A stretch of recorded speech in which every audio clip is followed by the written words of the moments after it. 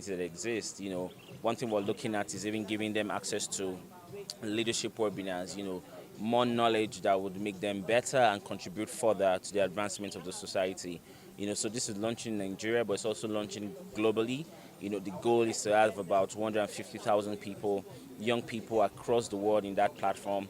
So we're calling out to everyone who was studying in the UK before, to sign up to join the Alumni UK program, where you learn, where you collaborate, where you network, and where you just improve yourself in your career and personal advancement. It is on record that the UK alumni are among the most employable graduates in the world, and 38% of Nobel laureates who studied abroad did so in the UK.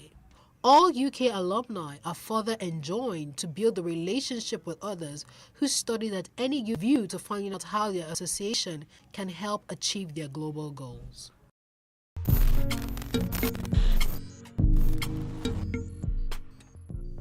And finally, on this episode of Plus Event is the service of songs of Mr. Francis Toluleke Akinlotan, who was a legal practitioner. He died on the 8th of April 2022.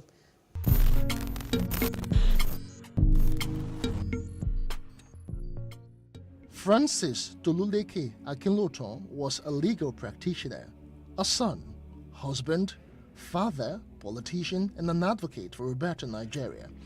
It is an understatement to say that the state of insecurity in our nation is disturbing. Almost everyone knows someone who was recently robbed, kidnapped, or killed. The most fundamental term of our social contract is security of life and property. Sadly, that can no longer be guaranteed in Nigeria, and things are getting worse. The provision on criminal immunity should be removed. If a governor has committed a crime, he should face the law. Who passed on the 8th of April 2022. He was a young man whose colleagues and friends described in glowing terms at the tribute held in the evening of Monday the 18th of April at his office, Properties Partners in Victoria Island, Lagos. Francis was such an uncommon. I call him Boba. Alright, sometimes I call him Anoba without a kingdom because I've never seen him on a throne. But I still call him Boba. But we talked about everything. He was an uncommon breed. And I think he deliberately left a mark in everybody he had contact with so that we would not forget him. I was almost tempted when he passed on, and I looked at my second son. And I'm saying, I hope they're not going to be a lawyer. I'm going to discuss that with my wife because I always want to see Francis around me. The first time I met Mr. Francis was in 2014, around that time. And one thing that I also note about him was authenticity. He was authentic all through the way. He was never pretentious in any way. How Mr. Francis is in the day, that's how he is in the night. And I'm grateful for that because in today's world we don't find people who are that authentic. It is sad that we are losing him at this time. Like I said, he only stayed 40 years, but he felt like he had lived 1,000 years. I thought I'll be reading my tribute to Francis, but after I heard everything everyone had to say, I changed my mind. I'm just going to share some few memories. Of course, we had a lot. You were all able to say things, memories shared at work, but I'm very sure that nobody spent as much time as we spent together the past 13 years. I met Francis in 2008. God bless that day. When my father bought a house in front of his father's house, and when I got to that area and I was like, is there anything good around here? Until I met Francis.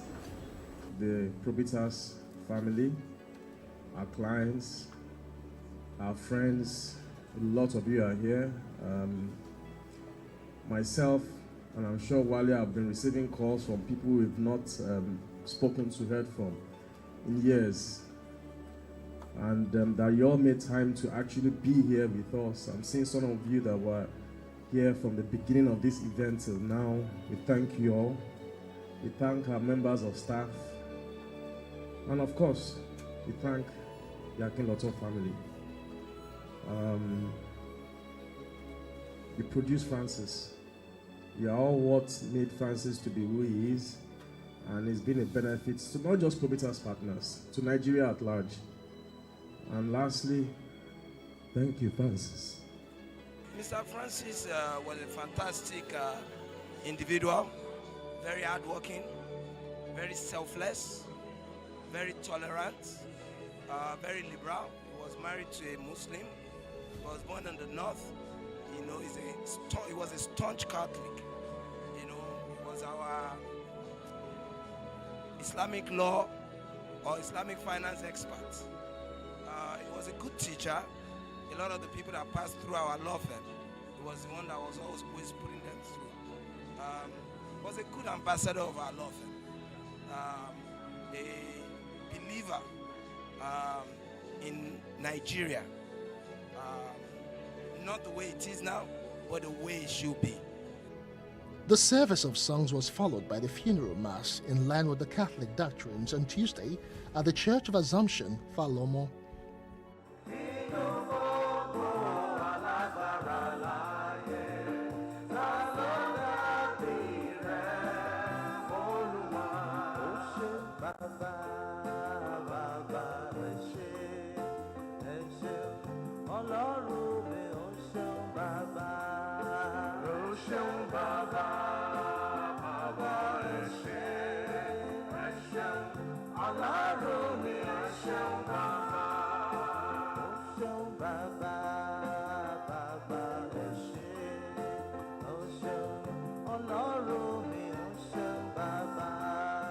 The Lord grant him eternal rest. As I see all of us sitting down here, I saw that most people are young people. And it's always good to say some few words to us.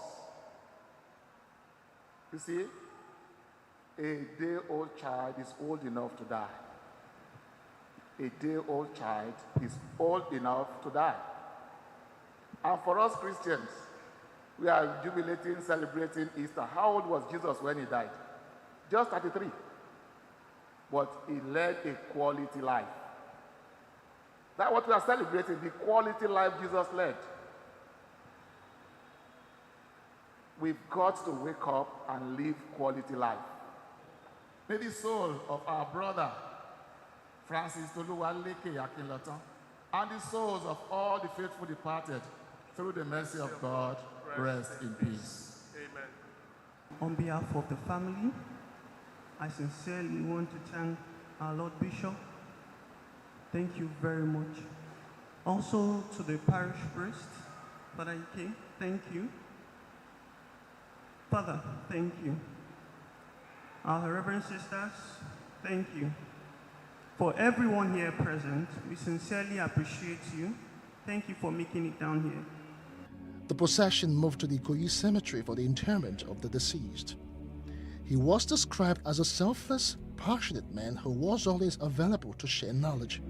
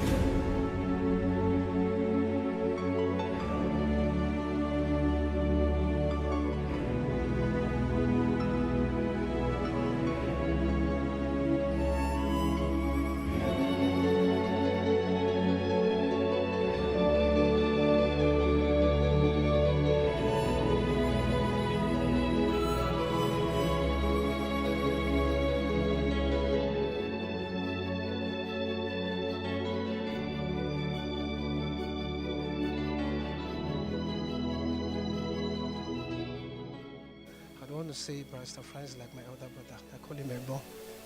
I had serious personal relationship with him.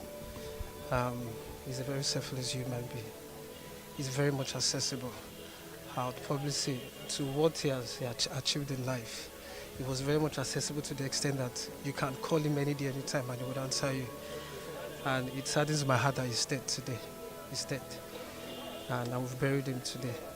So we can only learn from his values. Very selfless, very humble, very, very simple. Egbon, like I call him, he's my Egbon, he's my friend. He's an associate, a senior colleague who shaped a lot of things for me. He made my entry into the legal profession more memorable. I mean, I had his guidance as a new wig. I had the experience and expertise of one of the best legal minds behind me. Francis Akinloton, survived by his aged parents, wife, children, siblings, and numerous associations who will miss him dearly.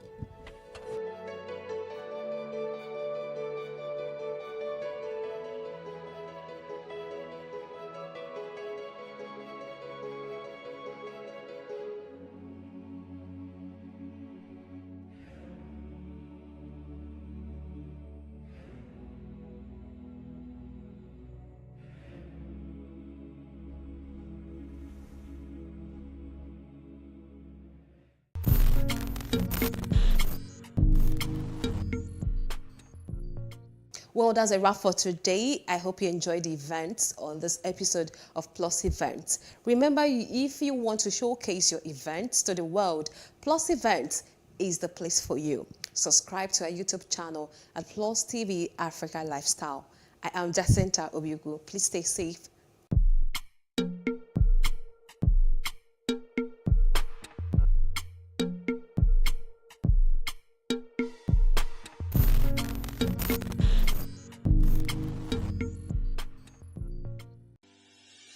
Increase the reach of your events or business services.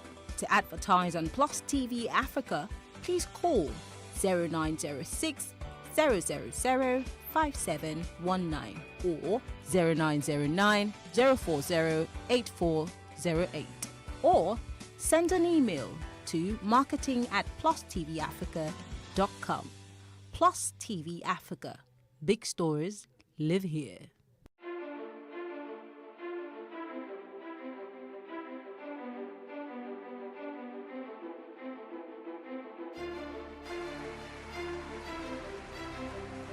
This medal has been directed to empower 1,000 persons with disabilities in each state in the next 12 months. When I start hearing the shoot of gun.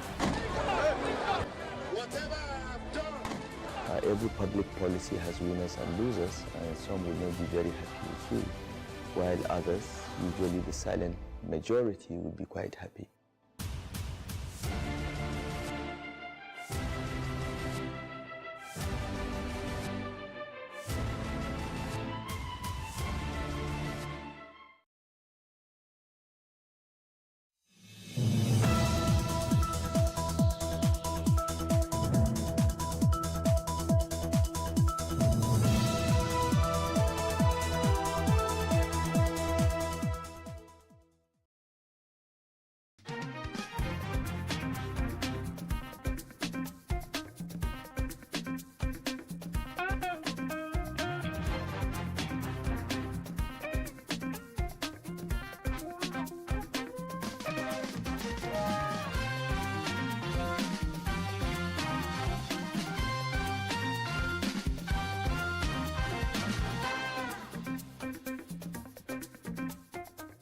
Hello, this is the Greater Lagos Vision, and I'm your host, Love Ikuku Oyedoku.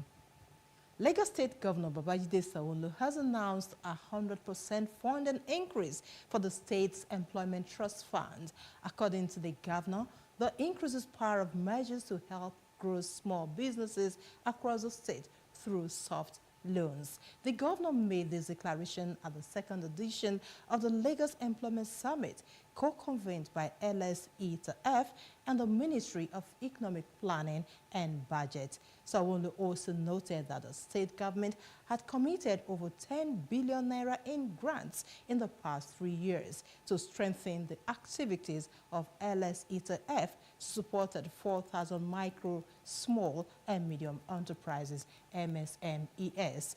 This is the Greater Lagos Vision. I'm your host, Love Ikuku Oyedoku. Welcome once again. This episode features transport sector reform. Sawolu kicks off e-hailing lag drive service with 1,000 sports utility vehicles for first phase. Building collapse. Lagos State government partners insurance firms set to pay compensations to victims. Waste management, sort your waste and get reduction in waste bill. As part of efforts to reduce frequent cases of collapsed building and liabilities associated with it, the Lagos State government is set to introduce a mandatory insurance digital solution platform for all property owners in line with the federal government's Insurance Act.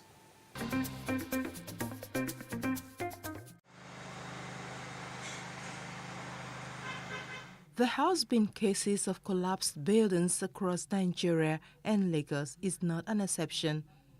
This results in loss of lives and billions of naira in investments. The 21-story building in Ikoyi, Lagos, which collapsed on November 2nd, 2021, was under construction before it caved in. The state government has now taken the bull by the horn to prevent such occurrence. In the last 44 years, there have been over 480 building collapses to be precise. And this is the information that we have. This is the data that we have. Imagine so much more that we didn't even capture. And this just highlights and goes to strengthen the importance of insurance. Many a times when these incidents, dangerous occurrences have occurred, the government is almost like the last resort where we then need to pay compensation. What we're saying now is safety is everybody's responsibility. To reduce the burdens and losses incurred by victims of collapsed buildings, the state government enters into a collaboration with insurance companies to ensure safety and, in the event of liabilities, pay compensations to the persons concerned. We are taking the purchase of occupiers' liability to another level. We want to, first of all, sensitize everyone that this insurance is not about IGR. It's not about what comes to the insurance industry. It's about the safety of all. You know, sometimes we say, God forbid, it will not happen. But many times we have seen it happening. And when it happens, some financial responsibilities come with it. Ilori adds that a digital solution platform will provide hitch-free and transparent activity. Lagos State Governor Babajide Sanwo-Olu has reiterated his administration's commitment towards supporting innovative ideas and investment in technology to achieve global solutions. Governor Sanwo-Olu, who stated this at the opening ceremony of the Microsoft facility at Ikoyi, said it was inspiring to see efforts made by the company in putting up the smart building, despite the challenges posed by COVID-19 pandemic. But it's incredible to see what, the imprint of Microsoft, here in Lagos and in Nigeria. I mean, given the level of investment, it's not only encouraging, it's actually very audacious. I must indeed see that it's going round. It's indeed a smart building, and you've put a lot of resource. I don't expect anything less with a global name like Microsoft. But it's really around how we now, like you said, develop local skills and local talents, and local, people. We understand what needs to be done to ensure that, your investment are safe and secure. But more importantly, the kind of partnership that you require, to see it grow. As a government directly, we see ourselves working with Microsoft, even on the business side. But more importantly, in terms of infrastructure and developing the space so that, granularly people, and the citizens can utilize the full benefits of what resources are put in here.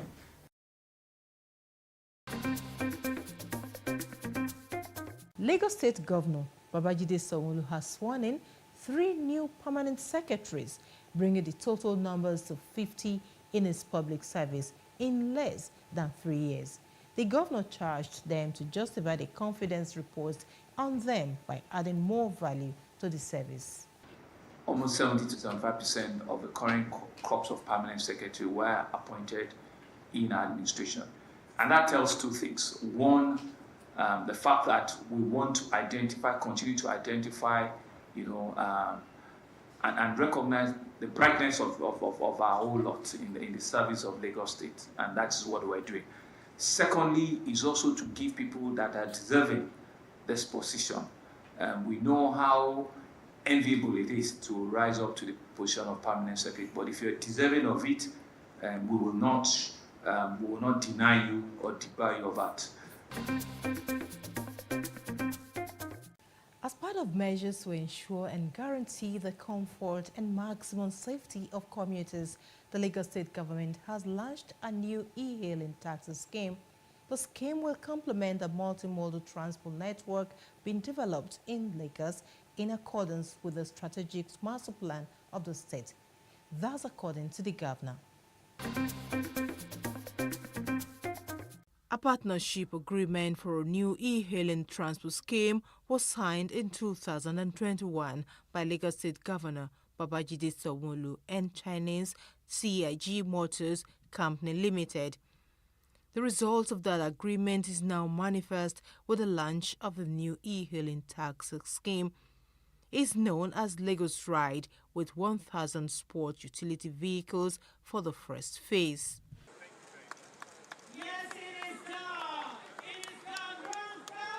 The scheme is expected to compete with other e-hailing platforms. The driver or operator has a right to own the vehicle after payment is fully made within 3 to 4 years. Governor Sanwo-Olu said the initiative is to further ensure a seamless transportation system for the commuting populace in the state.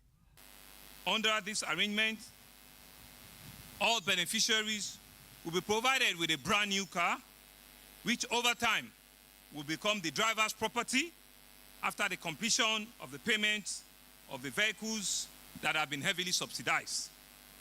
The governor described today as historic.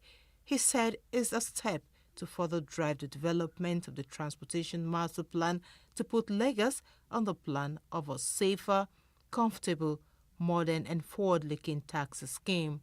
We are starting and we're putting our money down to show to the private sector that we can do it and we all can do it collaboratively. These are no workers of Lagos State.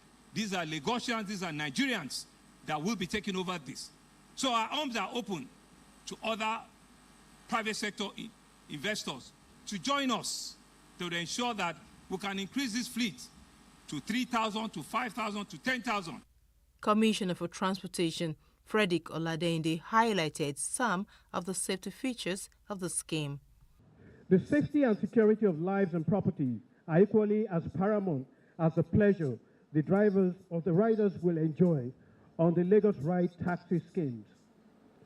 Hence, the installation of security embedded dashboard camera in each car for real-time activities and monitoring, with panic buttons connected to the control command center that can be used by either parties inside the car in case of assault or emergency.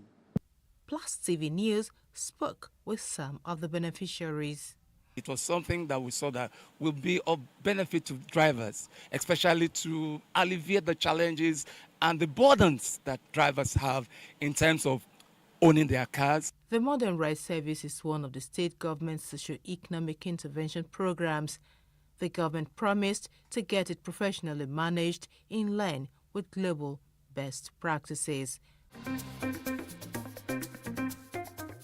Sort your waste and get reduction in waste bill. That's a message from the Managing Director, CEO of Lagos Waste Management Authority, LOMA, Mr. Ibrahim Odumboni, to Lagosians. Odumboni said residents who comply would get reduction in waste bills and increase for those who don't. He added that Loma was engaging recycling as a veritable tool to tackle the challenge of plastic pollution, as the state generated about 13,000 metric tons of waste daily, with plastic materials constituting 17%. Joining me shortly is the Managing Director, CEO of Lagos Waste Management Authority, Loma, Mr. Ibrahim Odumboni, for more insight into how Loma is complementing the Governor Sanwo-Olu's themes, agenda, and a dream of a smart mega city. Thus, after this break, please stay with us. In terms of waste management, there are various chains in the various steps in the value chain of waste management that we need to ensure that a lot of cares are taken about, from point of generation, sorting your waste from source, containerization, collection, disposal and treatment, and also maybe waste to energy and waste to wealth. We need to ensure that that chain all connects very well. And part of the way we want to connect is to encourage this operation from source, so that the end value will be there for everyone to see. Also, if you look at it, if we continue to sort our waste from source, we can tackle things like pollution, plastic pollution, and waste pollution in a couple of areas across the states. So if we look at Lagos, has about 25 million plus people living in there, knowing fully well that each and every one of us will generate about 176 single bottle a year. And with that in mind, we have about 4 billion bottles generated annually. So if those 4 billion has been generated annually are not captured or taken back to produce new ones, does that really mean that over the next 10 years we're going to do 40 billion bottles? What about the previous 40 billion bottles that we have? So we can't continue in that vein. We need to change the way we live. We need to modernize. We are an emerging economy in Lagos, and I know that we are a pace setter for other states in Nigeria. So talking to our people to ensure that they separate their entire waste from source is going to be a massive push towards achieving a smarter city and the team's agenda. So for us, we cannot continue to depend on the landfill structure where everything goes to the landfill. We should be able to extract all the usable resources from our waste before we consider landfill as an option. And I know that there will be a point from our plan over the next 10 years to ensure that we achieve a zero waste in Lagos as an emerging economy in Africa and as a pace setter for other states and other countries around us as well.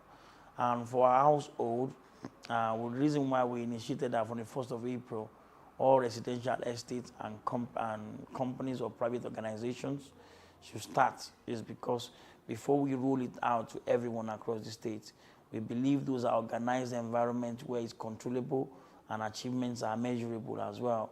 And we've also seen that a lot of these our communities, since the introduction of Waste Blue Box scheme, which gave back to Lagos Recycle, was initiated on the 5th of September 2019. We've seen a couple of estates start doing one form or the other of recycling. But now we're formalizing it. We're encouraging them to ensure that the waste are not commingled. We're also encouraging them to use a two-bin system where there's a general waste and there's a recyclable waste. And we want to ensure that all our recyclables are also used to generate jobs. A lot of jobs have been generated from recycling over the last 24 months. Over 6,000 jobs and counting. And we believe that there will be effects on our lagoons and shorelines and our drainages. There will be a time where you won't be able to see any single bottle in our drainages, in our canal, and water could flow easily. And all the marine habitats, we have the freedom to develop without having to be also accommodating plastics or floatables among them. Paying for waste management is sacrosanct. It's not free.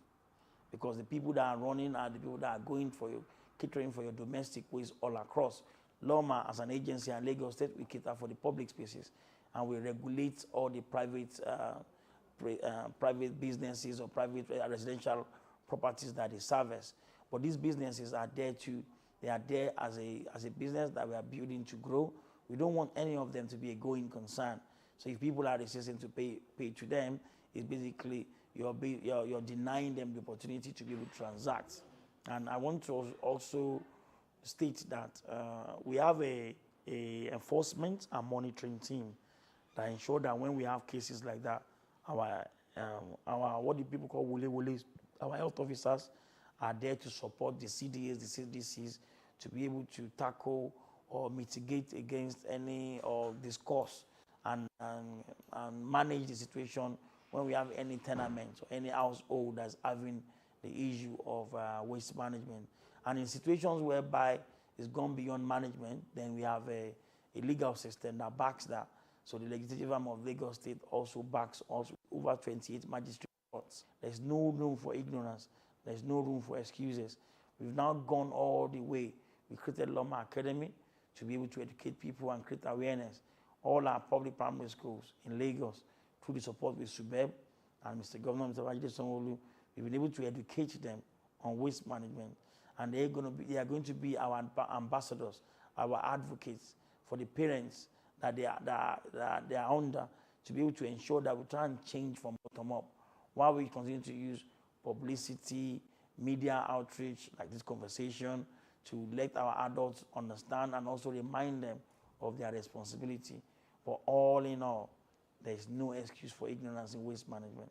We do a lot of things across stream, and it's always out there, and that's why we highlight it for all stakeholders or all interested parties to be able to understand where we are and where we stand at this point in time.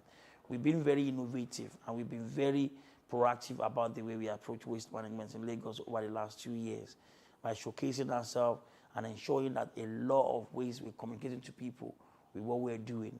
So we have our social media handles, our website, our app, and also we collaborate with other agencies to make sure that our message are passed across. There's no day that you will not hear about Loma, either in the news, or you see us, or with our PSPs, or with our sweepers that are on the road. But the key thing that I must stress out there is waste management goes beyond collection and dumping of waste. The only part of it that we need to all work on, which is me, you, and all our listeners out there, is the attitudinal change. You can deploy the entire trucks in the whole world to Lagos to manage waste. But if we don't change our attitude, if we don't start doing the right thing the first time, if we don't start doing what we know that is proper, if we don't start following what the law says, if we don't start looking after ourselves, if we don't start changing our attitude to what a cleaner environment is, we all know this. We all know the benefit of a tidy environment. We all know the benefit of what clean environment brings to in terms of health. We all know all these things. So, but why are we still doing the wrong thing? So that's why we continue to advocate. You see, Loma, we've started going across all the LCDA this year. We've been to 18 LCDAs out of the LCDA and LGA out of the 57, and we'll continue and ensure that all that is completed before the first week of June. And what do we do there? We go there, we sensitize them across the chain of waste management, from collection, generation, separation, containerization, recycling, treatment, and also the loads of achievements that we made. One of the major ones is, you look at COVID-19. Without Loma, where do you think we'll be with COVID-19? Lagos as a very popular populated state. What do you think we'll be with COVID-19? With a small landmass, all surrounded by water, everybody conjugating as one. What impact? What role do you think Loma played?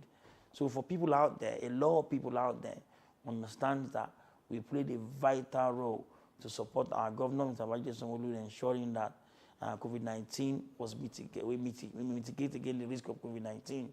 We started reintegrating all our medical waste during the period of COVID-19 till date. So we take all the medical waste all across the state and ensure that they are all incinerated. We moved away from traditional treatment of medical waste. We also ensure that we have a dedicated team that are trained and specialists in this. And by doing so, we're able to reduce all the risk across. We've also used that to develop and automate our system in terms of management of waste. We've looked at the need for us to regionalize our operation. So we divide our operation into 5 different districts, and then we manage from there. So if you tell me now what's going on in Ekpe or Badagry, with a click of a finger, I can tell you exactly what's there because I have Loma operatives there. So we've done a lot across. We've reformed some of our legacy programs, like the sweeping program is all being reformed. Our engineering team is now functioning as a solely made in Nigeria engineering team. We make our bins ourselves, we design our trucks ourselves, We assemble our truck ourselves. We fix our truck ourselves. We're making things ourselves rather than buying and maintaining. So a lot of changes across.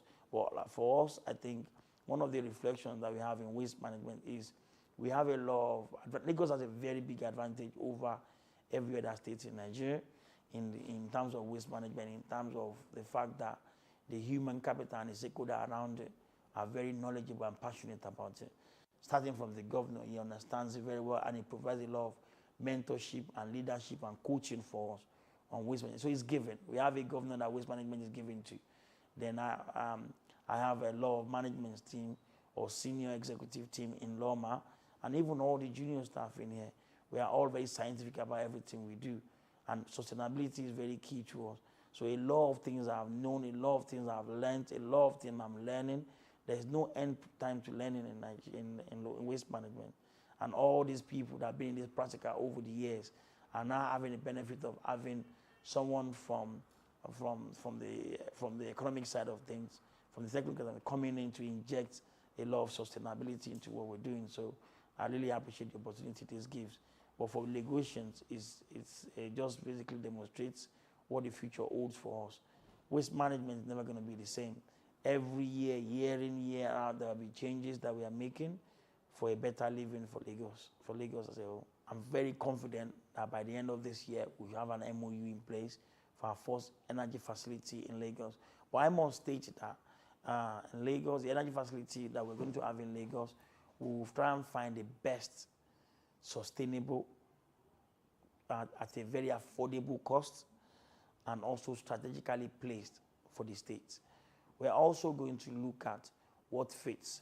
We are not going to use one size fits all, but we're going to choose the best proponent, the most active proponents, and the more realistic proponent to be able to deliver that to us. We've reached a time whereby 100% of what we have in waste can be put to use. And in putting that to use, it is very important that we understand what our future goals are.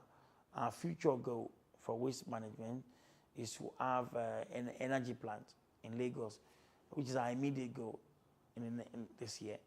And then to ensure that over the next 3 or 4 years, we start to help to solve some of the energy problems that we have in entirety across the state.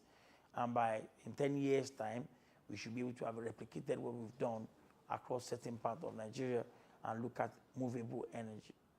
If you look at the team's agenda, one of the key agencies that was mentioned in the team's agenda, if you really digest it, is Loma. Loma was mentioned as an agency on the team's agenda when looking at the health and environment. And it shows the importance of what we do here to every part of the agenda. And I believe that with the structure the team's agenda creates and the interlink that Loma has with other agendas, we are on course to ensure that a successful delivery is given to all the ultimate goals of the agenda.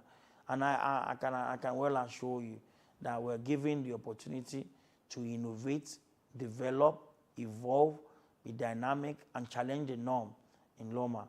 And that's why we are here where we are now. On a daily basis, we challenge the norm. We go to look at status quo. What do we need to change there? What do we need to improve? If it's not broken, sometimes we leave it. But if it needs to be fixed, we go all out and find out the root cause and how can we make sure that the changes that we are making is sustainable. And I can tell you out there, part of the smart city agenda and the team's agenda is to ensure that we're not just doing it and it's just not coming from somebody's head or somebody's thought or somebody's ideology. We are now professionalizing what we're doing. So I'm happy to tell you that even all my management team and my junior management team will be proceeding on a sustainability and circular economic training for them to be certified as waste manager for the state. And what that does is it creates sustainability for Loma for the future and also builds on from what our governor's agenda is in Lagos State. That's all we have for you in this episode of the Greater Lagos Vision on Plus TV Africa. I'm Love Ikuku Oyedoku. Bye for now.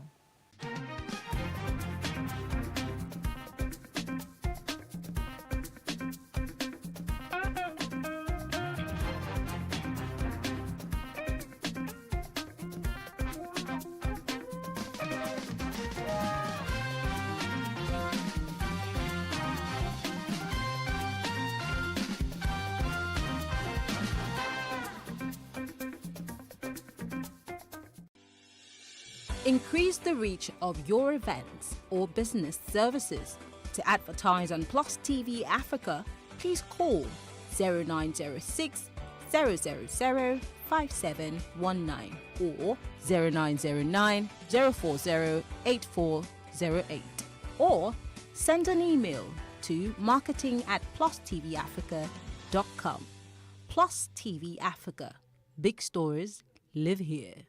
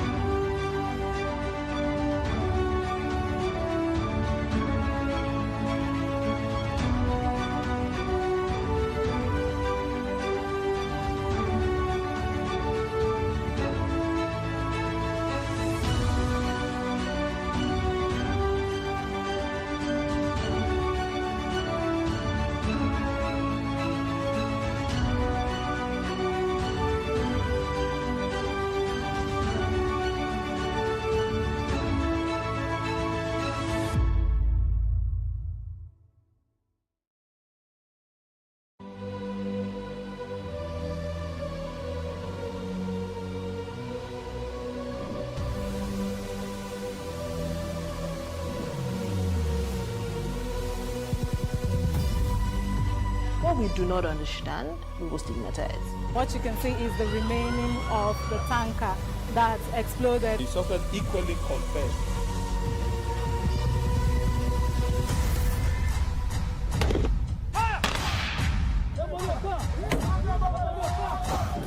A 500 naira they collect them. If you no talk, then go beat you. Now 2,500 when they pay.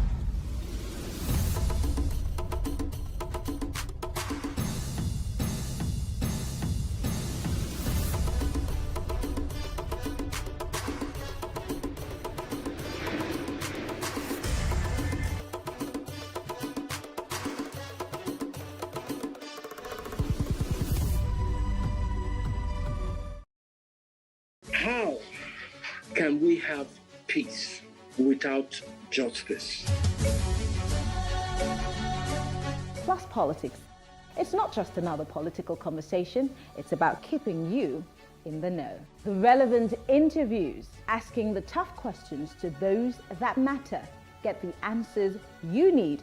Does it mean that the people who were injured, people who were shot at, those who were involved in that stampede are not going to get justice? It is unfortunate, it is sad that we have a government of deaf and dumb.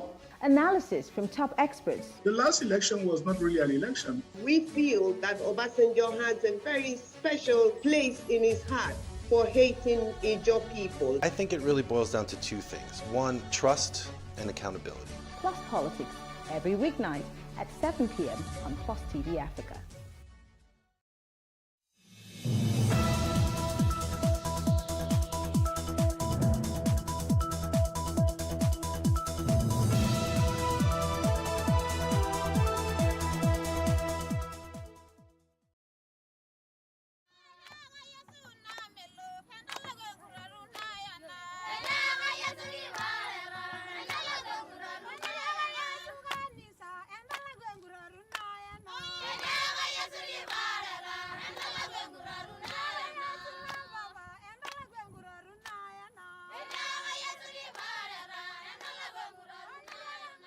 Zamani ushanga ambayo tulikuwa tunashona.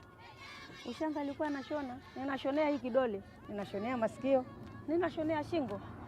Hatuna biashara yoyote ya kuwa tunauza ushanga. Utauzia wapi? Sina juu pahali ambapo najua. Hata tulikuwa hatujui kwanza ushanga unauzwa. Tuuzie nani?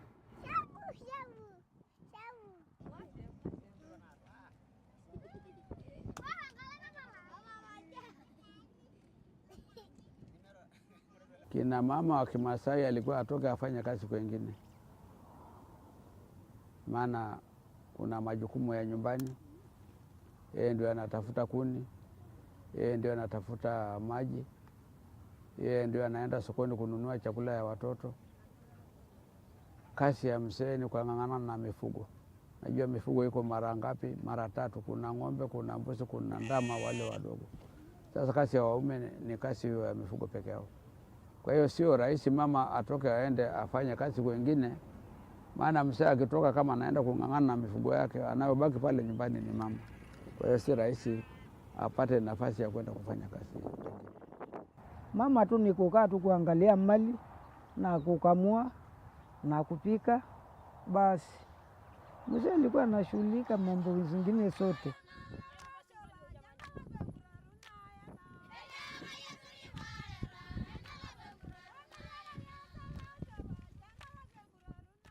Sasa akishika ng'ombe mmoja ama 2 na ana mahali nzuri anafuga, kwa miaka 10 utakuja kuta hiyo ng'ombe 2 imefika ng'ombe 50. Maana ndio kazi yao.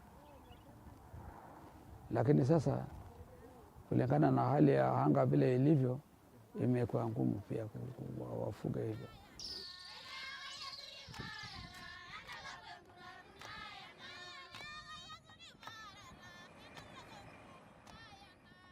There was a lot of slash and burn agriculture in this area. People could just cut down forests. We had natural water pans in the forests, but those water pans have already dried up. We had some rivers which were flowing down from the top of the hill, and that water could stay for a longer time.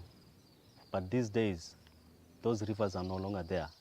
This is because of the change of weather patterns, and it's because people have destroyed the forest.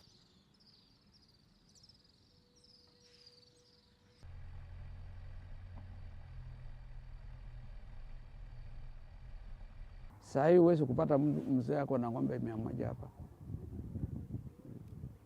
Kwa mfano mimi ndio nawaongoza. Niko na bibi 2. Niko na wakasa wanangu, bibi za vijana wangu 4, kwa hiyo jamii yote kuna mama ni 6 na ng'ombe haifiki hata 20. Silikufa hata imebaki kama ng'ombe 15 hivi. Sasa una shida ukigawanya hizo ng'ombe 15 kwa kina mama kwa kila nyumba pale. Anyasa na lenyoroi. Anya na ribanga samu kutunyabu. Anya bonwenga. Musa kwa juu kasi nyingine, kasi yake tu ni ya mfugo. Ikitaka chakula mpaka ause mfugo. Sasa hizo mfugo ndio hizo sasa hausiki. Sasa tutabaki tu kuangaliana na hao wa zetu. Ndio sasa naweza patia ruhusa, si ndio nimekuja sasa kupatia ruhusa sasa. Aenda afanye hizo mamradi, ndio sasa tuangalie kama atapata kitu kidogo ya kulete nyumbani. Halete chakula nyumbani.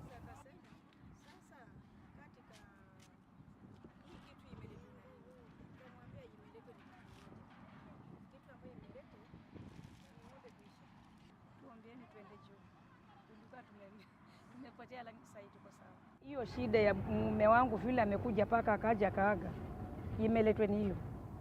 Kumbe kitu ambayo unaizamini, unaifanya kama mtoto. Mzee wangu ameanza peresha hapo, na mwisho wake amekuja kwangu kuchukuliwa ni hiyo peresha. Amejamu tu, kumpeleka Voi hapa na ikawa ya kwake imeisha. Na peresha imekuja kwa ile mifugo yako, watoto kama hawa wote. Ng'ombe zimeisha, nitawapa nini?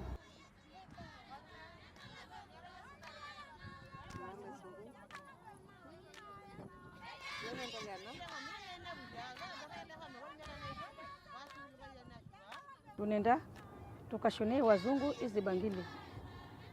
Gari za wazungu zinakuja kama hapa, maana ilikuwa gari za wazungu zinakuja. Unaweka pale. Unanunuliwa penginepo, maana penginepo una nyoo moja ni shilingi 500 wala shilingi 300. Unakimbia, unajua mtoto wako atakula nini? Atakula nini?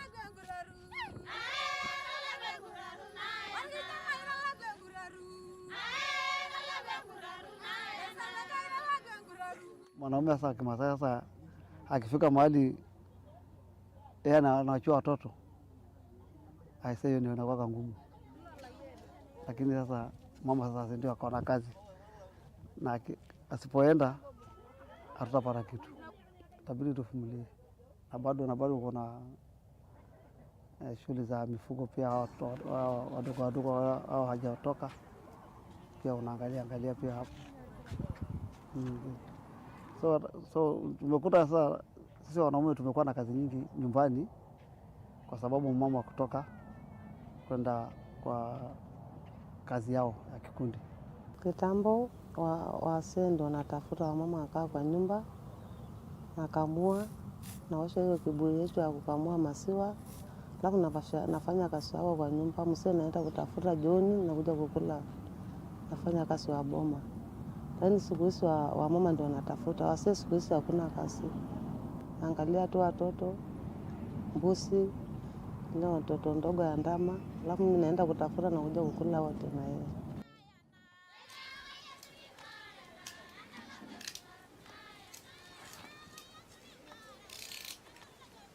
Wanataka mind zao zimepanuka sasa. Wamekuwa na mindset tofauti. Wanataka amke, asimamie wengine, wanataka kwenda mbele, warejeshe zile vikundi kama za walemavu kwao. Naona tu wamebadilika. Hawako kama vile walikuwa. Zamani ulikuwa unaambiwa kichwa ya nyumba ni nani? Kichwa ya boma. Si ndio? Unaambiwa ni mwanaume. Sasa hivi mimi naona kichwa ya boma ni mwanamke. Kwa nini si kwambia hivyo mtoto wangu? Naona wajukuu wangu anatoka huko, wachija. Anakimbia kuliko aende akamwambie babake nimepukuzwa skuli. Anakimbia hata kama ni kumsalamia, anamsalamia tu kwa kichwa, anakimbia. Kwa nini umekuja mama? Nimepukuzwa ni mwalimu, anaenda kwa mamako. Zamani ilikuwa kuna hiyo. Sasa hii ukikaa mtoto anakuambia mama siende kushona, nipate chakula. Sasa utabidi utatoka. Anajua mama ametoka, akirudi anaka mfuko ya unga. Hawezi kulala njaa.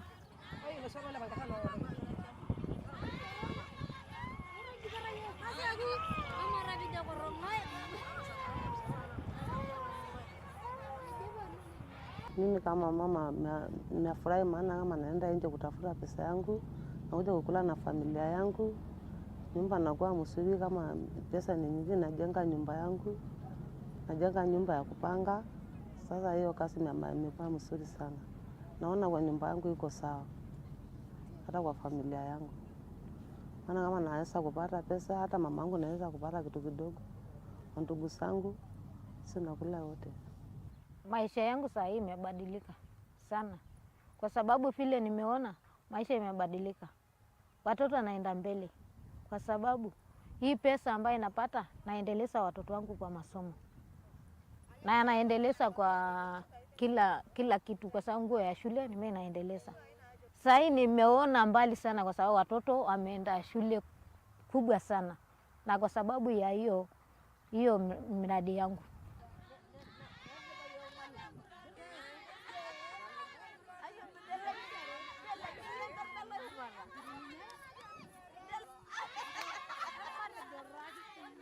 Kule tumetoka tunataka tu hiyo nguo ambayo tumelikuwa tumelalia tuitupe. Tunataka nguo mpya. Tunataka mabadiliko. Ndio tunataka.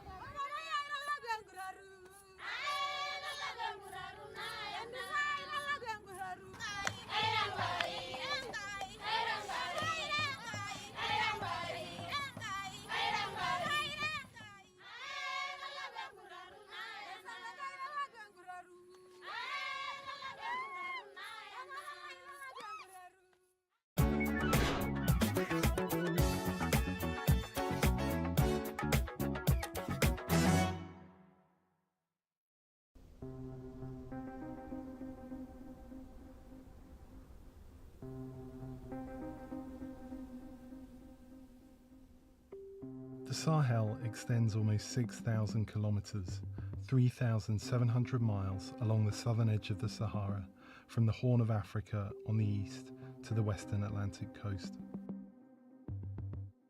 There's little rainfall in the Sahel, and farmers struggle to eke out a living in some of the harshest agricultural conditions on Earth. As climate change brings more intense droughts and degrades land in the Sahel, intercommunal violence over dwindling resources has increased.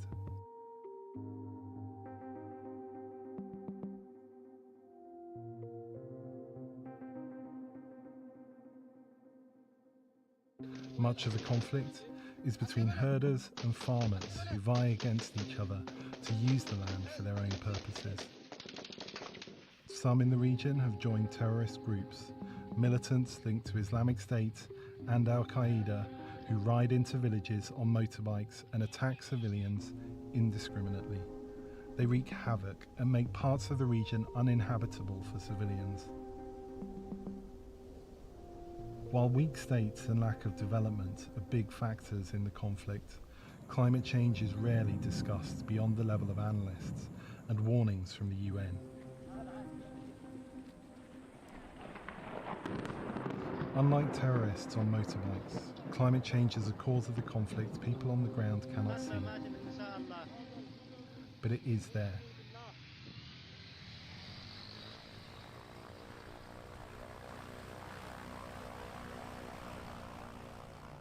We travelled to Dori in northeastern Burkina Faso, where people are living on the front line of war and climate change. We wanted to find out how the invisible enemy of climate change is affecting people's lives and driving them from their homes. But first, we had to get there.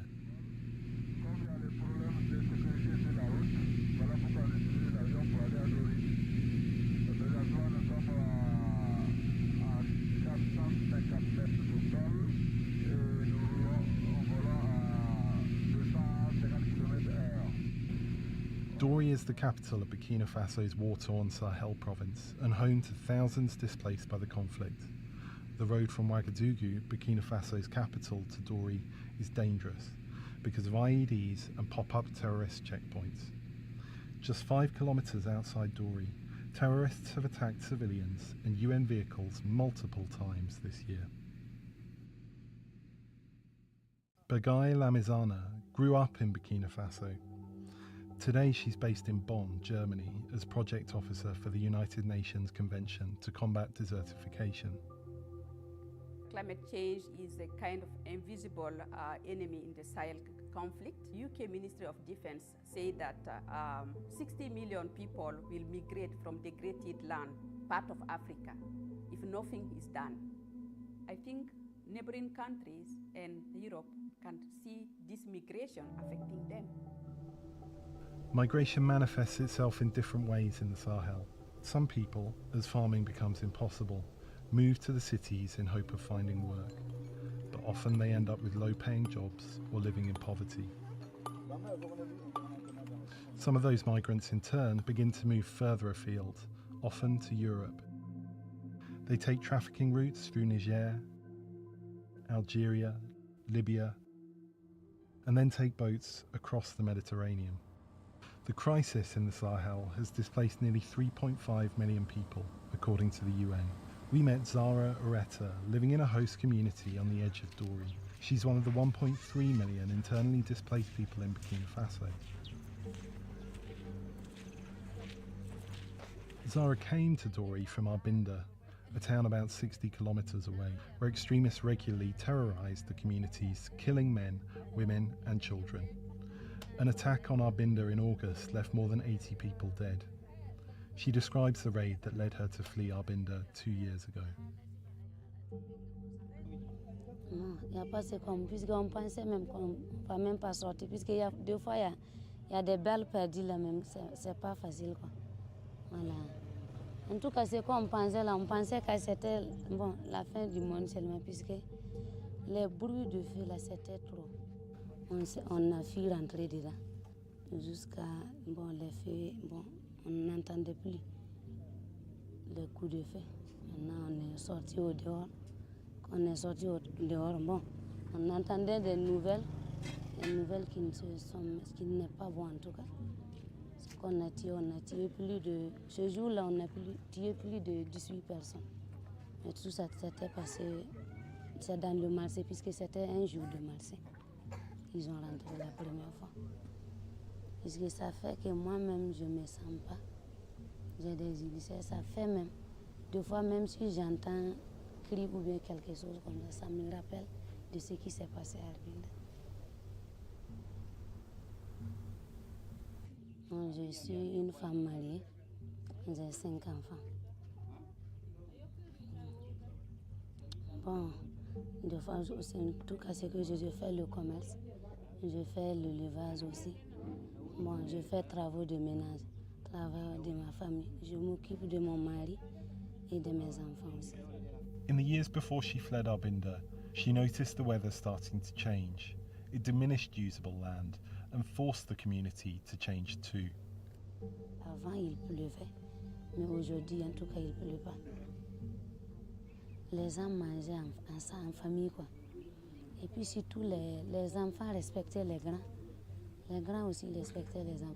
Les gens venaient, ils soutenaient. Par exemple, les baptêmes comme ça, les gens venaient, ils soutenaient. Zara says that tensions between herder and farmer communities have increased, shattering the unity that once existed.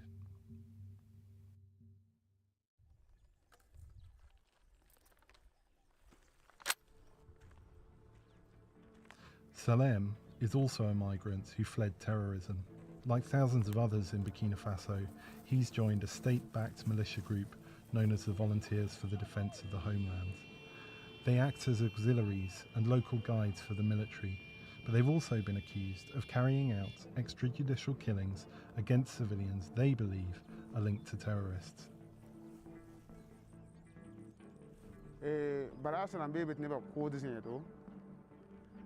Pagabla kam koda me sakda gulo sakda wala kodo butoto sakda pihla la terroriste huwa wa baras kalatin ko jende gulo kalatin gole ko kalatin ko ab kin ha ton pil sora kom la ko yudu la nimbana e kalatin karmi lo tor yi kalibe terroriste namba hon ton nimbuide libra nimbana kan tar ton pisla ton ko ta songre ton kami be pisi ton ha te yo rapora ton ka yo rapora ton ni ngonta yo rapora wakat le nem tin da bage yo wabu yikon lore tiam ta mi ti ka wa ne be jin kan yikon lore la be ya tese ye yam kami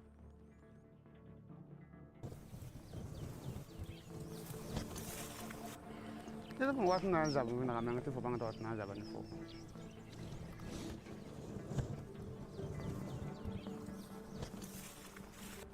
Pisi model la katim bangi. Abse sa kana nak ambil ngawat ton nak bangam tiap ambil wata. La problem apa ton sini sa.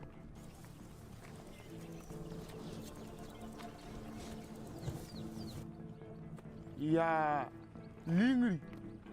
Voilà, problème de embuscade. Manda embuscade na solo rien wat ndi conva la be kana mon. On tara hanga la rodo la tembo be ora ni. Ti zabra na sa ma ton pil fo. Bala ton kayai hede. Ton han yai se ton de tenga na je kenga ye.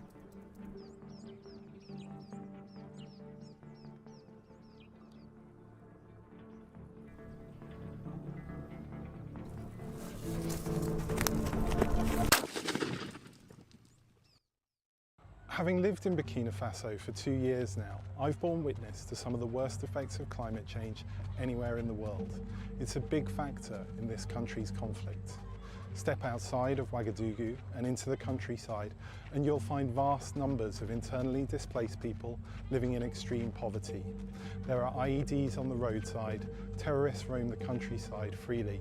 The state is unable to provide security with an overstretched military and people are living in fear.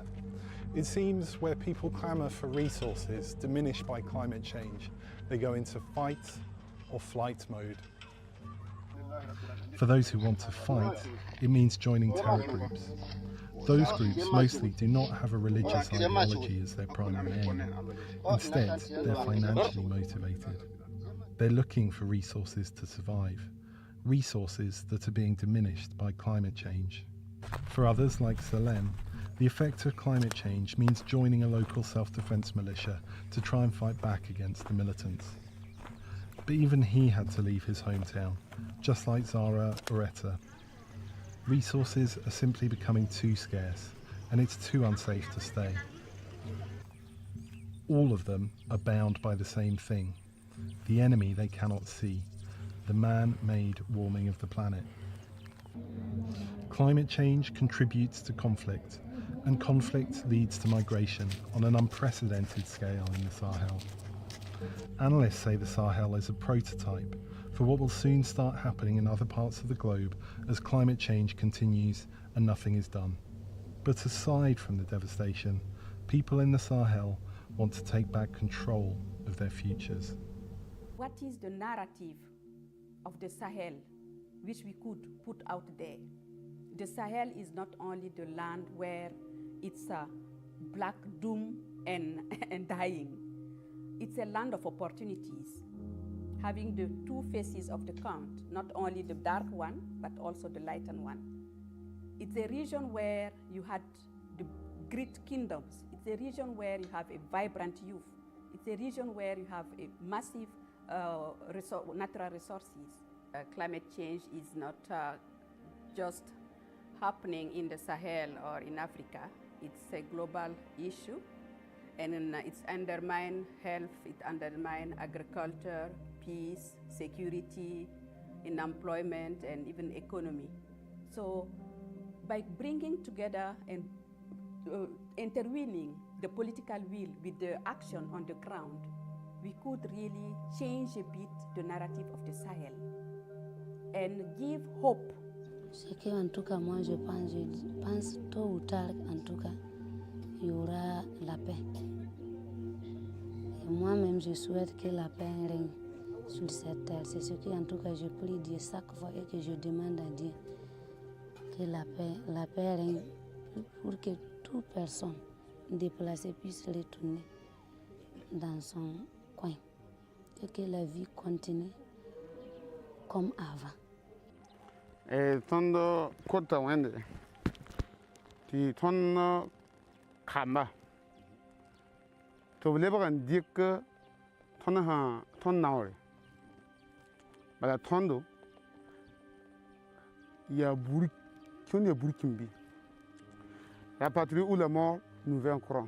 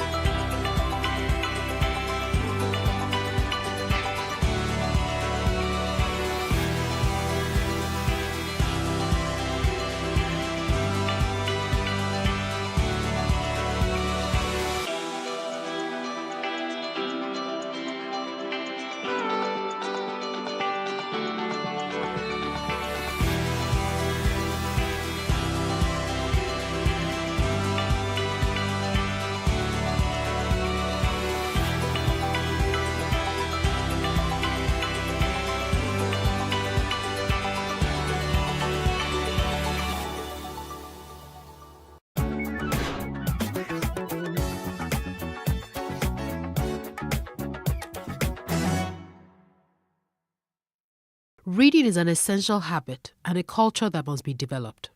Nigerians are generally believed to have a poor reading culture. The role of government in promoting reading and equipping reading spaces and libraries in Nigeria cannot be underestimated. But first, we must look at the development of reading habits from the home and the role parents play in encouraging their children. My parents, my mom used to be a teacher, so reading was obviously part of a curriculum. And then my father used to be a professor and is an author. So I started reading very, very early. And I started reading books that were higher than my age grade, I was reading African Writer series from age 7, age 8, and reading encyclopedias by that time. So obviously my parents had a huge part and encouraged that in me.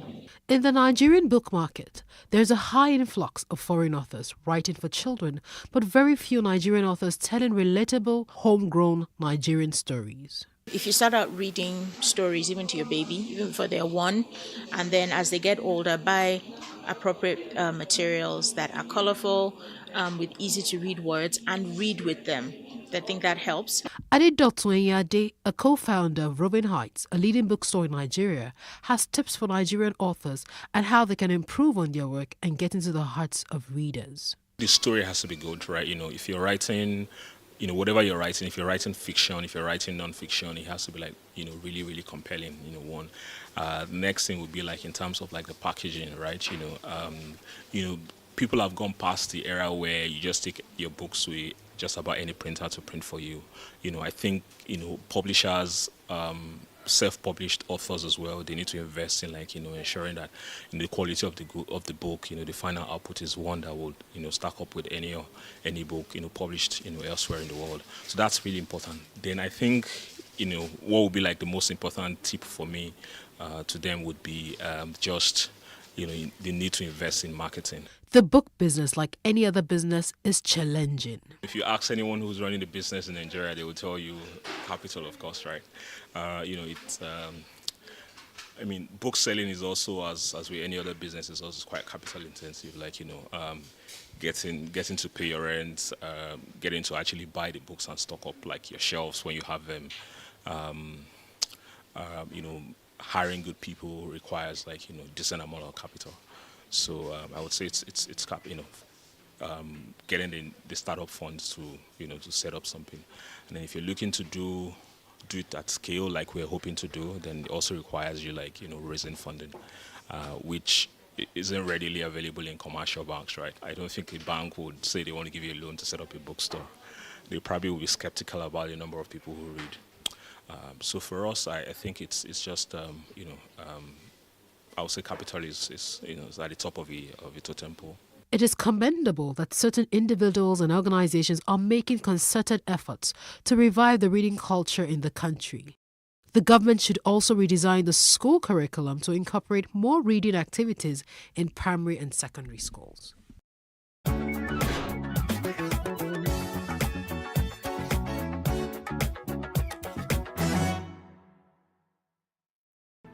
There is no voting on social media. To vote, you would require a permanent voter's card. To get your PVC, visit cvr.inecnigeria.org.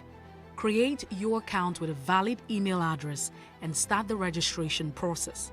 An activation link will be sent to you. Click on the link and activate your account. Fill out the form, pick and submit a convenient date and time for your biometrics. Print the application slip, which should have your QR code. On the appointed date, go to the nearest INEC office for your biometric capturing. Thereafter, you will get a registration slip to pick your permanent voter's card when ready. Get your PVC today.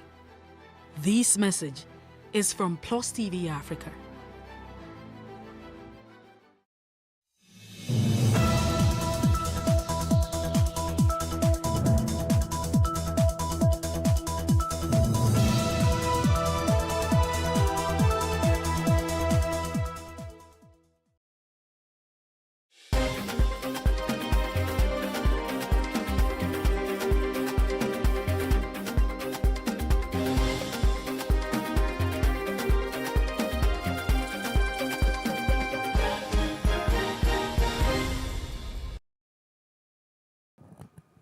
Good evening, I'm Tolu Ojomi, and this is the news update. The governor of Sokoto, Aminu Tambawel, has declared a 24-hour curfew in the state to forestall the breakdown of law and order. Pandemonium had broken out earlier in the day when some Islamic youths stormed Bello Way in a protest against the arrest of those allegedly involved in the killing of Deborah Samuel. PlusTV News gathered that it took the intervention of security operatives to disperse the protesters. We're keeping an eye on the events in Sokoto and will bring it up to date.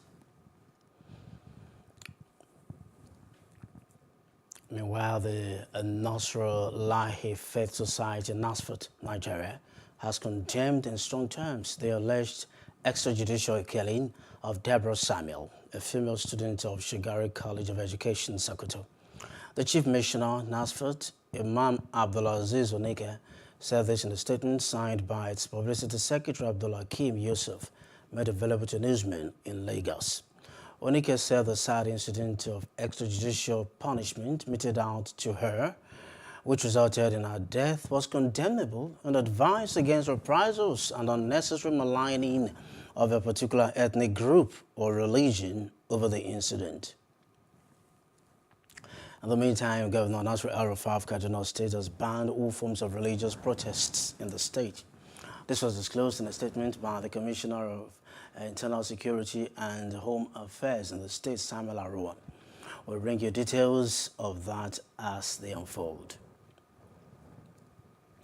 Also, APC is set to inaugurate the screening committees for its House of Representatives, Senate, and governorship aspirants in an exercise slated to commence today.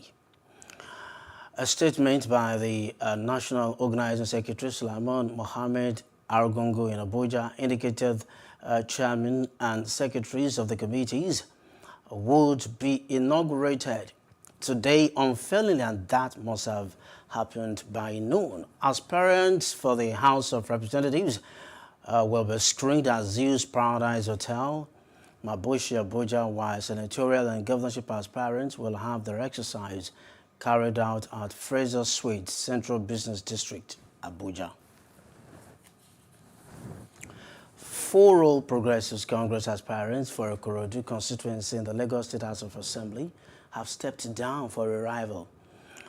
The quartet of Nuruddin Agbaji, Adeleke Akadri, Jumoke Jumbo, and Arun Balogun withdrew from the race in Ikorodu in favor of Bolao Ogunleye.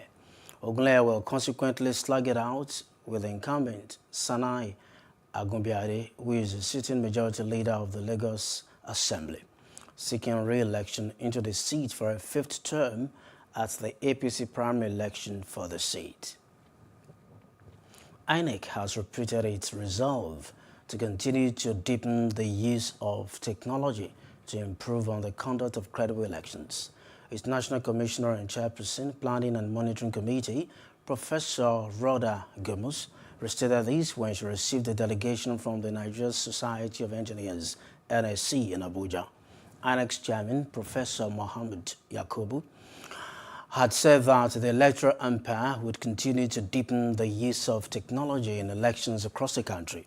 Gomes reiterated Yakubu's position, stating that the role of technology in delivering free, fair, credible, and widely accepted elections could not be overemphasized. Now, as the 2023 political activities continue in Benue State, New Nigerian People's Party, NNPP, has launched its activities with the aim of taking over the state as a third force. A governorship aspirant under the party, Simon Gusa, in an interview with PlusTvAfrica in Makode shortly after the stakeholders meeting, said his desire is to fix the state with a program titled Developing Benue, One Community at a Time. Take a listen. According to Gusha, with the acceptance of the party as a strong force, the party will focus on security, local government rebirth, youth and agro-investment, as well as job creation, among others. In Benue State, in the context of Benue State, the NNPP is a third force, relatively new. We know the 2 big parties in Benue State. We also know that we are disappointed in their performance. We have had a taste of both of the major parties in Benue State, and so it is time for us to offer the people of Benue State an alternative, a viable alternative, not crowded by the history of failed delivery by the other 2 parties. So NNPP is a new party for a new Nigeria, for a new Benue State.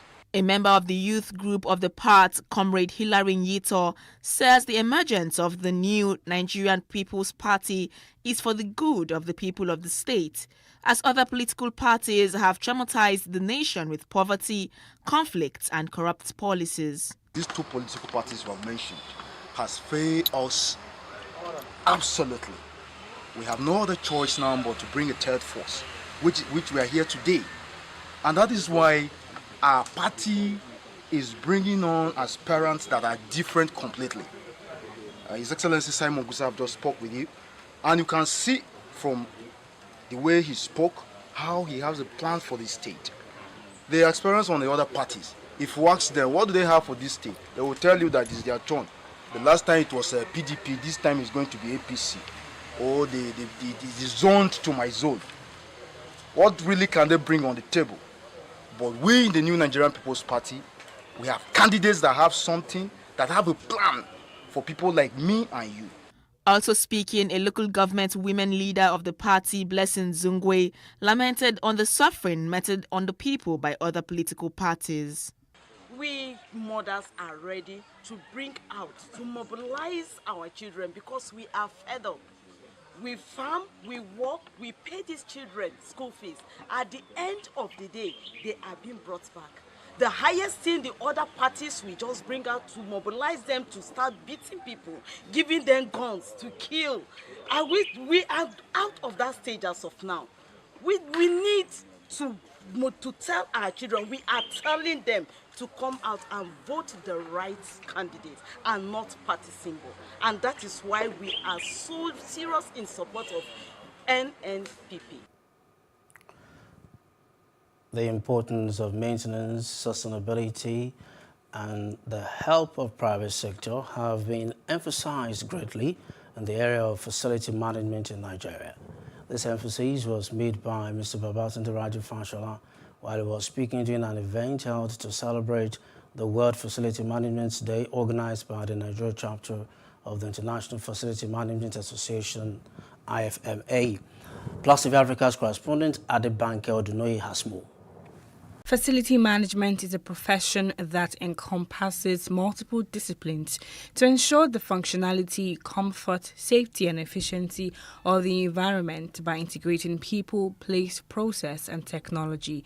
The World Facility Management Day is celebrated annually to recognize and celebrate the vital work that workplace and facilities managers and the wider industry contribute to business worldwide.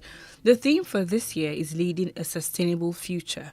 For the purpose of the commemoration, an event was organized by the Nigerian chapter of the International Facility Management Association. The keynote speaker of the event, Babatunde Raji Fashola, emphasized on a maintenance culture while describing what an economy built on maintenance looks like.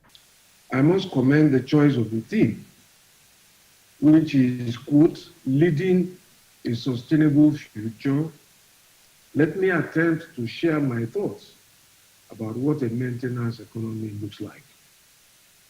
It is an economy that ensures that all assets that we own and those that we rely on for our day-to-day life and functions are operating at optimum and efficient capacity for the longest possible time. While noting that sustainability could be an issue, he noted that he had inspected the Akpogbo Bridge, which had developed problems after an inferno that occurred weeks ago. He also noted that the Buhari administration was taking steps to create a sustainable infrastructure in the country. The limitation, of course, is about sustainability, because construction work does not last forever. Just 2 days ago, I was in Lagos to inspect not only the damaged section of the Eko Bridge at Akpogbo, which occurred as a result of improper use and indeed as a result of abuse. The Buhari government started the restoration, the maintenance and facility management of public infrastructure under the supervision of the Ministry of Works and Housing. A representative of the Lagos state government noted that the Babajide Sanwo-Olu-led administration was making moves to create sustainable and functional infrastructure in the state. Infrastructure development is the foundation of this administration's themes agenda. The more we spend on infrastructure, the more important it is to plan to maintain it. The Lagos State government, through the Lagos State Infrastructure Asset Management Agency, aims to improve benefits for local facility managers in terms of employment and enterprise development. During the panel session, one of the speakers noted that facility management in Nigeria is not strong and needs to be built. We need to build this profession on the right foundation. Our current foundation is not strong enough. It's not consolidated. And we must understand that we, as players in that profession today, have a critical role to play. So if I look at that, I superimpose it with the responsibilities we have as individuals, responsibilities we have as companies. Legislation was also suggested as a catalyst that could help strengthen facility management in Nigeria. Adebanke Odunui, Plus TV News. We now go outside Africa. Finnish President Sauli Niinisto filmed Russian President Vladimir Putin to say the Nordic country plans to seek NATO membership in the near future. The conversation with Putin was direct and straightforward, and it was conducted without aggravations, he said in a statement. The move would be a mistake because there are no threats to Finland's security, Putin told his Finnish counterpart, according to a statement from the Kremlin, adding that it could harm relations between the countries.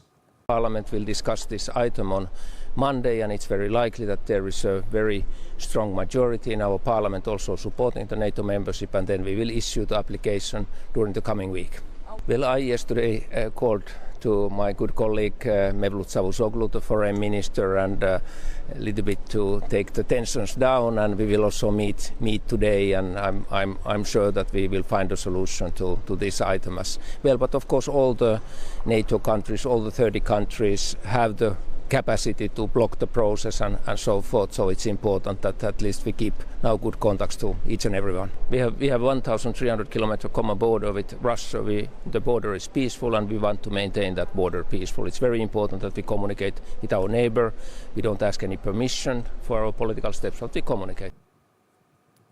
That's the news update. For more stories, please follow us on our Facebook, Twitter and Instagram, and do subscribe to our YouTube channel at PlusTvAfrica and PlusTvAfrica Lifestyle. I'm Tolu Ojomi. Thanks for watching. Good evening.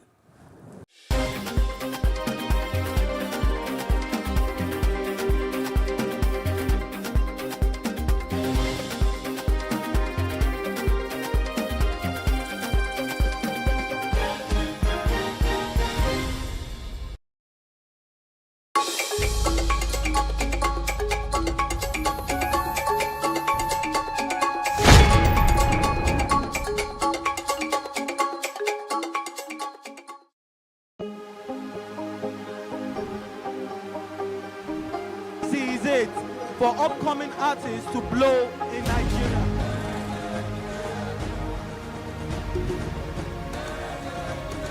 Welcome to Plus Trending.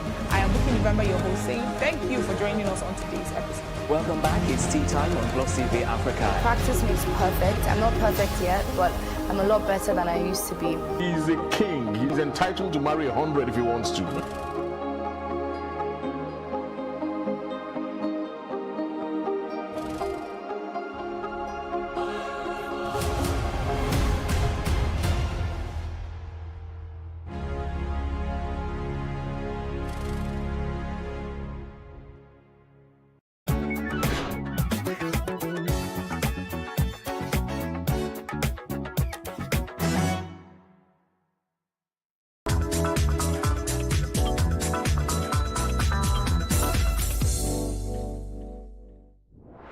Hello and welcome to VOA's Red Carpet. My name is Jackson Vunganyi. Thank you so much for joining us today. On this episode of Red Carpet, we have a film addressing police brutality in America, an all-female exhibit celebrating women in art, and a Malian filmmaker's documentary about the plight of women in her country. Let's get on with the show. And let's start off with some film news. A young filmmaker Fatih Wale Mohamed Issa, who is from northern Mali's conflict-torn region, has made a documentary called Tamazret about the plight of women in her country. Here is the story from AFP. Her documentary follows a 15-year-old girl named Fatima, whose family fled to neighboring Mauritania because of the conflict, but then returned home.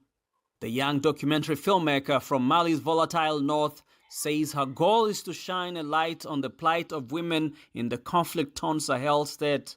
I made this film in the hope that it will touch our community, hoping it will shape their opinion about young girls and their education, and also to the state, the authorities too. It is a story of sensitization, in fact. I do it as a form of advocacy, to the state and also to the community, so that they take notice of the education of our girls and so that the state gets more involved. Mali is a conservative Muslim majority nation of 21 million people, where swaths of the country are in the hands of jihadists. There, the pressure for women to conform to traditional gender roles is strong. Issa comes from the same traditional nomadic Tuareg background as the character in her film, where education for girls isn't a priority. The filmmaker fled to Mauritania and returned to Mali and had to pause her schooling because of the conflict. Last year, Issa applied and was selected by an American NGO called Accountability Lab to make a short film about the status of women. The result was Tamazret. Zaina Mohamed Ali, a project manager at Accountability Lab, explained that the NGO wanted to give a voice to women. In general, the project consists of training 10 young women who come from various regions of Mali with diversified themes that speak to the problems faced by Malian communities in general. The idea behind the projects is also to give women a voice so that they can express themselves. Issa screened Tamazret last December alongside 9 other films commissioned by the NGO, which dealt taboo topics such as prostitution and domestic violence.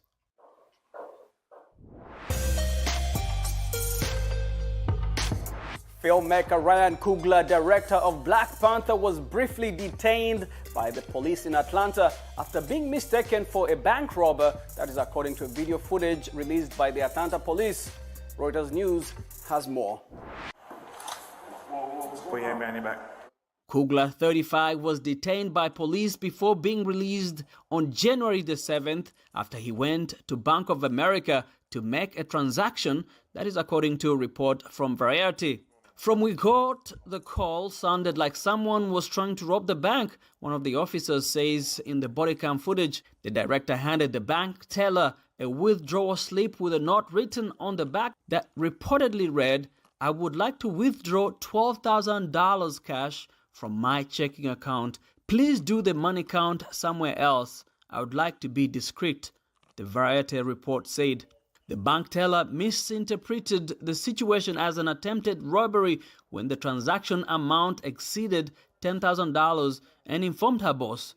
That's again according to Variety magazine. Bank of America did not immediately respond to a request for comment. Black Panther became the second highest grossing movie at box offices worldwide in 2018, heralded for its vibrant celebration of African culture and applauded as a milestone for racial diversity in Hollywood.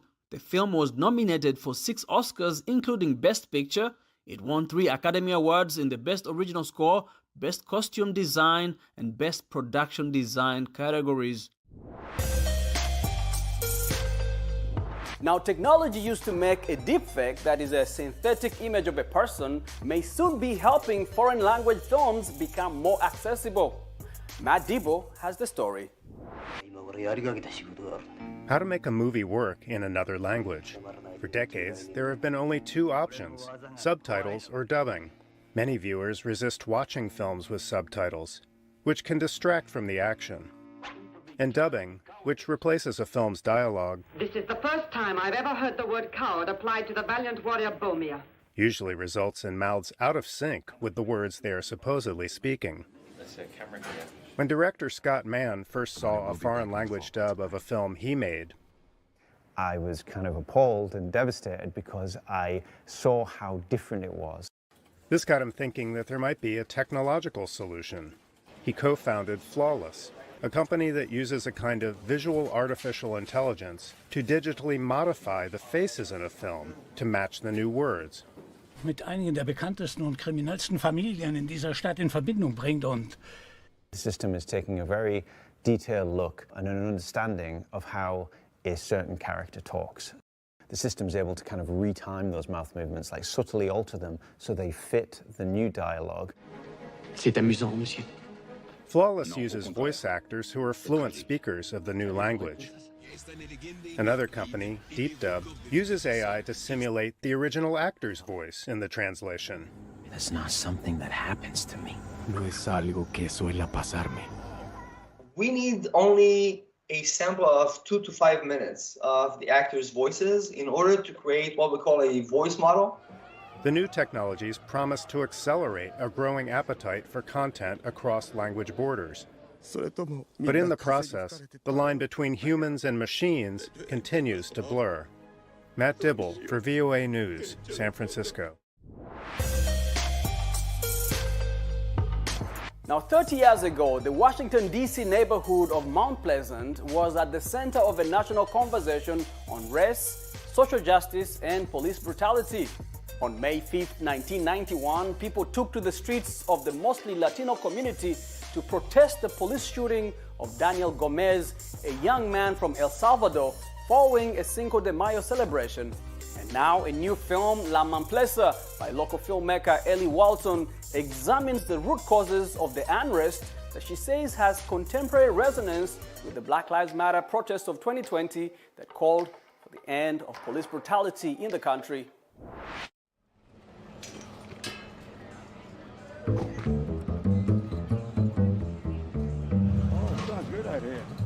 The documentary, shot mainly in the Mount Pleasant neighborhood, features testimony from people who were around during the protest, using music and street theater to amplify an issue that echoes a familiar message in many of the recent social justice movements. Cindy Centano, a first-generation Salvadorian American, is the producer of the movie. The inspiration for the film really started with everything that happened in the last 2 years with George Floyd, Ahmaud Arbery, Breonna Taylor, and countless others.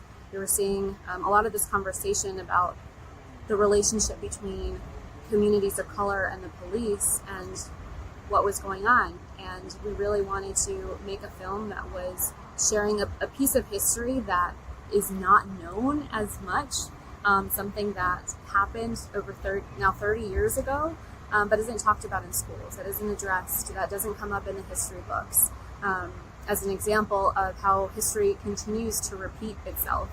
And so it just felt like a really important time to share this story and to do it in collaboration with the artists and leaders and activists who lived during that time, who were there during the uprisings, and honestly led a lot of the change that we see a little bit of now. To start in the United States. The film has become a favorite at local festivals like this one at the Kennedy Center in Washington, D.C. Walton says that her goal was to tell the story of police brutality and systemic racism facing the city's Latino, Black, and immigrant communities from the viewpoint of the people who live it. Hosting their will. I grew up in the Mount Pleasant neighborhood in D.C., and it was a neighborhood that really raised me. The block parties, the porch culture, the Latino festival. And, I'll never forget, when I was 9 years old and hearing the gunshot, walking up the block from my house and seeing, Daniel Gomez being taken away in the ambulance. But more than anything else, I'll never forget just the expression on people's faces that night, May 5th, 1991. The anger, the frustration, the sense of enough is enough. And that feeling has always stuck with me and was one of the reasons I became a filmmaker, because I recognized this need to confront some of the injustice I saw that day. So fast forward, almost 30 years, I remember walking these very streets of Mount Pleasant and just being really struck by how few folks knew about this history, knew about the history that they walk every day. And that made me really mad. And so that, as well as, the movement on the streets to confront police brutality, just felt like this film needed to be made.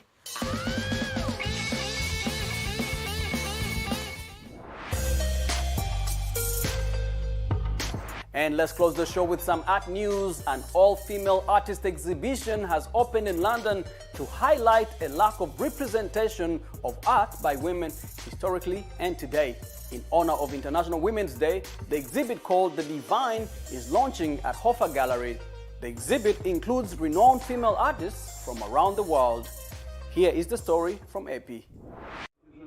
12 female artists from 9 different countries are bringing their works together for a special exhibition in London's Mayfair. The Divine at Hoffa Gallery, which is the House of Fine Art, aims to bring a stronger focus to a lack of female artist representation within the industry, as well as doing something to address the issue. Mary Ronine, an artist from Ireland, is showing 4 of her works, created in enamel paint and featuring scenes including women enjoying ski and afternoon tea. She says her humorous pieces are designed to intentionally disarm at first viewing. I'm showing 4 pieces at this show, 4 large pieces. They're painted using enamel paint, which is a very different medium to use. You don't find it in an art shop.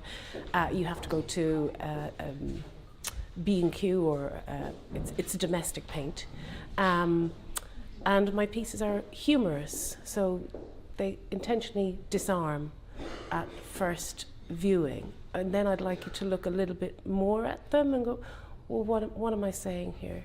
So it invites you in, almost like as if we were a child. We see it, we respond to the color, and then we look at it a little bit more depth. Another artist showing her works is Susana Anaya from Mexico. She creates 3-dimensional artworks, many of which are round to represent wholeness. I start like the old masters with pigments, and I start mixing them with the line oil, and then impasto until I create a plasticity, and then I started with the knife, just put it on and on and on. It takes a long process because it's oil, but this is like at the end I really love the result. Hoffa's head of sales, Alex Pirinoli, says it was important to the gallery to represent modern-day female artists along with those from history too. More broadly, 48% of galleries globally only represent 25% women artists or less. And 10% of galleries was found in Art Market UBS report 2019 that represent no female artists, which is a worrying statistic. And certainly in here at Hoffa, we feel that it's important that that female artists and the contributions to the arts, not only from a contemporary point of view, but also historically, are recognized. I mean, I think there's few people, maybe perhaps even within the industry themselves, that can maybe name 5 women artists, and maybe one of them is most likely to be Frida Kahlo. And I think that's something that needs to be addressed. And The Divine runs at London's Hoffa Gallery through March 2022. And with that, we come to the end of our show today. Thank you so much for hanging out with me. My name is Jackson Vunganyi. For more entertainment news, remember to check us out at voanews.com. We are also on all social media platforms. We are on Facebook, on Instagram, and on YouTube, where you can watch our videos. Remember to like, share, and subscribe. Until next time, I'll catch you right here. Goodbye, everyone.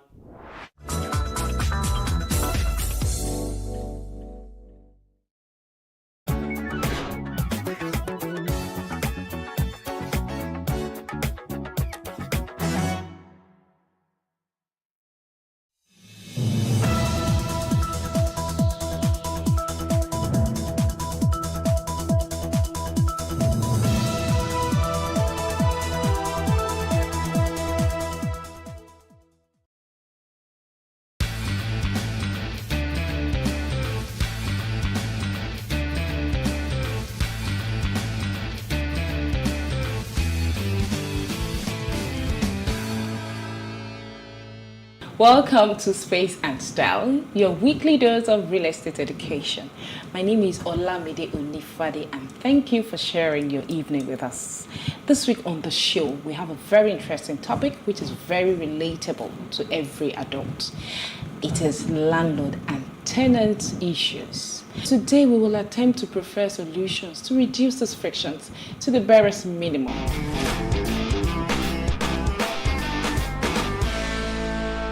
Welcome back and thank you for staying with us. Before the break, we were talking about the importance of a tenancy agreement. And to discuss this topic with me is Mr. Roland Dogo. He is a lawyer who obtained his LLB degree from Ambrose Ali University, Ekpoma, and he also went to the Nigerian Law School, both in the second upper division. He also attended University of Lagos, where he backed an LLM degree. He has been active in the legal practice since his call to the Nigerian bar. Thank you for sharing your time with us. Thank you very much. It's my pleasure to be here. Okay, so how's practice been? Well, practice is good. Especially in the landlord and tenancy area. Well, we're doing our bit. Because when this topic came up, I was just like, I need a lawyer who is well-versed in that area because it's a bit technical. And a lot of people do not understand the technicality behind it. Because I hear some people would say, my landlord has served me an eviction notice and I don't have to pay my rent anymore. You know, a lot of stories, you know, jumping around and all that. So I said, okay, we have to put paid to all these assertions and get somebody who really understands the nitty-gritty. And you will bear me witness that aside land issues in court, the biggest problem in real estate again is landlord and tenancy relationships. Yes. So to start with, tenancy agreement, a lot of people do not understand the importance, how fundamental the tenancy agreement is. You find a lot of people moving to them into the apartment without anything defining the relationship between them and the landlord. And most of the time, their relationship starts on a semi-formal relationship. Then when issues of interference, notices and all that begin to come in, then they start looking around for what to guide them. So today we are going to talk about the importance of tenancy agreement. So first, my question is, why is it important? Okay, thank you very much. Before we talk about the importance, I want us to try to look at the concept of tenancy agreement first by trying to get a definition or attempt a definition of what a tenancy agreement is. A tenancy agreement is essentially a contract between a property owner and a prospective tenant, because at this point there is no relationship yet. They are still talking about a relationship they want to get into. So it's essentially a contract between the property owner and the prospective tenant, outlining or specifying the terms and conditions that should guide the rental agreement between both of them. So from the definition that we have attempted to give, you will see that there are some essential elements, there are some essential features that should be present in any standard tenancy agreement. Number one is that the agreement must contain the name and description of the parties. In this instance, we are talking about the property owner who would now become the landlord, as well as the prospective tenant who would now properly come in to become a tenant, as it were. So apart from the issue of having the names and addresses and proper description of the parties, the agreement should also contain the address of the property that is to be rented by the tenant. It should describe it properly so that there is no misinformation whatsoever as to the premises that is to be rented by the tenant. a tenancy agreement must be clear and unambiguous as to the term that is granted by the landlord to the tenant.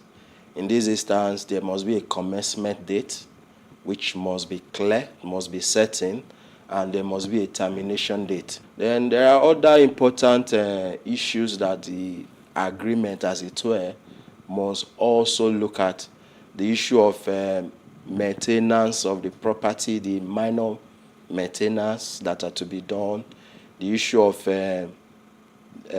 rates and charges, the incomings that will be coming during the period that the tenant will be in possession.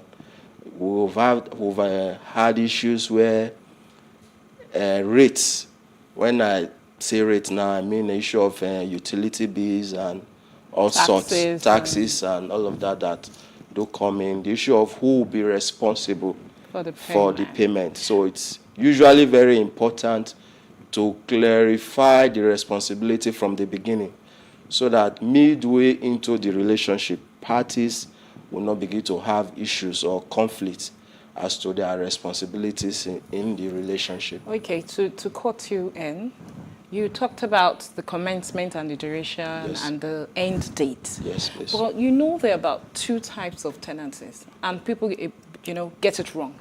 Periodic tenancies and fixed tenancies. Can you please explain? Because that is very, very important where we are talking about the commencement date and the terminal date. The issue of, in some instances, you hear people say, oh, because the tenant is owing, he has ceased to be a tenant, or the relationship that exists between the tenant and the landlord is no longer in existence. That is not true. For a periodic tenancy, whether or not rent is being owed or there is delay in payment of rent, upon the efflution of the term granted, the tenancy renews by itself automatically. Then for the other type of tenancy that you mentioned, which is the one for a fixed term, that one from the beginning, the term that is granted is for a term setting. The implication is that it does not renew. From the beginning, you know that it is for, the tenancy is for 1 year setting, for example. The same illustration I gave, a term of 1 year setting is granted from the 1st of January to lapse on the 31st of December.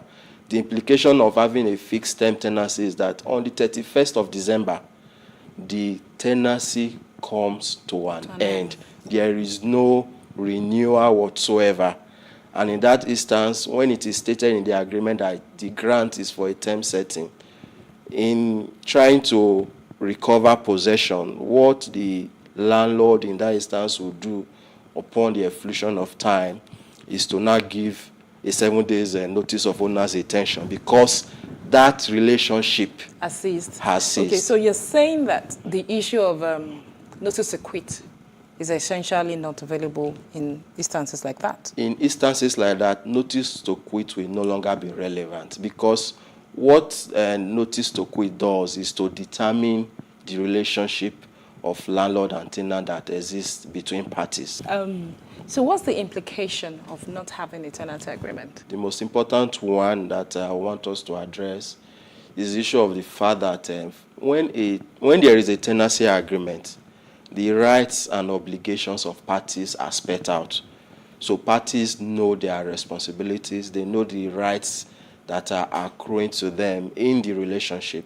So in the absence of a tenancy agreement, there is the issue of conflicts that would usually arise, and the rights that are to be exercisable by parties, they are not clearly defined, they are not clearly cut out. So that would always lead to a situation of unnecessary conflicts where parties will begin to have arguments over their obligations. The issue of, the tenant are certain obligations to the landlord is expected for example, where there is a faulty pumping machine in the premises, you find some situations where the tenants begin to call their landlord to come and effect repair on the faulty pumping machine, where the premises is not properly kept. So it is important to have a tenancy agreement because all of these obligations will be well spelled out in the agreement, and parties would know they have obligations to each other in the relationship. And another important aspect is the issue of unlawful and unfair eviction. From the aspect of the tenant, now from the part of the tenant, you would understand, or we can say that where there is no tenancy agreement, it tends to subject the tenant to some unfair and unlawful eviction practices from property owners. We have seen instances where landlord and property owners resort to self-help in trying to evict tenants from accommodations and all of that. Where there is a tenancy agreement, there would necessarily be stipulations as to how the premises would be recovered in instances where the property owner or the landlord is seeking recovery of the premises. So you were talking about lawful eviction and all that in tenancies, but there are a lot of people who don't have tenancy agreement. Yes. So are you saying that they do not have a tenancy, landlord-tenant agreement? The law doesn't recognize them as tenants? No, they are tenants because the implication of that is that where there is no tenancy agreement, parties will now have to fall back to the provisions of the law. In the absence of a tenancy agreement, what the law says is what parties will be bound to follow. Usually, parties are at liberty to contract outside the law.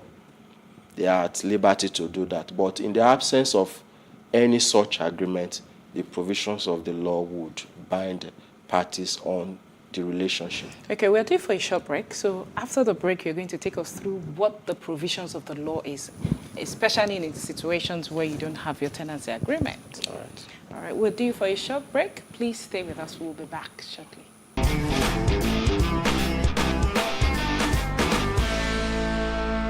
Welcome back, everybody. Thank you so much for staying glued to your screens, and you are still watching Space and Style.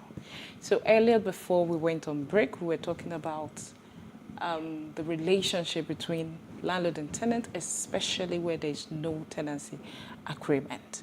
And you talked about the fact that even when there's no tenancy agreement. So in a case that the landlord wants to evict the tenant, in a case there's no tenancy agreement, what happens in court?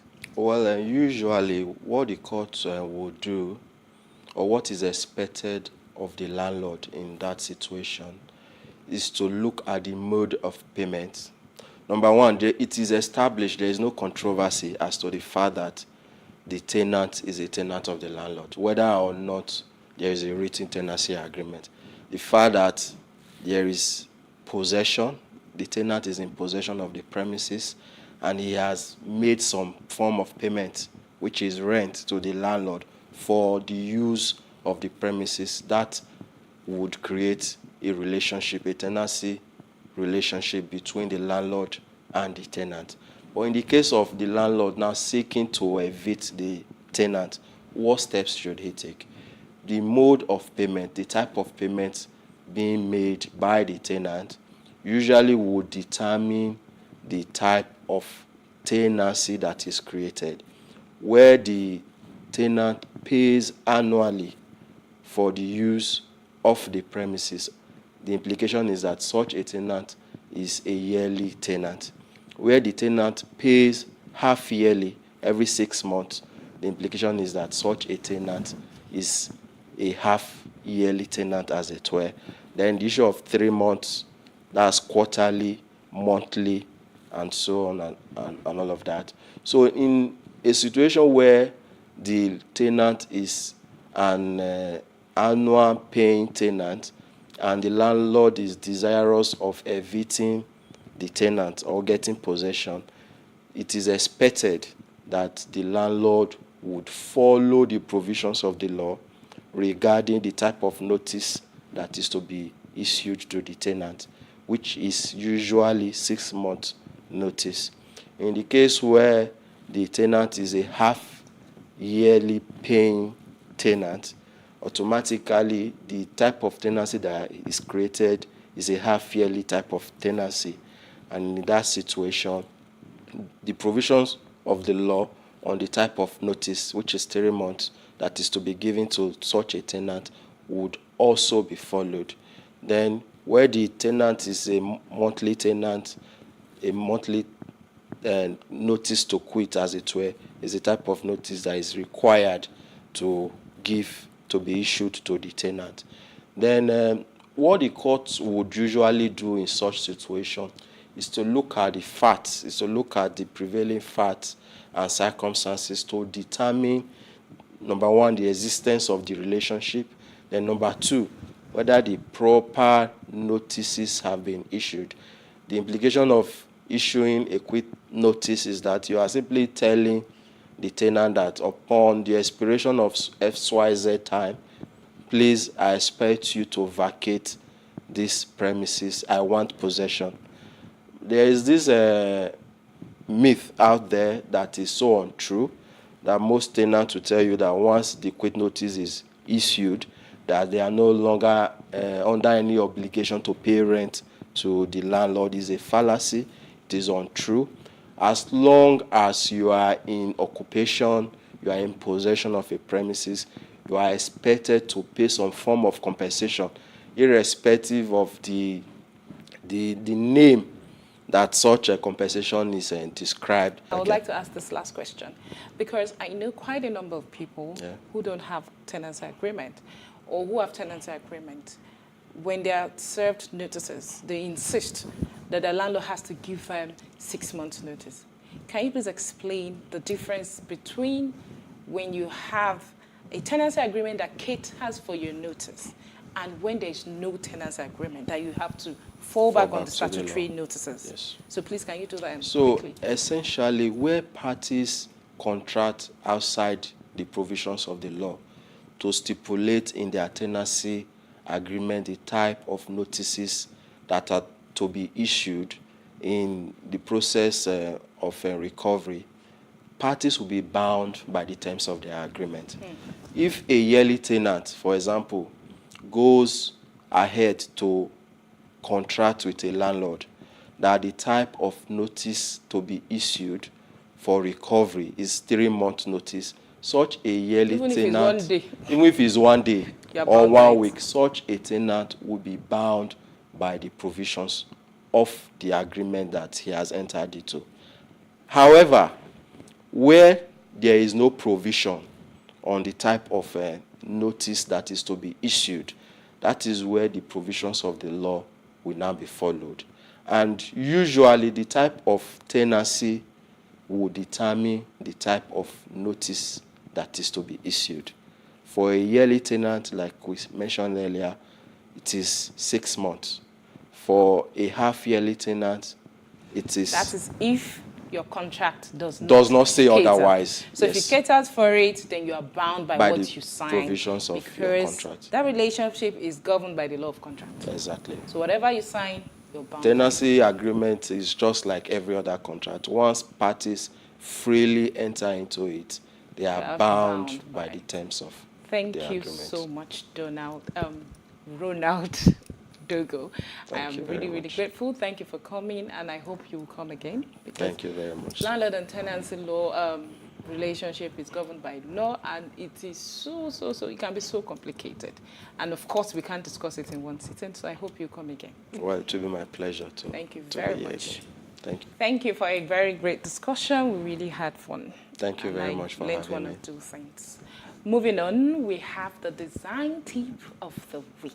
Enjoy.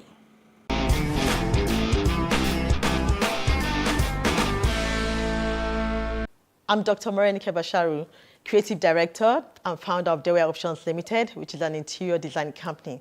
So today we're going to talk about colors. We're going to talk about color psychology in interior design. So when we talk about the elements of design, we talk about space, we'll talk about form, we talk about colors, and so many other things. So today I'm going to focus on colors. Now, color is very important in interior design because you can use it, to create an ambience or to affect the mood of the people that are going to be in the space. So you can have colors that you get into a space and you're really energetic, like the color red. You have colors that you get into a space and it's playful, like the orange or the yellow color. You have colors that you get in a space and it's kind of serious, like the blue or the black color, and there's some colors that you don't want to use too much of it in some situation. For example, if you're decorating a nursery, you don't want to use too much of the color yellow because it's an irritable color. So you can put, if you put too much yellow in a space, you can have your baby cry, cry, cry. And you don't mind using the color yellow in a study, right? Then in another situation where you have old people in a house. So many times when you're designing a space, it's important you know who are the people that will use the space. So for example, if I'm going to have a space where I'm going to have an elderly person stay in, you don't want to use the color red. Because of the color red can actually increase blood pressure. It can make you overtly excited. So you don't want to use a color like that. You want to use colors, and you don't want to use white.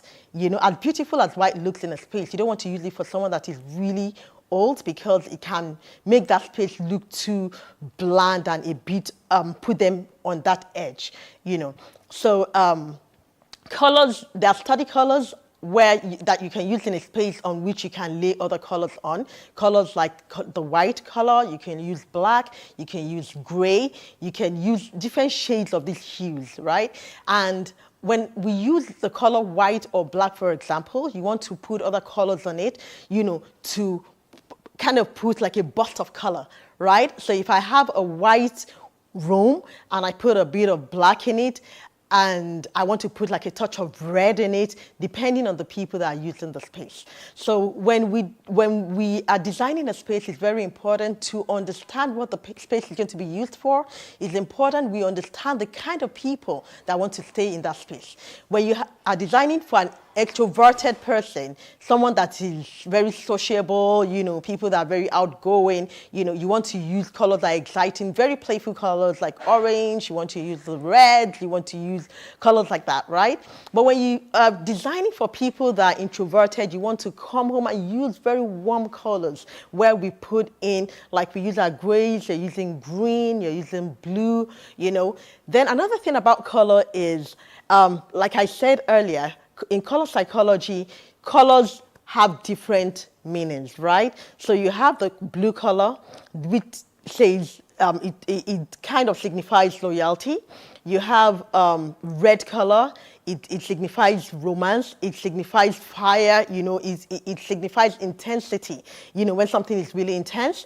When you have colors like yellow, the orange, it signifies playfulness. When you have colors like green, it brings you back to nature. And you have some shades of blue as well. It brings nature in because you're looking at colors that is really close to nature. When you're looking at the green grass, we're looking at the sky, we're looking at the sea is blue, So these colors are warm colors. So we have warm colors, we have cold colors, right? And another thing with color is that when you're designing a space, you can actually have, you can use colors on the color wheel. We have something that's the color wheel where you have warm colors on one side, we have the other colors on the other side. So you can have harmonious colors where you're having colors, the same colors on the color wheel, using it in a space. You can have complementary colors where you're combining colors from one side of the color wheel and the other side of the color wheel, you're bringing it together to use in a space. So you can actually do all of these things. And sometimes you can have the monochromatic design where you're doing in terms of color, where you're using the same color, right, but different shades of this color. So let me take for gray, for example. I can do gray, I can do the dark gray, the very light gray, I can do the mid gray, you know, and combine. So it's a whole lot. Color is very interesting. It's a science that affects the mind and the mood of people in a space, and that's it. So assuming you have a living room and you want to use the color white there, so you can paint all the walls white, then you use that furniture and you put a pop of color, you know, as accessories. And I always advise that, because when the color is not in trend anymore, you can change your soft furnishing, the accessories, very easily. I hope you've learned one or two things today. See you again next week. Space and style. And lastly on the show is the artisan spot. Please enjoy.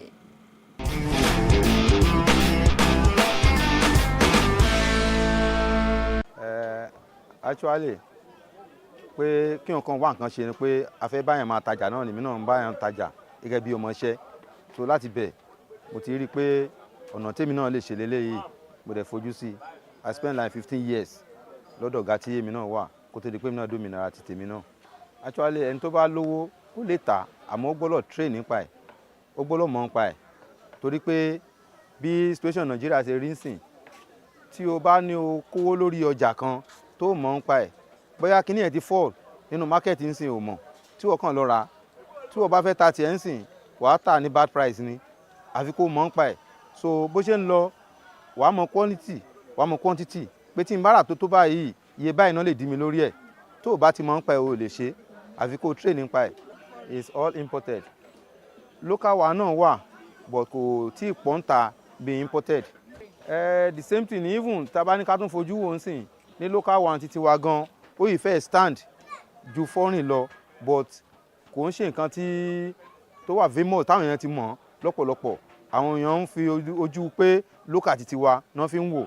Tó bá ká wo how long durability rẹ̀ bó ṣe long sí, tiwa gan yìí tún ní àlàáfíà ju ti foreign one lọ. Fún àwọn táǹtà ń sìn àti wádìí lọ́wọ́ àwọn tó ń lò, wọ́n ti sọ fún wa, even ẹlòmíì tó mọ̀ ọ́nù wọn máa ń request ẹ̀ pé nírú eléyìí o nǹkan báyìí ni kò bá mi wá, thickness ẹ̀ ó ju ti foreign lọ, torí ní foreign yẹn àwọn náà máa fún wọn ní measurement nǹkan tí àwọn fẹ́ látọ̀hún yẹn wá, but ti local ti wá ń sìn kó size tí a ti ń lò láti pẹ́tipẹ́ làwọn yẹn sì ń ṣe, àwọn náà kàn lè dídí ẹ̀ kú ń bẹ̀, so quality yẹn sì wà ń bẹ̀, bóyá heavy bóyá yìí strong sí.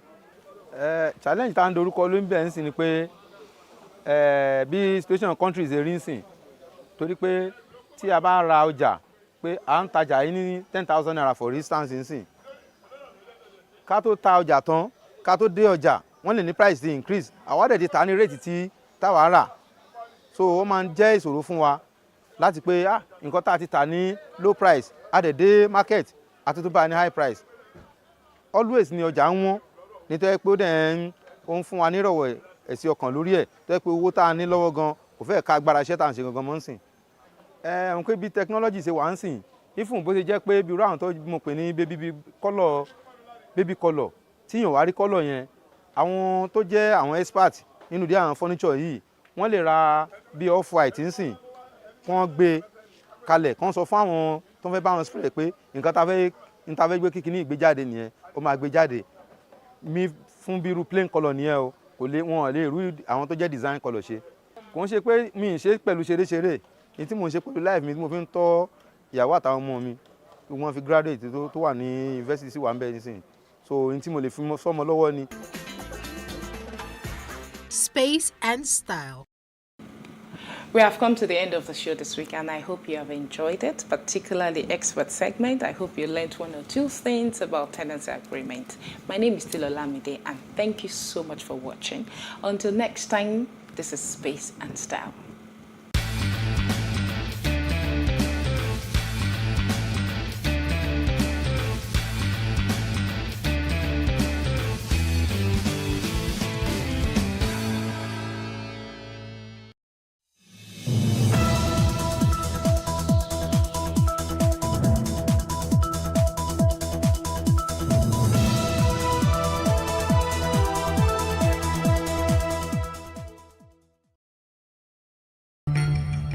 In preparation for 2023 presidential elections, the National Judicial Council has issued a new policy on political and election-related cases to courts.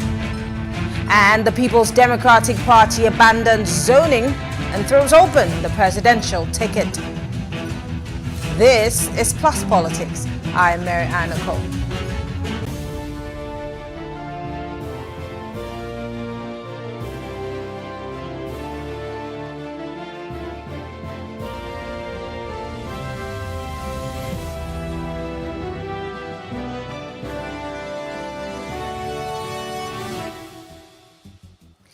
The National Judicial Council has issued a new policy direction on the handling of political and election-related cases, as such suits begin to flood Nigerian courts ahead of the 2023 general elections.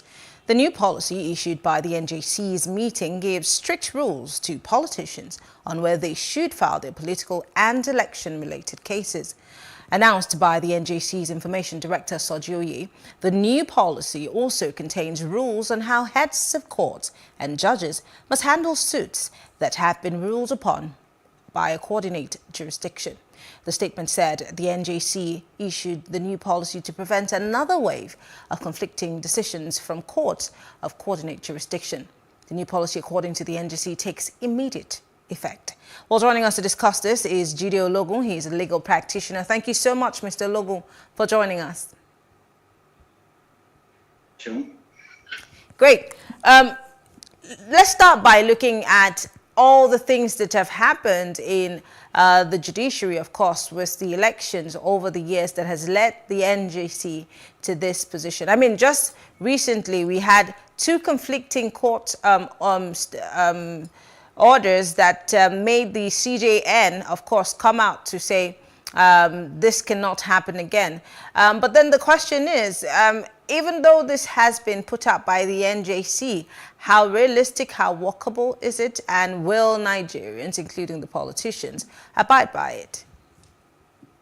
You know, with the experiences we have had, we expect that this time around, the Judicial Council will proceed to ensure that these laws are enforced, because we cannot outrightly say that before now we don't have rules and regulations that the judges are expected to follow.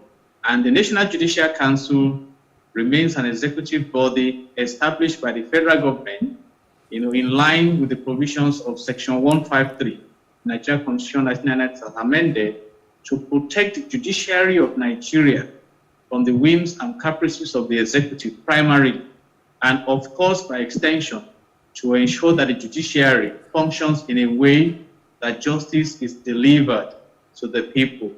And like you brilliantly mentioned earlier, we've had instances where you have cross ex parte orders being given by courts of coordinate jurisdiction, and that is what the National Judicial Council is trying to put a stop to now. A very recent example is the fact on the new Electoral Act 2022 as amended, particularly Section 84 subsection 12, that stipulates that political appointees must resign from their offices at least 30 days before the primaries. And somebody now went to court all the way in Abia State, and a judge trying to position this new provision with the provisions of the Constitution declared it null and void, and that it should be expunged from the new amendment. And of course, that may be the position of the law, but when you clearly try to identify that who is a political appointee and who is a civil servant, the Constitution is also clear on that. But interestingly, the appellate court has ruled that that provision contravenes the fundamental human rights as we have in our Constitution, but discountenance the decision of the court in Abia State by virtue of jurisdiction and the fact that the person that went to court does not have a local standard. And we call that, what interest do you have to have gone to court? So you see a situation where we paint the picture of what we call forum shopping, going to a court where you are likely to get favor. And the National Judicial Council is rising up now to say, we will not allow this to continue. If the judiciary is entrusted with the mandate of justice, then justice should not just only be done, but clearly seem to have been done. In the words of Martin Luther King Jr., he said, injustice anywhere is a threat to justice everywhere, and that we are caught in an inescapable network of mutuality, tied in a single garment of destiny. So, and whatever affects one directly affects all indirectly. So if we allow the justice system to be derailed, definitely the impact will be felt by the society, in the health sector, in the economy, everywhere. Because what Section 15, subsection 5 of the Nigerian Constitution 1999 as amended says is that the state shall abolish corrupt practices and abuse of office. So justice must be able to stand tall in our society. Talking about justice standing tall, I mean, just like I said, in December last year, the NJC had to sanction about 3 High Court judges after issuing conflicting court decisions on political cases with the same subject matter. Now, the councils have also warned various heads of courts to put a stop to such embarrassing conducts of their judges in the various jurisdictions. But my question is, this is the season where we're going to have these suits and counter suits. What are the measures? Because you see, I feel like we in this country have several laws that may have covered almost everything, but we always find a way or look for loopholes. And half the time, you know, they're double standards. What are the measures are there that may be put in place to ensure, like you said, the enforcement or strict adherence to what the council has put out? Because it's okay, it's all fine and dandy to put this out, but what is the assurance that we will not see the same things play out that we've seen year in, year out for the election cycles?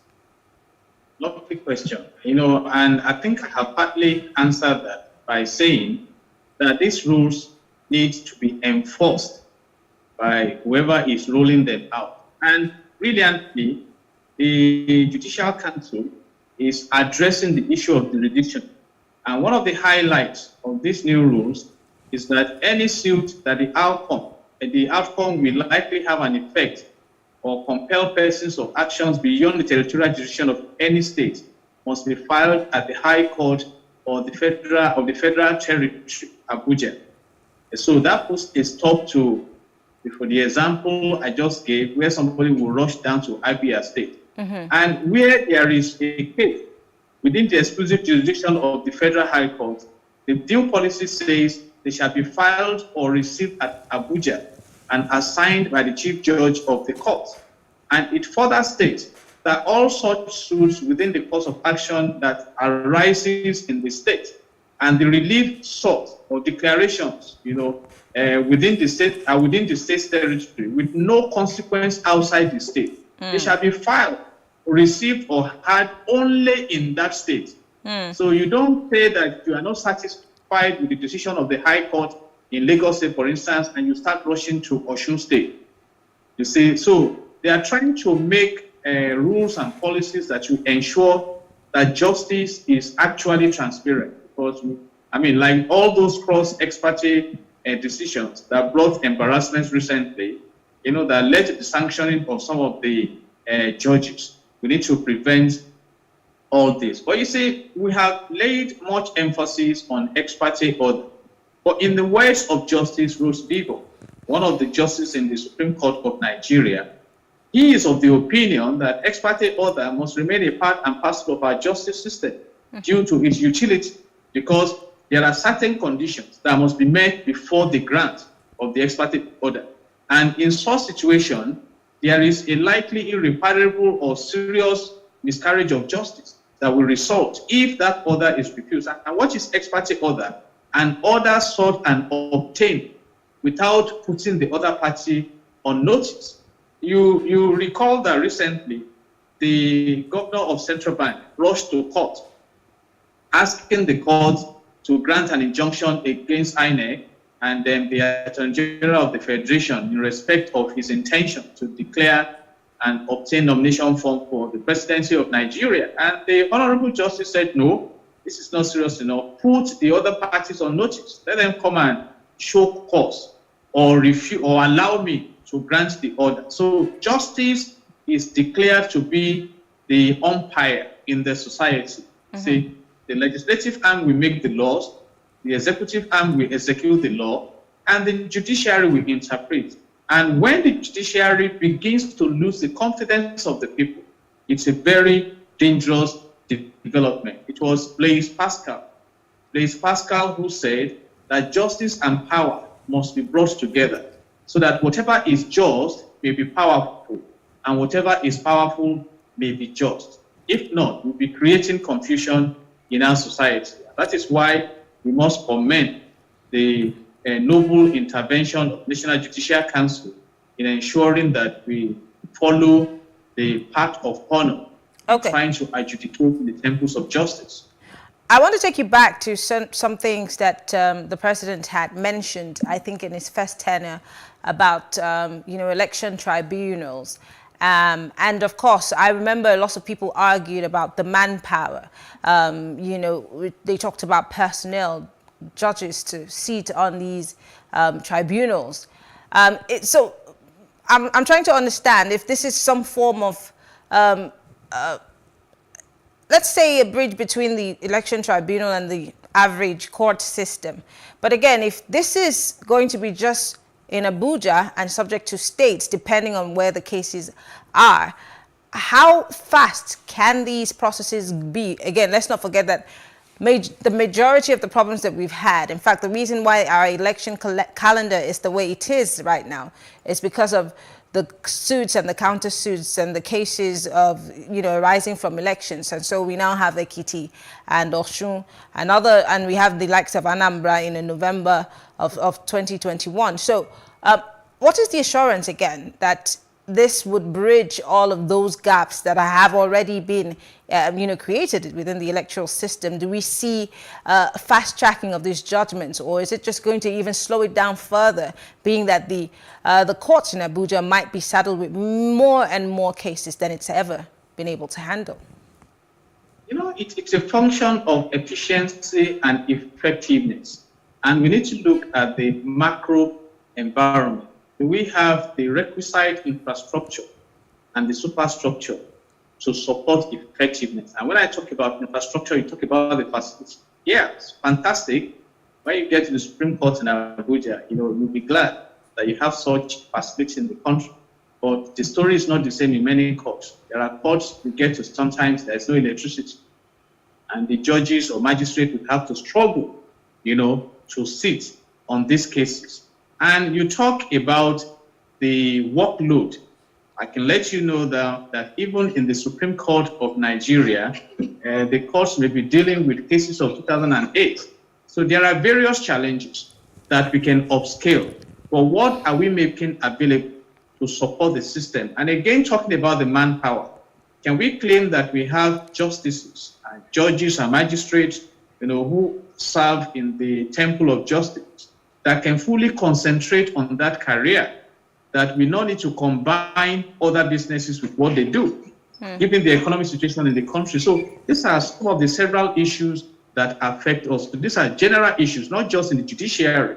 And that is why sometimes you find out that even members of the National Assembly that should be in the National Assembly making laws for the country are busy running after contracts and, running after importation of goods and services to make ends meet in quotes, despite all the huge allowances they collect. So we need to build a system that allows people to focus on what they have been mandated to carry out. You see, and in this age of IT, it should not be a serious burden to dispense justice. I can let you know we have a lot of challenges, I mean, new judges are, brought on board to support the system, and you constitute this tribunal when necessary. But given the fact that for many years we've had a lot of backlogs, then you must be concerned that we need to clean up the space to give room for efficiency and effectiveness. Because I must say that some judges are really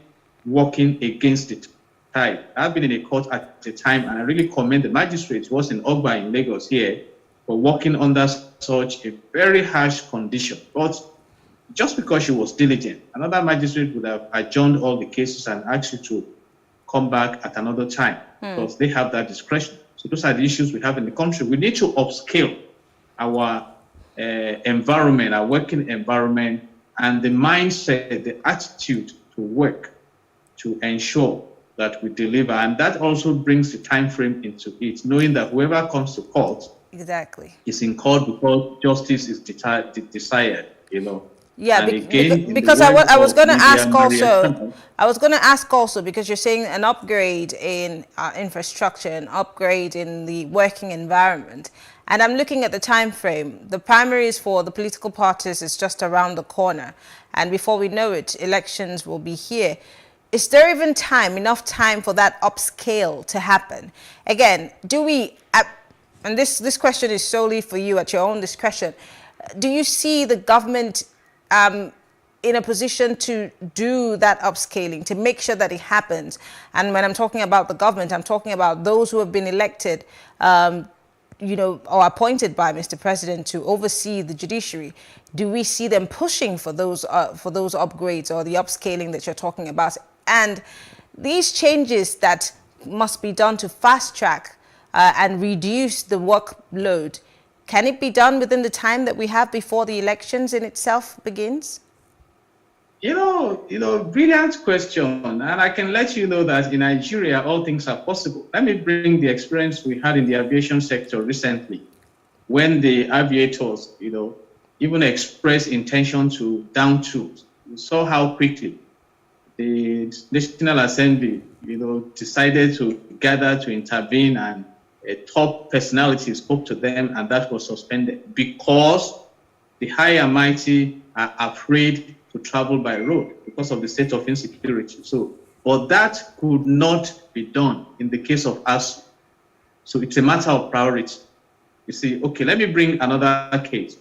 The Section 4 of the Nigerian Constitution 1999 as amended says that the National Assembly shall make laws for the peace, order, and good governance of Nigeria. And you expect diligence in that. But sometimes it drags on and on and on and on. But right now we have the amendment of the Electoral Act to accommodate statutory delegates. And we can all see the speed at which that law is being amended. So it's a matter of how well it affects them. I can let you know, after all,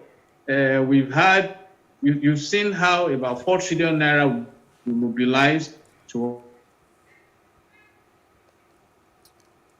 attend to subsidy and things like that. So the interest on the higher market and the interest of the general populace.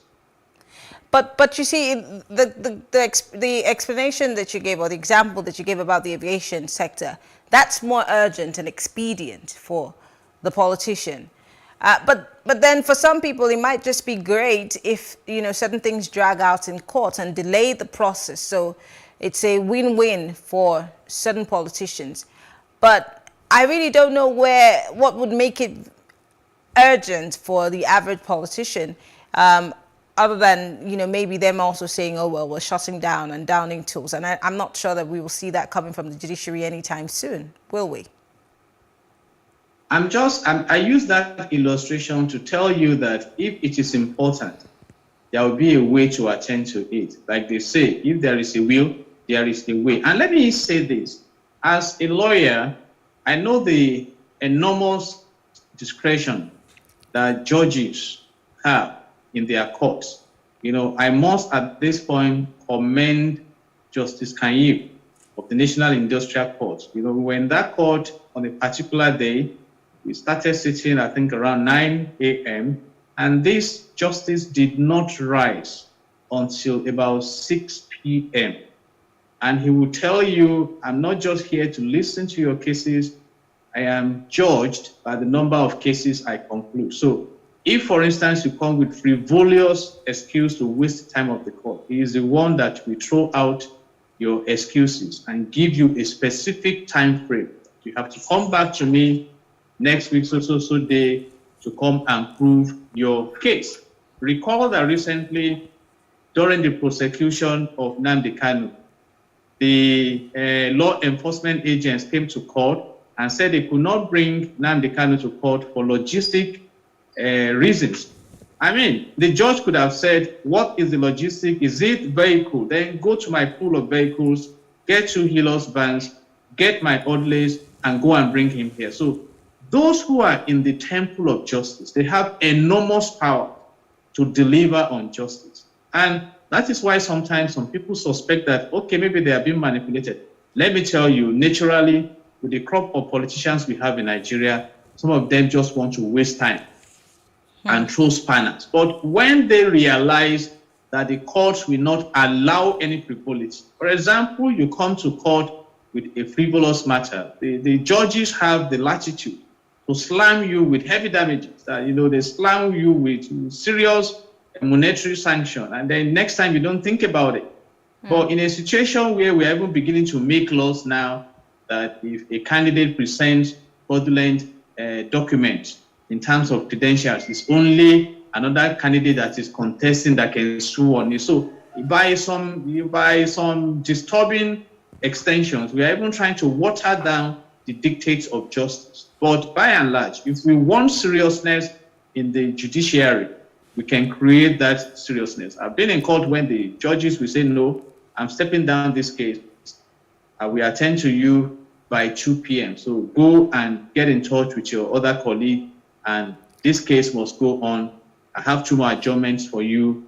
Don't waste the time of the court. So these are issues. But for some judges who are overwhelmed with different kinds of cases, and some lawyers also will naturally come to waste time, bringing different kinds of applications. But what some judges do is to harmonize everything and say, no, this application is not necessary in this instant case. Prove this or I foreclose your matter. So it's a collective responsibility to ensure that we upscale the respect that is allotted to the judiciary. So it's not just a one-way traffic, but I'm saying that these are all possibilities. They are all possible if we decide to make way for it and make effectiveness the order of the judiciary. How can the judiciary even, because I mean, I think the litmus test in as to if the judiciary has changed its ways or will be serving or will be, as we always say here in Nigeria, the hope of the common person is in these elections and the season. How can the judiciary regain the trust of the average Nigerian, the public? Because we're all looking, many have lost hope in the judiciary. Many have pointed fingers. Many have said that they've sold themselves short, whether it be the bench or, the average lawyer. We've had those concerns over time. Do we see the judiciary trying to right those wrongs in 2023, even as they attend to issues that pertain to the elections? In closing. The essence of justice is to help us have a sanitized society. And I have said it. You see, in the judiciary environment, we have the bench and the bar. The bench talks about the judges and the magistrates, and the bar, the lawyers. And the bench can regulate the bar. I don't come and waste my time. I just said it, that go this way or I throw your matter out, then you go elsewhere. And one of the new rules now, which is fantastic, is that if there is a decision in a court of ordinary jurisdiction, for example, you got a decision in Lagos High Court, you cannot go to Oyo on the same facts. You can only go and appeal. Some people will go and start afresh, and that is if the judge in Oyo says, no, I've read about this case, I've heard about it in the news. Why are you before my court? I don't have time for you. Go to the Court of Appeal. And the Court of Appeal is ready to attend to it quickly. We move forward. And let me say this. Francis Bacon said, if we do not maintain justice, justice will not maintain us. So we need to create that confidence that yes, we can get justice from the judiciary.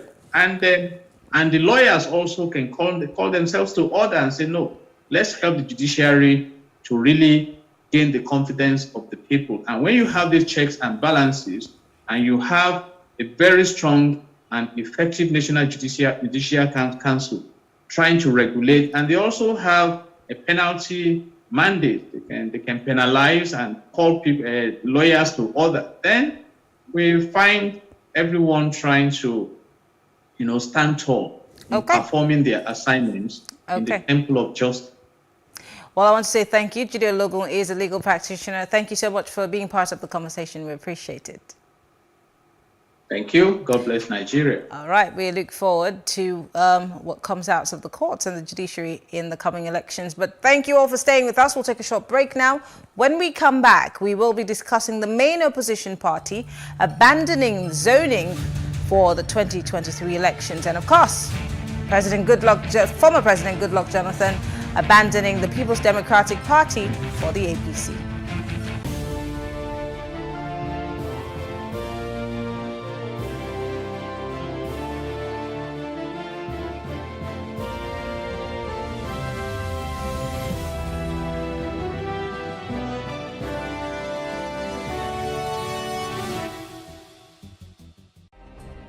Nigeria's Niger Delta region, from where the black gold fuels Africa's largest economy, where the lines between wealth and poverty has never been thinner. Conflicts, poverty, insecurity, and environmental challenges daily confront the region.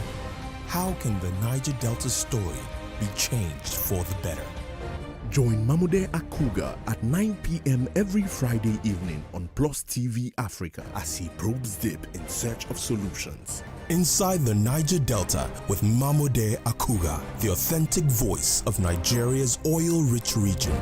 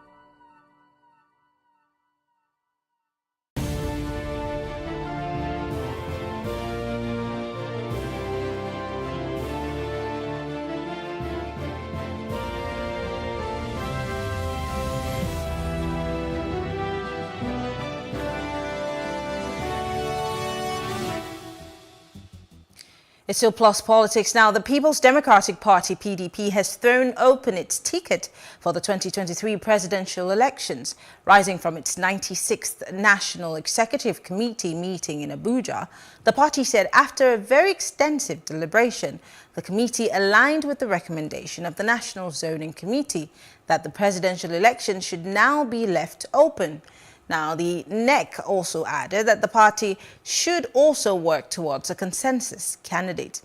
Now, earlier, the committee led by the Benue State Governor Samuel Ortom had recommended that zoning, even though in the constitution of the party, be jettisoned for the 2023 general elections.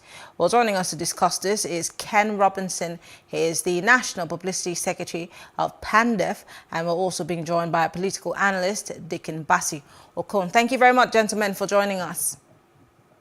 Thank you for this opportunity. Good evening to you, Mary Ann, and the crew, and good evening, Nigeria. All right. I'll start with you, Mr. Robinson, because PANDEF has released a statement as a result of the PDP's position on zoning. I know that before now, you and I have had a conversation as to what PANDEF, the Middle Belt Forum, and other, groups have made, about the issue of zoning, not just for the PDP, but all political parties. I remember the last one was about the fact that these groups were not going to support any political party that was not picking a candidate from the South. But here we are, the PDP is saying, come one, come all. What is the position of PANDEF on this particular matter, now that the die is cast? It's quite unfortunate, and as we contained in the statement issued by PANDEF, and we are speaking in tandem with the African Affairs Group, the Middle Belt leaders, and of course, Ohanese Indigo. Recall that earlier we had issued a statement after the Outcomes Committee submitted this report. We issued a strong statement. Leaders of these regions issued a strong statement, including Chief D.K. Clark, Chief Ayode Banjo, and of course Professor Obiozor and Dr. Upogu Britus. We issued a strong statement condemning the recommendations of the Outcomes Committee, and it was understood from information we got that the NEC was going to completely adopt that recommendation. Because months back, there have been feelers, and of course, recall that Governor of Bashu State, Governor Bala Mohammed, had also recommended something similar earlier in 2001. So it is unfortunate, and it's a shame that a party that is built on the principles of equity, fairness, and justice, and whose constitution clearly commits itself to the policy of rotation and zoning, in the pursuance of... Mr. Robinson, are you still there? Mr. Robinson? Yes, I'm with you. Okay, we lost you for a second. All right, let me look at what the party chairman had said a few weeks ago. He talked about the fact that the People's Democratic Party would maintain its zoning policy. He said, and I quote, "The PDP has a history of rotating our offices. Anybody who doesn't get it this time should wait after the tenure of whoever will be the next president." But of course, everything has turned and taken a U-turn. This is, like I said in the opening, the governor of Benue State, Governor Autumn, was the first to recommend, apparently, the jettisoning of, zoning in the PDP. What do you think the chances are, or why do you think the PDP has decided to take this route? Being that, again, at some point, the former Senate President, Bukola Saraki, had suggested that the PDP might have to go with a consensus candidate. But if the South is as strong as it should be within the People's Democratic Party and the ticket is being thrown open, shouldn't the South be pushing or pulling its weight to make sure that somebody from their camp, wields that flag at the end of the day? Other than just saying that, if you don't support us, then we don't support you. Mary, Nigeria is a great country with full of great men and women. No individual should take the country, take Nigerians for granted. What the PDP is doing, the leadership of Professor Ayu, Senator Ayu, from inception till date, a script was handed over to them, and they are playing out that script. It is clear who the target is. Who do you think? Who gave the script? And I mean, I'd like to know who you think gave the script that you think they're playing. I have just told you what the Bala Mohammed Committee did in 2021, and as far back as December 2021, we have very strong information that this was the direction they were going to go, and we know the persons involved. And so we have issued a strong statement saying that with this decision that the PDP has done, jettison zoning in favor of whatever they call it, merit or whatever. And we have said that merit, everybody, there is no section in Nigeria that is in want of men of character and integrity that are capable to become president of Nigeria. So the PDP, as it were, has simply dug its own grave. And the insinuations that the PDP needs someone from the north, a northern presidential candidate to win election, is fallacious, because the PDP has won election with Olusegun Obasanjo and Dr. Goodluck Ebele Jonathan. These men are not Northerners. They are from southern Nigeria, and they won against Northerners in various elections in 1999, 2003, and 2011. So the contemplation that it is only a Northern candidate that can give the PDP victory is misplaced, and is just a hallucination. And we are saying that the PDP has dug its grave, and we will mobilize our people with our interest groups across Nigeria, patriotic Nigerians and well-meaning Nigerians. And we are expecting that the All Progressive Congress will take advantage of this callous indiscretion by the PDP to field the candidates of Southern extraction and sustain their legacy as it were, or demonstrate to Nigerians that they are a truly patriotic nationalistic party that is committed to the unity, peace, and progress of Nigeria. Okay.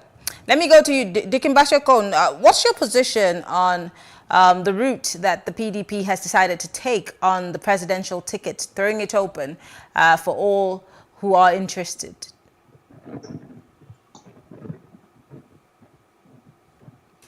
Well, thank you very much. For me, it's a welcome development. The more urgent thing this season in the next elections is to afford Nigerians the opportunity of having a new party in government. That is a more urgent need, because presently we are in dire straits as a nation, as a people.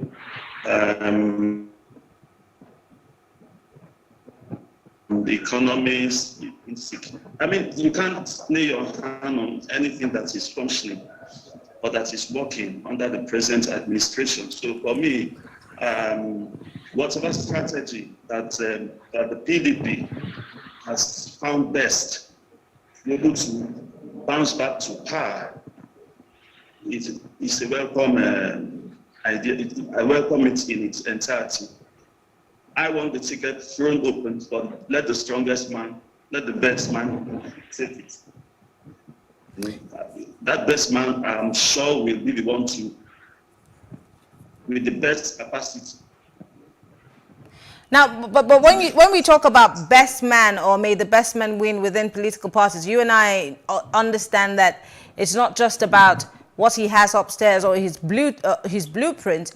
It goes beyond that. It goes as far as financial might and how he's able to convince the delegates. So we may end up, or could we end up with someone who's not necessarily what we want in Nigeria today?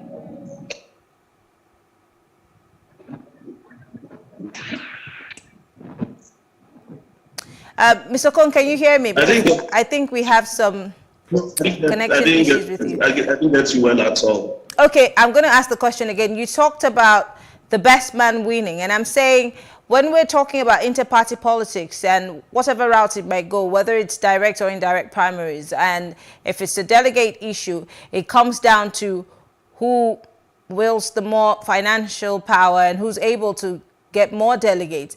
But then does that boil down to the best man? And when we're talking about the best, we're saying someone who can really steer the ship of this country in the right direction. So really, should we be doing that? Yes, it will throw up the best man, whether direct or indirect.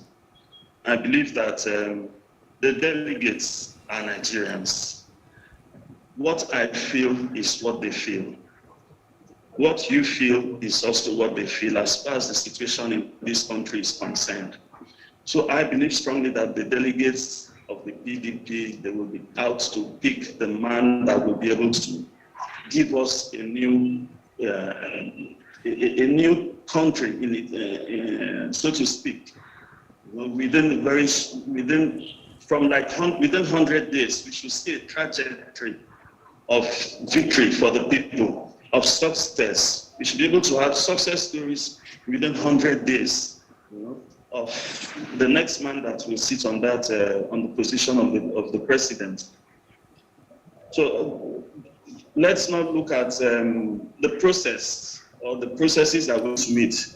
But the processes do matter. Don't the processes matter? Because we see it happen, and it's not just in the PDP, it's the Nigerian way of politicking. The deepest pockets, and the man who's able to get more delegates might end up being the flag bearer. But does that boil down to him being capable of doing the job? That's my question. I'm asking it again. Processes are important. They matter so much. But my conviction is that because we are in dire straits and we are all feeling this, the bad economy, the problem of insecurity, collapsed education system, dwindling value of the naira, we are all in this boat together as a people. Delegates are Nigerians. They are our brothers and our sisters. They will do their best to ensure that the person who is best prepared, the best of the season, actually gets the ticket. I just want to take I want to take your mind back. I'm so sorry to speak over you. I will let you speak, but I want to take your minds back to 2015. The pros and cons of the... I'm sorry, Mr. Koning, can you hear me? I want to take your mind back to 2015. Nigerians were right exactly where we are today, in dire straits. We wanted anybody else but the president that we had. And here we are in 2022. Same situation, maybe even worse. And we're also saying, oh, and you are actually saying, we're in dire straits, so we need somebody to save us. So must we make the same mistakes? Because it's sounding like it, it's looking like it, it's barking like it, and I'm really wondering if we're about to make that same mistake. Anybody else but who we have sitting in that position.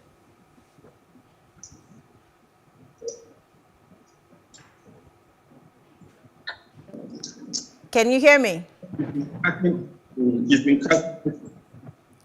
Oh, I think that we're having connection problems with you. I'm going to throw the same question back to Mr. Robinson. Mr. Robinson, can you hear me? Would you be able to attempt that question? Because I don't think we can hear Mr. Okon. I would try to attempt that question because the issue for us in Pandef and the southern Nigeria is about not particularly who becomes the next president. The next president should come from southern Nigeria. Let us restate the fact that the presidency of Nigeria is not the presidency of the party. And therefore, President Muhammadu Buhari would have spent 8 statutory years in office by 2023. So the next president of Nigeria should come from southern Nigeria. That's the point we're making. Regarding the comments that were made by Mr. Okon concerning the best person and new country, we cannot have a new country based on inconsistency and dishonesty. We cannot have a new country where people don't respect protocols and arrangements that have sustained the oneness of this country. Zoning and rotation of offices is a panacea for crisis in Nigeria. It has brought about, maintained some level of sanity in our politics, and thinking that it is always a particular person. Let us not deceive ourselves. What is going on in PDP is shameful, and I hope that Nigerians will be firm and strong enough to say, look, enough of this, and decide for themselves who should be the next president of Nigeria. But Senator Ayu has said that. But Senator Ayu has said that anybody who doesn't get it this time, that he's all about fair play. He's all about fairness. I mean, if you think that the South should be the ones getting the ticket, then let all the Southerners come and show, if they're able to win the votes. And he's saying that if you don't get it this time, then you wait for another tenure where you'd be able to get it. That is insulting. With due respect to Mr. Party Chairman, that's the man who has been in PDP and has enjoyed offices because of zoning. In fact, the office he occupies now is on the basis of zoning, and it's surprising that he will make such statements.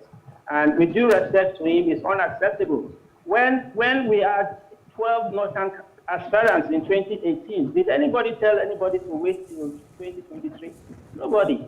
People decided that we should go that way, and all the aspirants were from the North. And most of them are running now again. The presidency of Nigeria is not anybody's first fight. Nobody's destined to to occupy that office alone. We are 200 and something million Nigerians, and about 50 million Nigerians are adults who are able to preside over Nigeria and direct the affairs of this country. So it's not anybody's birthright, and nobody should arrogate himself the right to be president and continue to violate callously and carelessly violate rules and protocols that have been established in the interest of Nigeria. So we will continue to insist that the presidency of Nigeria must rotate to southern Nigeria, and we are using this opportunity to again advise the APC to take advantage of this callous indiscretion by the PDP and demonstrate to Nigerians that it respects and it is committed to equity, fairness, and justice by ensuring that a Southerner emerges as the party's presidential candidate for the 2023 elections. I think the case that, and I'm not in any way speaking on behalf of the People's Democratic Party or Senator Ayu in the first instance, but he keeps making a case, saying that all they're interested in right now is to save Nigeria, to take the country from the opposition. And he has added that the party will be at liberty to rotate the party ticket as it wishes after it returns to power. In other words, they will be honoring the zoning formula after 2023. Does that give you any form of... How can you save Nigeria on inconsistency? I ask again, how can you save Nigeria when you're trying to shift the goalposts in the middle of the game? That's what PDP is doing. There is a zoning arrangement. The presidency of Nigeria is the presidency of Nigeria. President Muhammadu Buhari comes from a certain part of the country. And it is unthinkable that anyone will think that we will welcome another Northern for another 8 years or 4 years or 8 years or thereabouts in this country. In a diverse and complex country like Nigeria, we must restate that it is the even sharing of power that brings about cohesion and harmony and unity and progress. And when you begin to violate processes like that, what you're asking is that anybody can do whatever he likes. And it's not good for Nigeria. I'll ask a quick question before I go back to Mr. Basiokon. What should Nigerians be prioritizing, and Nigerians including you, PANDEF, and every other forum that's out there in 2023? Is it zoning, or is it a president that's capable to take us out of the doldrums? And I'm not in any way asking this question on behalf of the People's Democratic Party, but I'm asking you as a Nigerian, what should be our priority? Let me answer you by saying that the basis of crisis in any country, in any society, in organization, is poor management of interest. What the PDP is doing now is poor management of interest. And we cannot treat symptoms. The symptoms of the economy, of insecurity, banditry, those are symptoms. Or the unknown gunmen in certain parts of the country. Those are symptoms. What are the causes? It's disaffection, it's disillusion, it's lack of hope. For instance, you can't, there is nothing you can give to me to induce me to go and kill someone or to go and commit some sort of crime or kidnap or something like that. Because I have hope, I have believed in this country, I have believed in myself, I have believed that there is a future for me as a person, as a group of persons that I represent. And so it's difficult to find me in some kind of situation. But we have people in this country who have lost hope, who are completely disaffected, who feel alienated, who don't think that there's anything for them in this country, who even don't think that they belong to this country because of the way things are done. And that is what PDP is doing. We must learn to give a sense of belonging to every section and every sector of this country. Until we begin to treat the main issues and the fundamental issues, we'll be continuing to treat the symptoms, and we see these situations repeat itself. So it's the interest of Nigeria. It's the national interest of Nigeria. It's not parochial interest. It's not the interest of some rapacious politicians or a certain group of people. It should be the interest of the generality of Nigerians as a country. And those interests include security, of course, includes the economy, but most importantly, the feeling that we are one people. The feeling of love, the feeling of that I belong to this country and I want to contribute to the progress, the unity, the stability of this country. That is what is lacking. And what the PDP is doing now is aggravating that sense of exclusion that some persons have over the years perceived that is what is happening in Nigeria. Some people believe that this country is their country, is what they like that will happen, and what other persons feel does not matter. And that arrogance must stop for us to have a country that belongs to all of us. Well, I want to say thank you to you. Mr. Ken Robinson is of PANDEF, and Dickon Basiakone is a political analyst. Unfortunately, we lost that connection with him. But thank you, Mr. Robinson, for being part of this conversation. Thank you so much, as always, for this opportunity. All right. PANDEF appreciate it. Thank you. Thank you all for staying with us, and that's all for tonight. I'm Mary Anna Cone. Plus Politics returns tomorrow. As we wrap up on the week, we'll still be talking for development. Have a good night.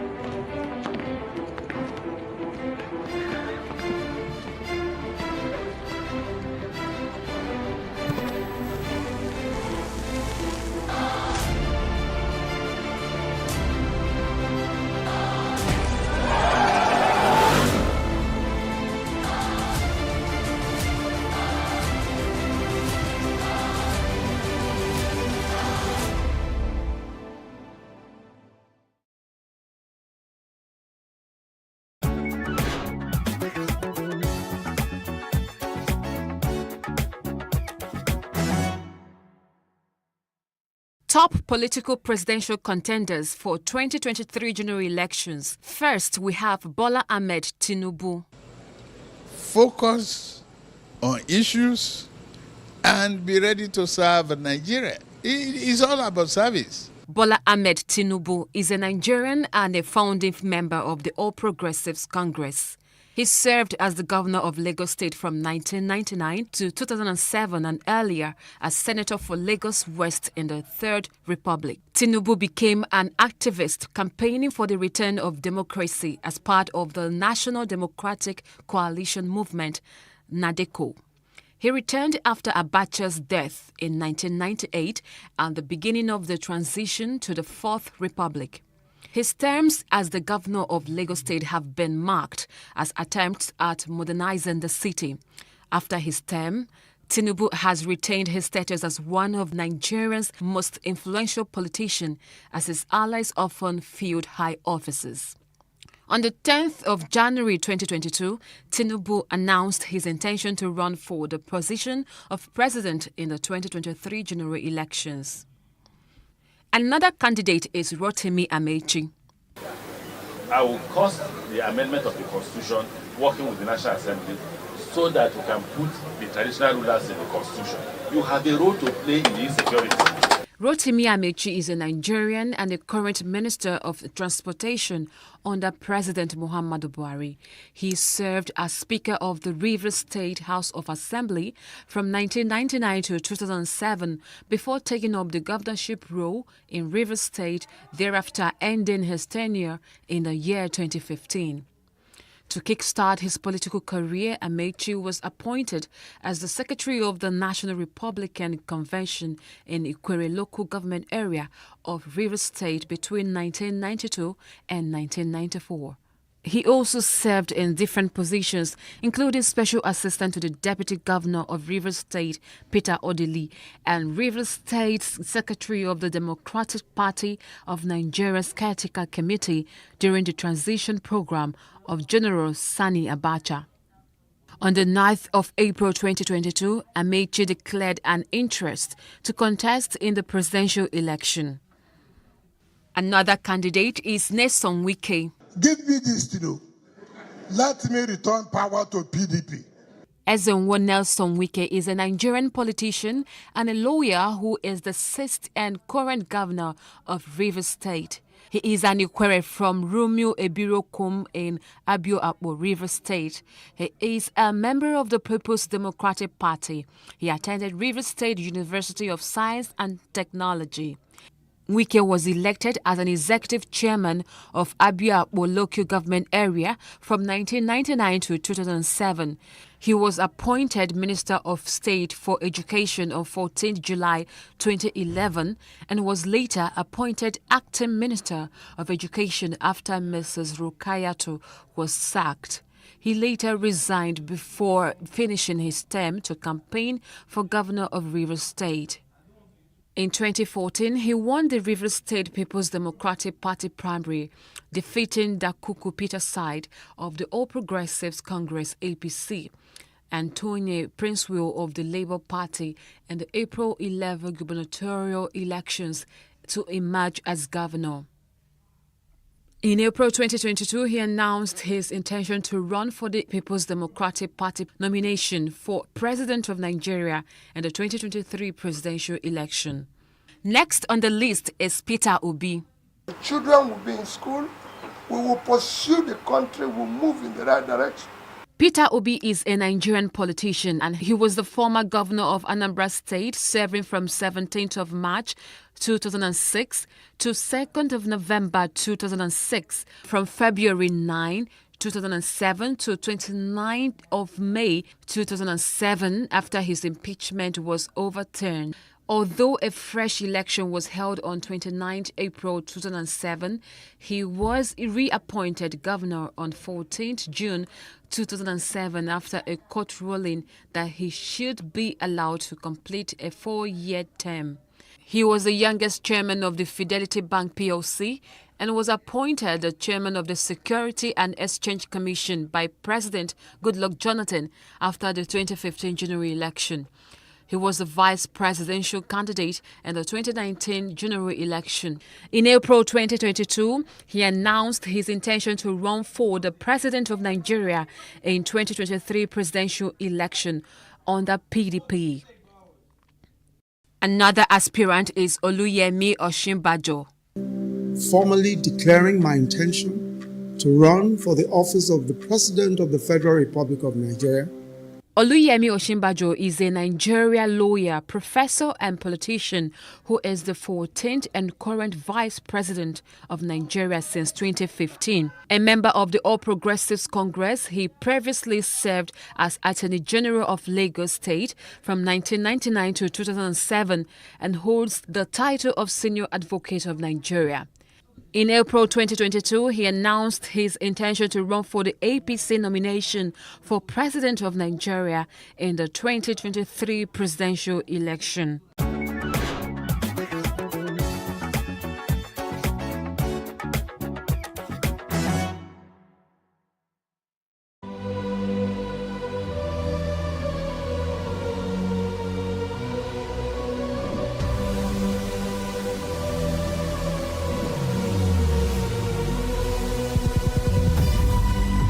What we do not understand, we will stigmatize. What you can see is the remaining of the tanker that exploded. The suspect equally confessed.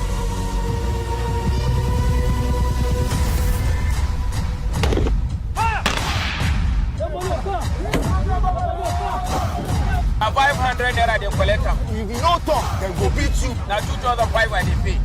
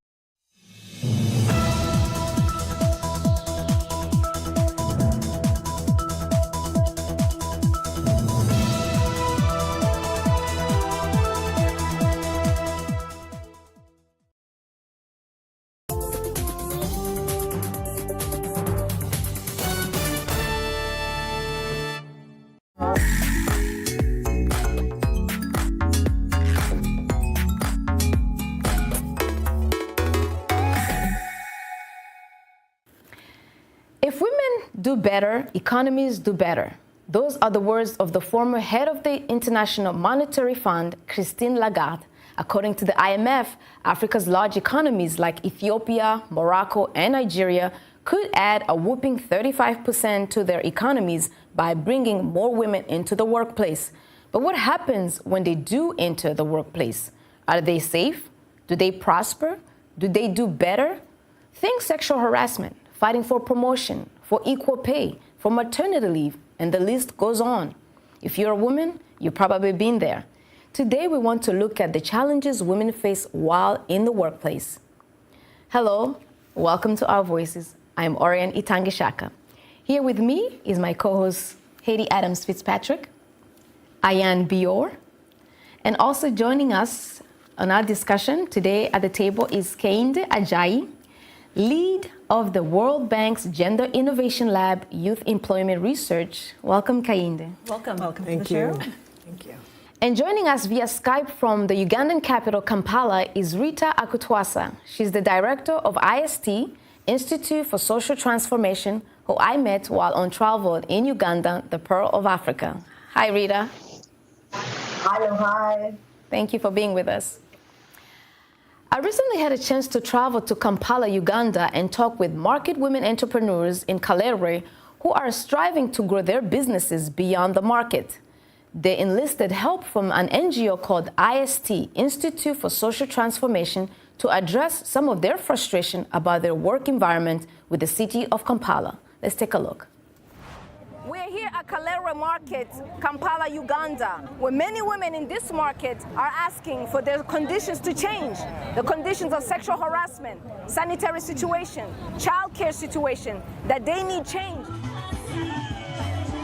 They met with the authorities of the city of Kampala, as well as the UN Office of Gender Equality and Empowerment of Women in a town hall meeting and demanded for better work environment and conditions. Women are routinely sexually and physically assaulted while at work in the market. Josephine Mukisa describes the circumstances of sexual harassment against early morning small business entrepreneurs who have to be in the market as early as 4 a.m. to sell or trade with wholesale vendors from other markets. The challenge we have with coming very early is that at times we come across hoodlums who often rape women. Others simply insult and sexually harass women with so much obscene words. They touch and grope you. Your customers could be right in front of you.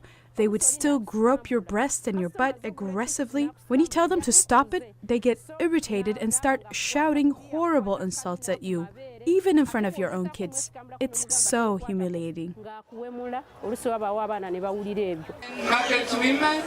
Betty Mwanzi's main concern is for women small business entrepreneurs like herself who do not have access to designated women-only bathrooms. The toilet we have, it is mixed men and women. So as we go there, you find that women, we have nowhere to put our pads. You don't find there gel cans to wash our, as you know. But my request to KCC is, if it is possible, in their programs they have, they can build for us a toilet, a good toilet, whereby the toilet is separated for men and women. Namatovulo Kadia sells cassava in Kalere Market. She says the most pressing issue as a vendor is childcare, as the market's authority have begun enforcing an old market regulation that forbids parents from bringing their children to work in the market. We are requesting Kampala Capital City Authority to design an area in the market where we can keep our children while we're working. We cannot leave them at home alone, so the city authorities should help us in finding a place where they can care for until it's time to return home.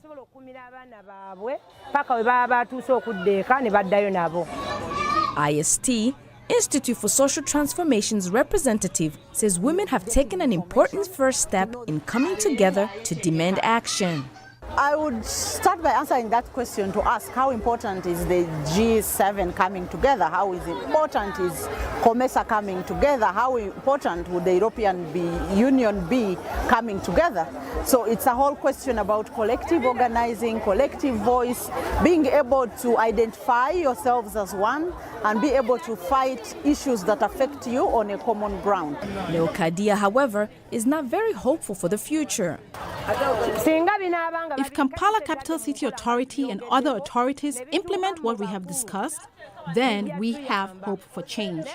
But if the ideas are just left on paper and not included in their programming, then our hopes will just fade. So Rita, while there, it was my impression that the leadership, whether it be the city or the commission of the market, weren't sensitive to the issues of women. Why was that so? I think, of course, it comes from the issue of priorities. And when you look at, especially in Uganda, the priorities, you always find that issues that affect women come last on the list, if actually not missing totally on the list. Because when you look at the management of the city, for instance, they well understand that everyone in the city does shopping from the various markets. Of course, you visited one of them. But they are very precarious conditions in which these women work in, and worst not to say that those conditions even affect the hygiene and the health of the foods that we all purchase from there. But of course, to the city, it's not number one on their priority. That's why you find that the women will work in some spaces where there are no toilet facilities, that they will have no daycare centers where their children can be able to rest or learn when the businesses are going on.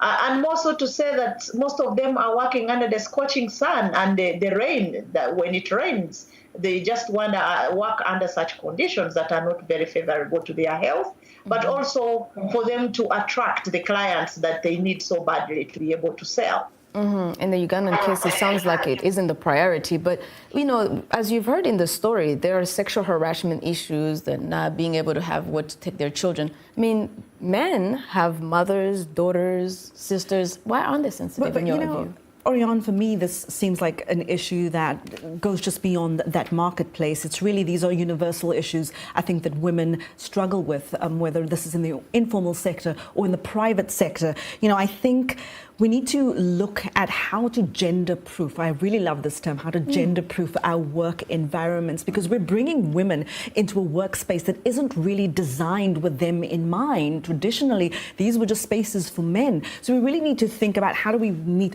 women's needs, because if organizations are going to want to attract women and also retain them, they're really going to have to show that they are committed to changing the work environment, changing the work culture. And I really hope we can start hearing more, and I think this is already happening, but hearing civil society, in the media, you know, in legislation, and politicians all start to hold organizations accountable on that score. You know, what is your view, Ayan? Yeah, I mean, I think you're absolutely right, Haiti. I think that change will come, not only when women enter the workforce, but when we are in positions of power. Because, one, I do think that we are stronger in numbers, but I do think that having women in high positions of power, whether it be, you know, in Kampala in government or even in the marketplace, I think that these women can be in positions where they are advocating for a sexual harassment policy, or they are advocating for pump stations for women who need to pump breast milk. But I think that only happens when you have women in those places, because men are not. Like when you have the numbers, absolutely. Yeah, let me bring it back to Kehinde. In your view, in some of the research you've done, you know, in segregation in the employment sector, what are some of the things you think are the issues? So some of the recent work we've done, we have a recent report that's come out that's addressing this fact that even though women, especially across Africa, are a large part of the labor force, they still have lower levels of earnings, both in formal jobs and in the private sector jobs and informal jobs. Right? And one of the big core areas that we outline is the fact that there are contextual factors that matter. So the legal environment, whether there are laws that determine how property rights are allocated, whether women have access to land, whether they have access to different assets, what the rules are about things like employee-mandated provision of childcare. So there are a lot of countries in other parts across the world where there are laws requiring employers to provide childcare. Another issue in terms of contextual factors is things like social norms, whether there are norms in the society that women should do certain types of work, that certain types of spaces are the spaces that women should be in, what the rights are for women in terms of addressing gender-based violence and having protections in that. And so there is a lot of work showing that those are some things that could improve. So it sounds like there is an issue with gender roles that are still very intrinsic in how people behave even in the workplace, and allowing women to just be women. It seems like it's still being challenged by the roles. Absolutely. And we were talking earlier, I said that this is why we also need men to enter female-dominated workforces like nursing or, childcare. Yes, one of the big constraints women face in the workforce is having constraints on their time. So in a lot of contexts across Africa, women are the primary caregivers. And so one of the big constraints to them engaging more in work is the fact that they have these commitments. And so different types of interventions to encourage men to take on a greater role in terms of childcare and other domestic duties is one approach that could be found to reduce the constraints that women face and allow them to engage more in employment and to have. I agree with you on that, because it's like charity, right? It begins at home. You know, when we have men also playing that role, I see men also then coming forward and fighting for paternity rights. More paternity leave. But I want to ask you something very, very quickly about the treatment of women by other women, because sometimes having other women that can help, but I've also seen and experienced incidents where women have been really sometimes the culprits of holding other women back. How does one begin or even start to fix that issue? Because it's not a conversation we as women are very excited to have, but it's there, it exists, and I'm sure many of us have experienced it too. Correct. Perhaps in the market leadership, there's probably a woman who's supposed to be advocating for her friends and aren't. Yeah, I think this comes back to the fact that women are a large part of the labor force, but have different social networks, tend to have different social networks than men do. And that, again, provides, in some situations, a constraint to women in terms of accessing the type of support that they need to really excel or succeed in the workplace. Well, what challenges do you see women face in the workplace, and what are some of the solutions? Join the conversation on Facebook, Twitter, and Instagram. Our handle is @VOA Our Voices, and we're also on WhatsApp. The number is on your screen. We'd like to thank our guest, Rita Akutwasa, the director of IST, Institute for Social Transformation in Uganda. She joined us from Skype from Kampala, and of course, Kahinde Ajayi, the lead of the World Bank's Gender Innovation Lab Youth Employment Research, for joining us today.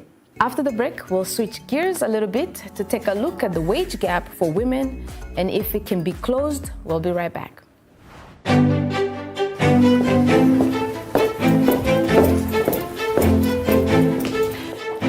Our Voices is about more than just sitting here and talking about women's issues.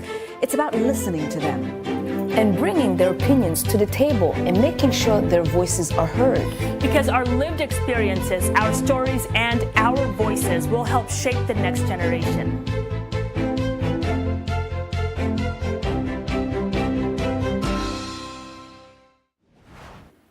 You're with Our Voices. Welcome back. The World Economic Forum estimates that the global gender gap will take 108 years to close, and the gender pay gap will take even longer, 202 years. In the next part of our discussion on women in the workplace, we shift the gears a bit and ask, what is driving this wage gap, and how does unequal pay in the workplace affect women on the continent? And I'd like to welcome Helen Fisahai. She's the CEO of F3 Global, based here in Washington. She works with women entrepreneurs across Africa and in the diaspora to help improve their capacity and give them access to trainings and networking opportunities. Helen, welcome back to Our Voices. So good to have you back. Nice to see you again. Ladies, it's going to take 202 years. 2 lifetimes. I mean, it feels great to know that your great-great-great-granddaughter might have a chance at equal pay for equal Well, we better work. start I mean, now. We're so much closer now. I mean, I don't even know what we're supposed to do. But why is it going to to take that long? I mean, I guess we can talk about it. It's amazing. Helen, why do you think we still have a pay gap at this moment? I feel like the simple answer, honestly, is that the world and men that control the world really don't see us as equals, clearly. Because if they did and they saw the multiplying effect of having a woman earn as much as you, who contributes times 2 as you, then you would recognize that it actually puts more money in your pocket, actually, by paying the woman next to you a little bit more. And I couldn't agree with you more. It is about the power dynamics in the workforce, and the people who hold the power traditionally have not been people who look like us. And I think that they are afraid of losing that power to women who look like us. And that's what we're really fighting against. It's these power dynamics that are against us. It's a lack mentality. Like, you think by giving her more that you're going to lack something. But it's not even more. It's the same. Equal pay. Equal pay. That's more, right? That's true. And the logic behind it all just always blows my mind that there is no logic behind it. Because for me, it's very simple. I always look around me wherever I've worked in my life. I've looked around and I have asked myself, what are the men doing right now that I cannot do? What am I doing that they cannot do?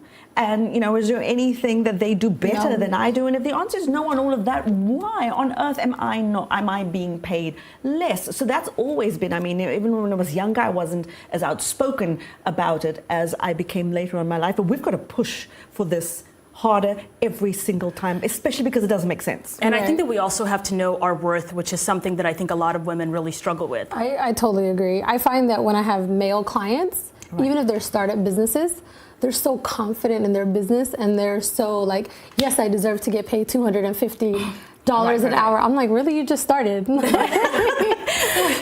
are some of the things? But when I find a woman who has 10 times more the experience of that same man will say, oh, well, is that too high? Well, she constantly asks for affirmations and confirmation that, you know, she's charging too much, right? And I think it starts as kids. We really look at this logically, because even what I said earlier, I'm looking at my contemporaries, you know, people who are doing the same work that I'm not saying I should earn as much as the CEO, but someone who is doing what I'm doing. And I think women are practical that way. Yes, exactly. And Helen, maybe in the trainings that you've been giving these women on the continent, what are some of the tricks in the books that you teach them? You know, one interesting training we did was in Ethiopia. And it was focused around marketing yourself, but we talked about a shame culture, right? So in those cultures, and I'm from Eritrea, so we have the similar culture. It's a shame culture where a girl does not walk around saying, I'm the best, look at me, pay me for what I deserve. It's almost like you have to be recognized. And so we got to get out of that as women and say, like, I worked hard, I have the same education, I earned this, so you have, this is the value, and this is what you need to pay me. And not make excuses or not ask for anything else. Hey, and you spoke to someone in Ghana. Well, yeah, and it really goes to what you were saying, Helen, about culture. You know, I'm from South Africa, and I don't know how it is in the countries you guys are from, but we don't really talk about how much we earn. It's just not, it's taboo. And of course, organizations like that it's taboo, because, you know, nobody knows how much the other earns. And so I just traveled to Ghana recently, and I spoke to a very interesting woman, Lilipal Baba Otu, and she's the CEO and founder of an organization called Bridge for Equity Ghana. And we talked about, you know, equality. We talked about equity when it comes to pay. She mentioned something very interesting about how when a woman gets married, that just changes the dynamics of what you find out, what you ask around the pay gap. And just take a listen. Gender pay gap in Ghana happens because of how they perceive a woman to be, especially when she's married. Let's say you're in the same position with a guy, they will think he has more responsibilities when it comes to money, and so they, you know, tend to pay him a little bit more than you are, but you're doing the same job. It's hard to know how much your male counterparts are being paid, But when you compare to your friends or your spouse, you can tell that you're being cheated.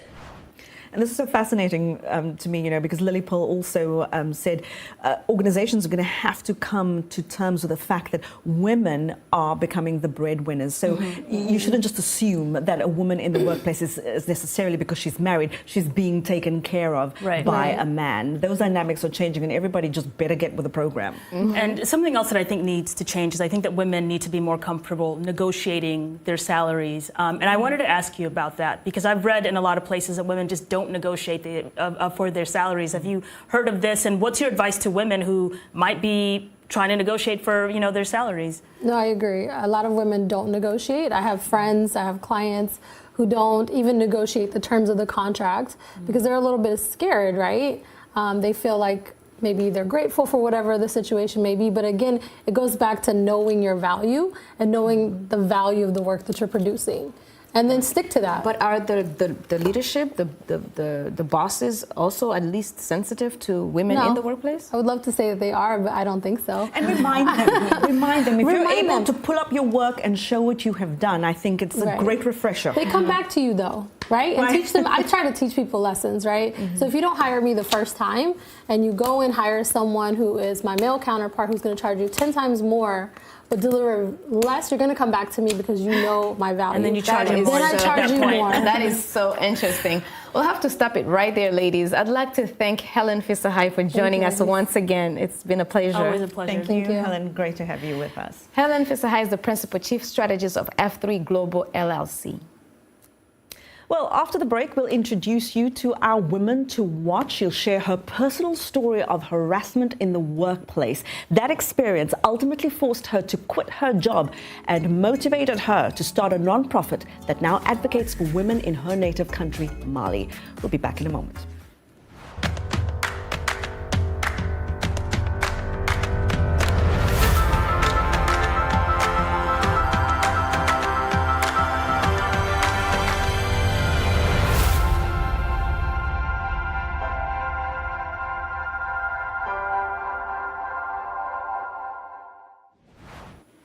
Welcome back to Our Voices. It's time for a Women to Watch segment. Everyday African women on the continent and in the diaspora are doing extraordinary things. And today we highlight the contribution of our VOA colleague from the Bambara French to Africa Service, Kadiatou Traoré. She's the founder of the Association for Solidarity, Aid and Action in Mali. Welcome, Kadiatou. Wow. Good to have you. Welcome. We're so happy to have you. Thank you for having me, and I'm so honored to be part of your beautiful team. Thank you so much. Like I talk every time, my voices, our voices. Yes. Now you're part of our voices. Finally, you're part of our voices. Yeah, finally, I'm here and with you. Thank you so much. Thank you for having me. In set? Yes, for sure. Well, we're going to get right into it, Kadiatou. What drove you to start the nonprofit that you started in Mali? Well, in Mali, I work as a prominent government staff members. So I faced the worst time in my career when the new boss, solicited me a sexual favors. It was very, very complicated situation for me. And he made my job a living hell when I did not give in to his advances. So I thought this situation will be, very, very a safe place. Exactly, because in our society, it's very, very complicated to say that a man could, put up the woman and in this kind of situation. So, but when I refuse his advances, I refuse his advances. They push at me to the resignation. So, I lost my well-paying positions, and so I decided to go forward to the job, but and moved on to decided better to things. launch an organization, like a non-profit organization, to help other women who were going to these issues, and also,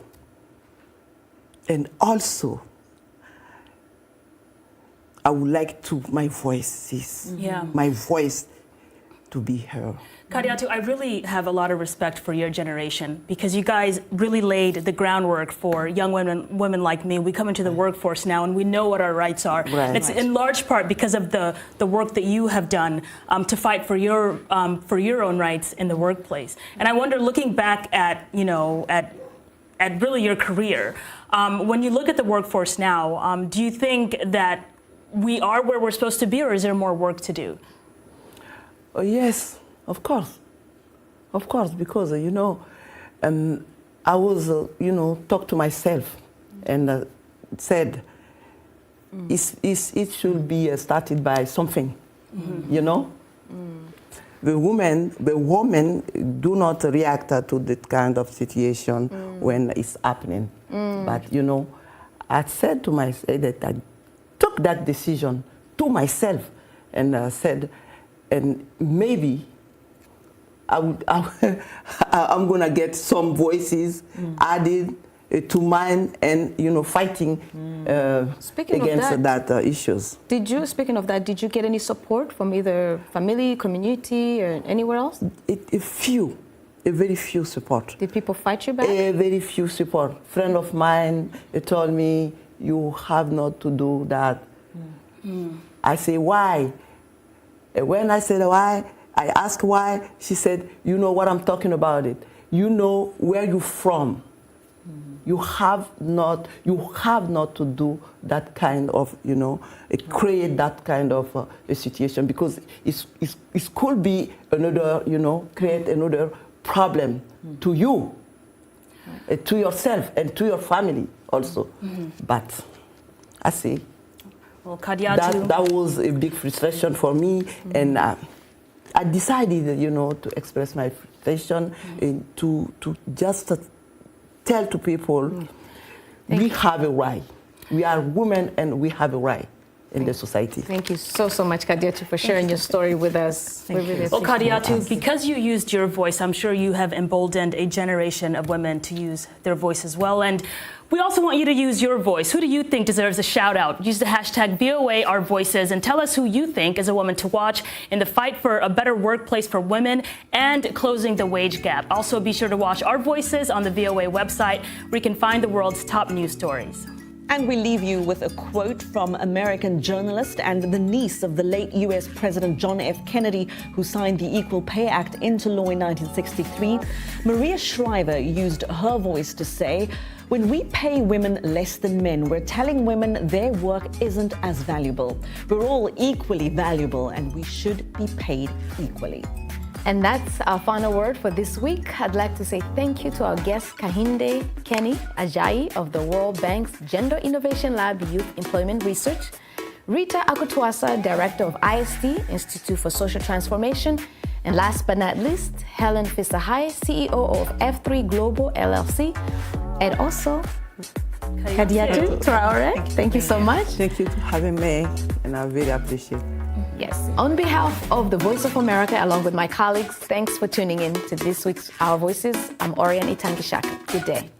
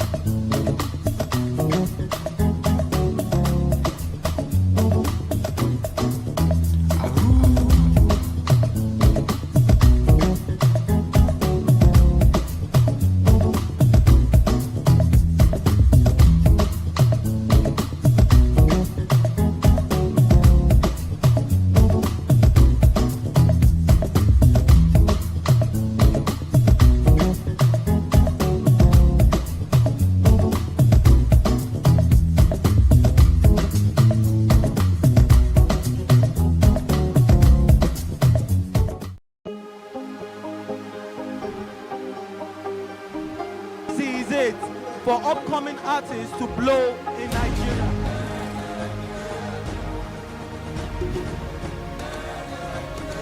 Welcome to Plus Trending. I am Buki November, your host, saying thank you for joining us on today's episode. Welcome back. It's tea time on PlusTvAfrica. Practice makes perfect. I'm not perfect yet, but I'm a lot better than I used to be.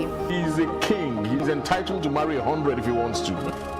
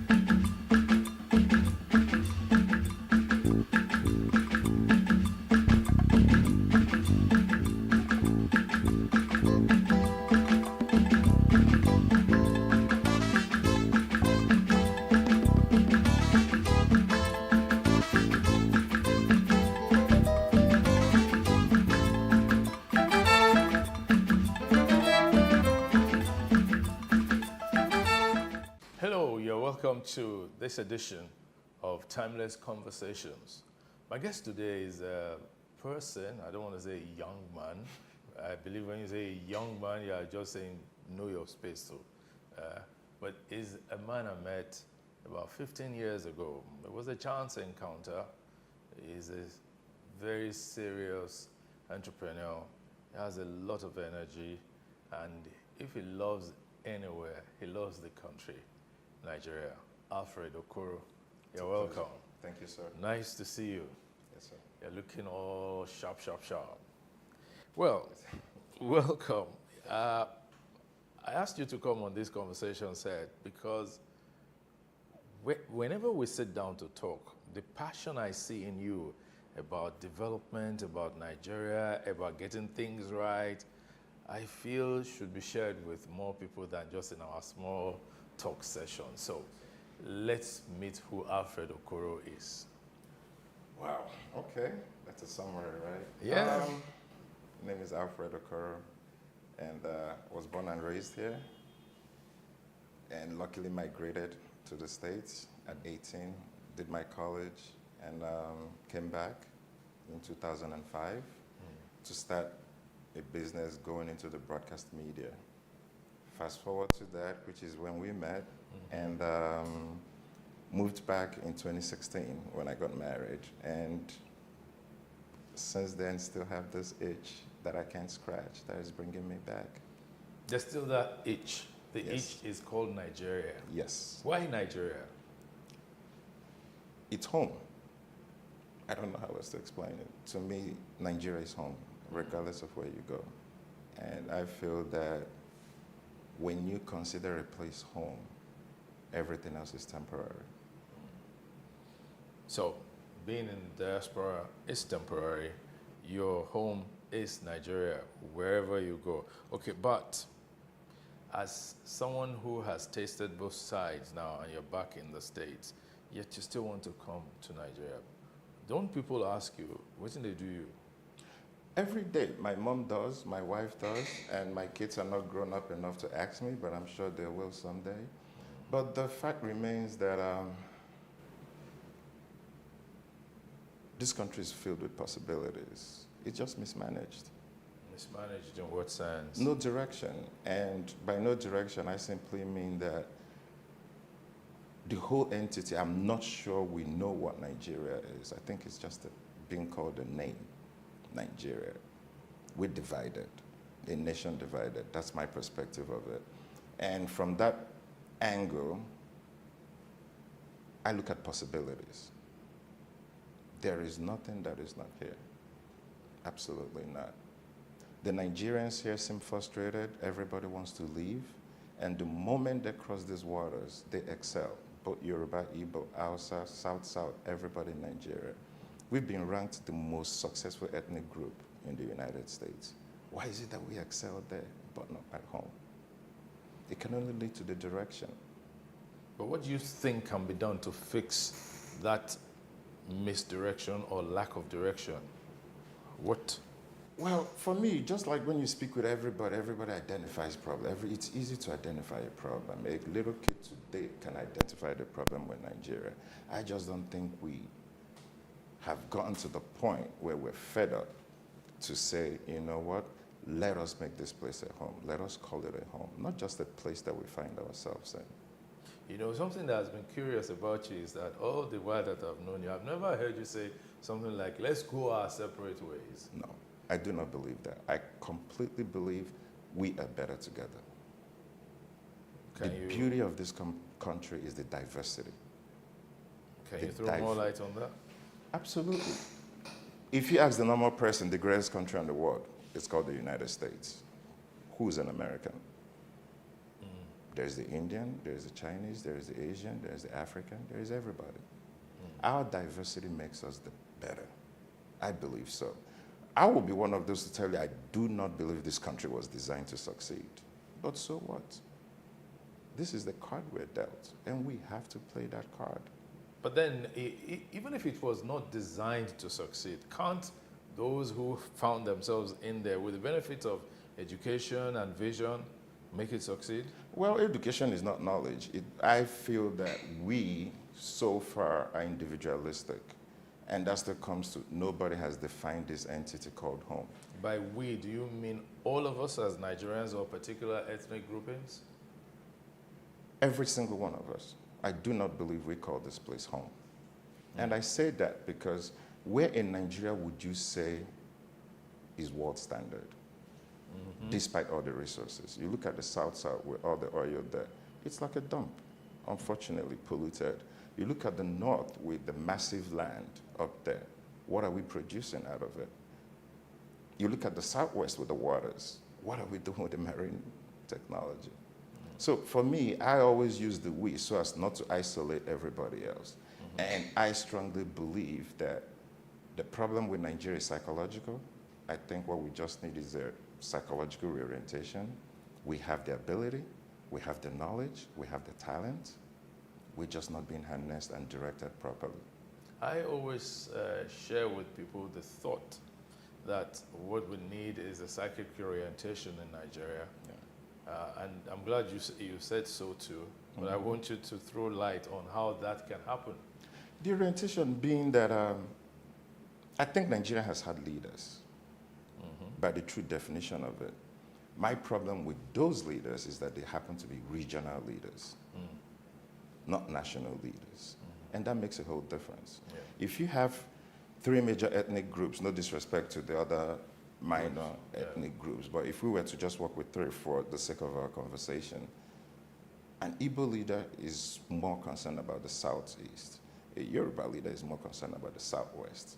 An Hausa leader is concerned about the North. Is that what it's supposed to be?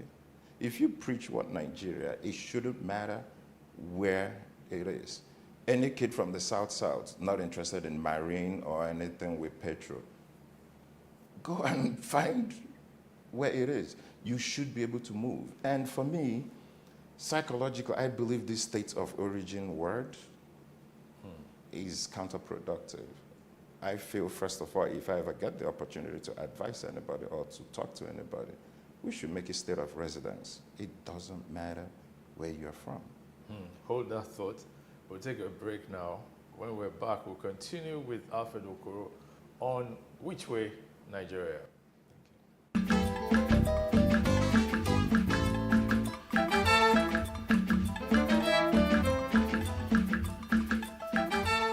Welcome back to Timeless Conversations. Alfred Okoro is my guest. Now, Alfred, you were saying something about changing the state of origin to state of residence, right? Yes. But that brings something to my mind. There is the National Youth Service Corps. There's a compulsory 1-year service that every graduate of a higher institution must undertake. What do you think of it? The mindset behind it is great. The implementation, I believe, is flawed. Because what would you say that a corporate today gets out of that 1 year of service? What really is the objective? You have corporates that are posted to places where they don't have accommodation. You have corporates that are placed in places that have absolutely zero help from the system. You have people pay to be posted to a different place.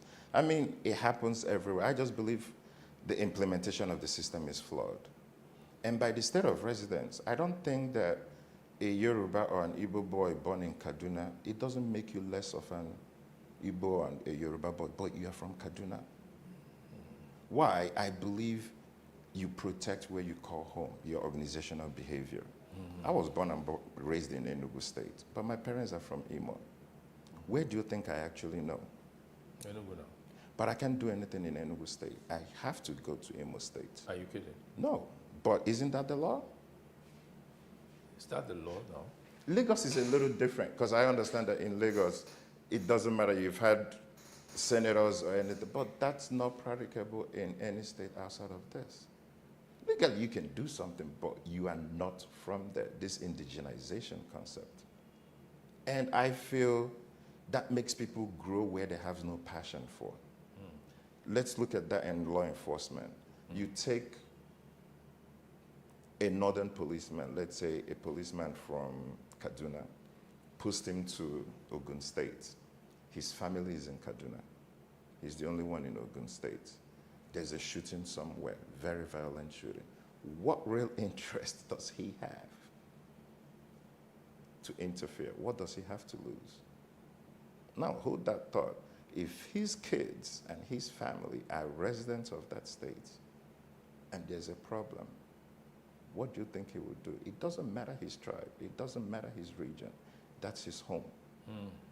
So you can't post people where they have no affinity, no family association. And that's because of this indigenization concept, I believe. You have Igbo kids, I would say, grow up in the north. They don't call themselves northerners, but they're more northerners than Igbo. Where is their productivity coming from? For me, I simply believe that if we are able to do so, then you can see Igbos, you can see Yorubas that are in the north say, this is where I'm from. They participate locally, they participate nationally, but in that interest of their organizational behavior, not necessarily this geographical land called Southwest. But sometime in the past, in our history, we've had people who were not from particular ethnic groupings residing there and even running for public office and being voted for successfully. It's not illegal, but is it practicable? But what went wrong? It seems we don't trust ourselves. Possibly. Or we're suspicious of each other. Well, to me, on my own capacity, I believe that's that vacuum of leadership. Because based on my experience, when you say this vacuum of leadership, it's not that somebody is not occupying that seat. But when you have someone unqualified in a position that has nothing to offer, they feed on your fears. When you have an unqualified leader as the governor of a state, they will tell the locals that the foreigners are taking their jobs.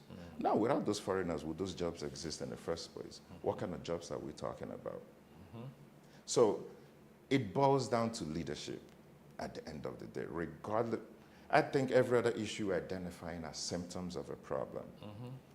I like using local examples. If you have a stream that is polluted, it's like water fountain falling down and it's polluted. Where do you start treating the water?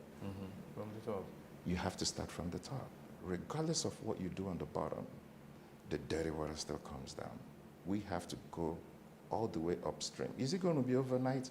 Absolutely not. But it has to be a buy-in from our stakeholders. Without that, I think we're just rubbing Band-Aid on the issues. Now, you see, I want to dwell a bit more on the role of the youth in nation building. Historically, those who emerged as leaders were young people at some point, some of them even getting elected to the House of Representatives or even the Senate at 23, 25 and all that. And we even had a head of state who who got married in office and he was in his early 30s. today, the people in that age grouping seem to be so disillusioned that what we keep hearing most of the time is about them, some of them, not all of them, but the ones that are very popular are those who engage in internet fraud, popularly or called Yahoo and all that, or who just want to get rich quickly.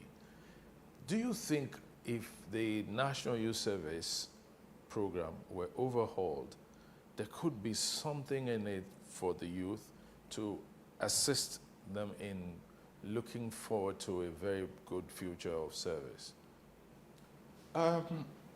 The question you hit on, the way I would tackle it is I look at things differently. One key thing is I try to look at things, it's easy to look at things from a first and second person perspective. But to push it a notch, also try to look at it from the third and the fourth person perspectives, where you don't see the people that would benefit from your actions. To me, I see the fraudster as a very intelligent person that is misdirected. It's not easy to scam people out of their money. Now imagine that same fraudster in a lab somewhere working on some research. It's misdirection. Yeah. The youth of this country, which I believe I'm still a part of, is lack of direction that bothers us. Now, I can blame us for not taking charge. I'm not saying we're lack of blame. But it translates from the fact that we've sold our souls to cash. In Igbo, there's a proverb, it might lose meaning in translation, which says, if you tell a kid what it takes to be successful, he would rather be poor. Say it first in Igbo. Okay, what it just means, if you tell a poor person what it takes to be successful, he will rather be poor. The problem with that is people look at success as money.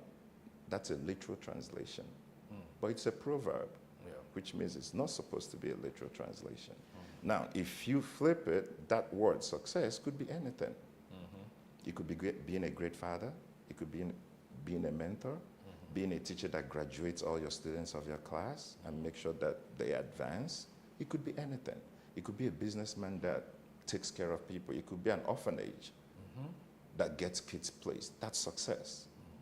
But what is success to the average person today? How much money is in your bank account?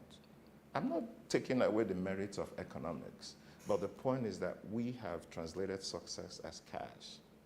And if you translate it as cash and I don't have a job, I'm going to do whatever means necessary to get cash because that's what we've translated success to be. And at the end of the day, it boils down to direction, misdirection, I would say, lack of leadership. Growing up, the adage used to be, walk before you run.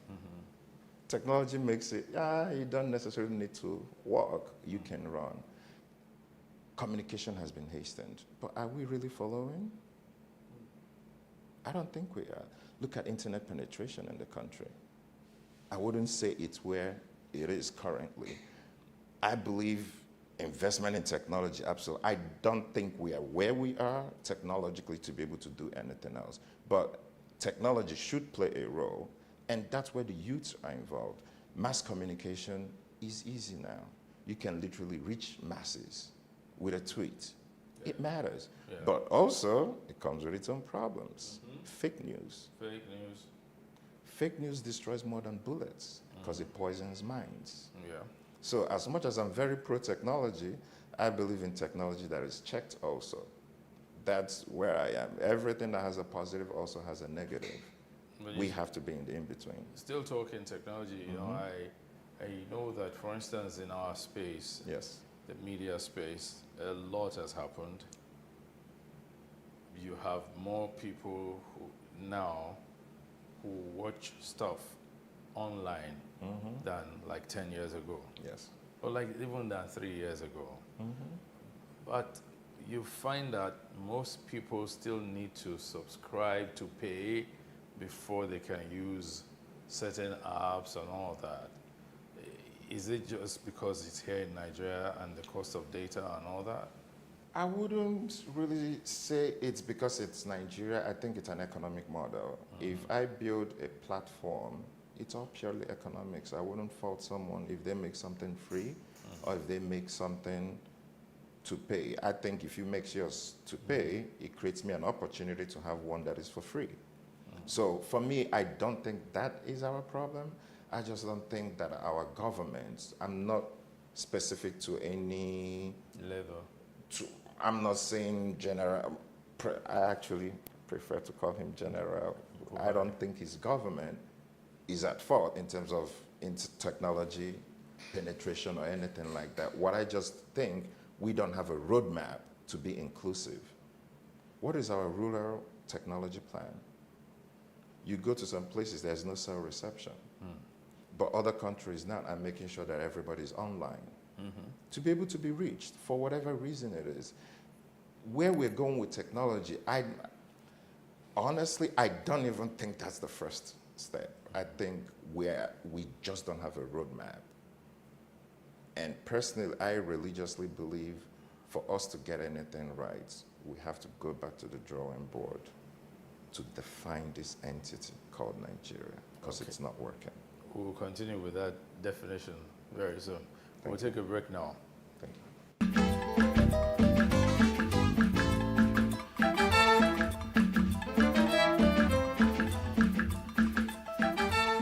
So welcome back to the program. Alfred is still my guest. Yes, Alfred, you said something about a roadmap. What kind of roadmap do you want to develop? For me, my objective is I would like to create a roadmap where an opportunity that will help us define this entity. For me, having met a lot of people in this country, I haven't been to a lot of places in this country, and I've taken pride of going to about 34 states in this country by road. By road? Yes. And the beauty about that is you see how beautiful this country can be. My love for this country has no relationship with being north or south. I just look at it from a potential perspective. And it's sad when you see talent being wasted. I feel privileged on my own to have been able to be sent to the kind of school that I was sent to by my parents, to have the privilege to go to a different country. But how do we implement that back home? But that's your trip. Yes. To 34 states. Yes. By road. Give me like 2 takeaways. This country is beautiful. This country is what? It's beautiful. That's one. Yes. The potential of it, the potential is massive. But it also shows me that what unites us is way bigger than what divides us.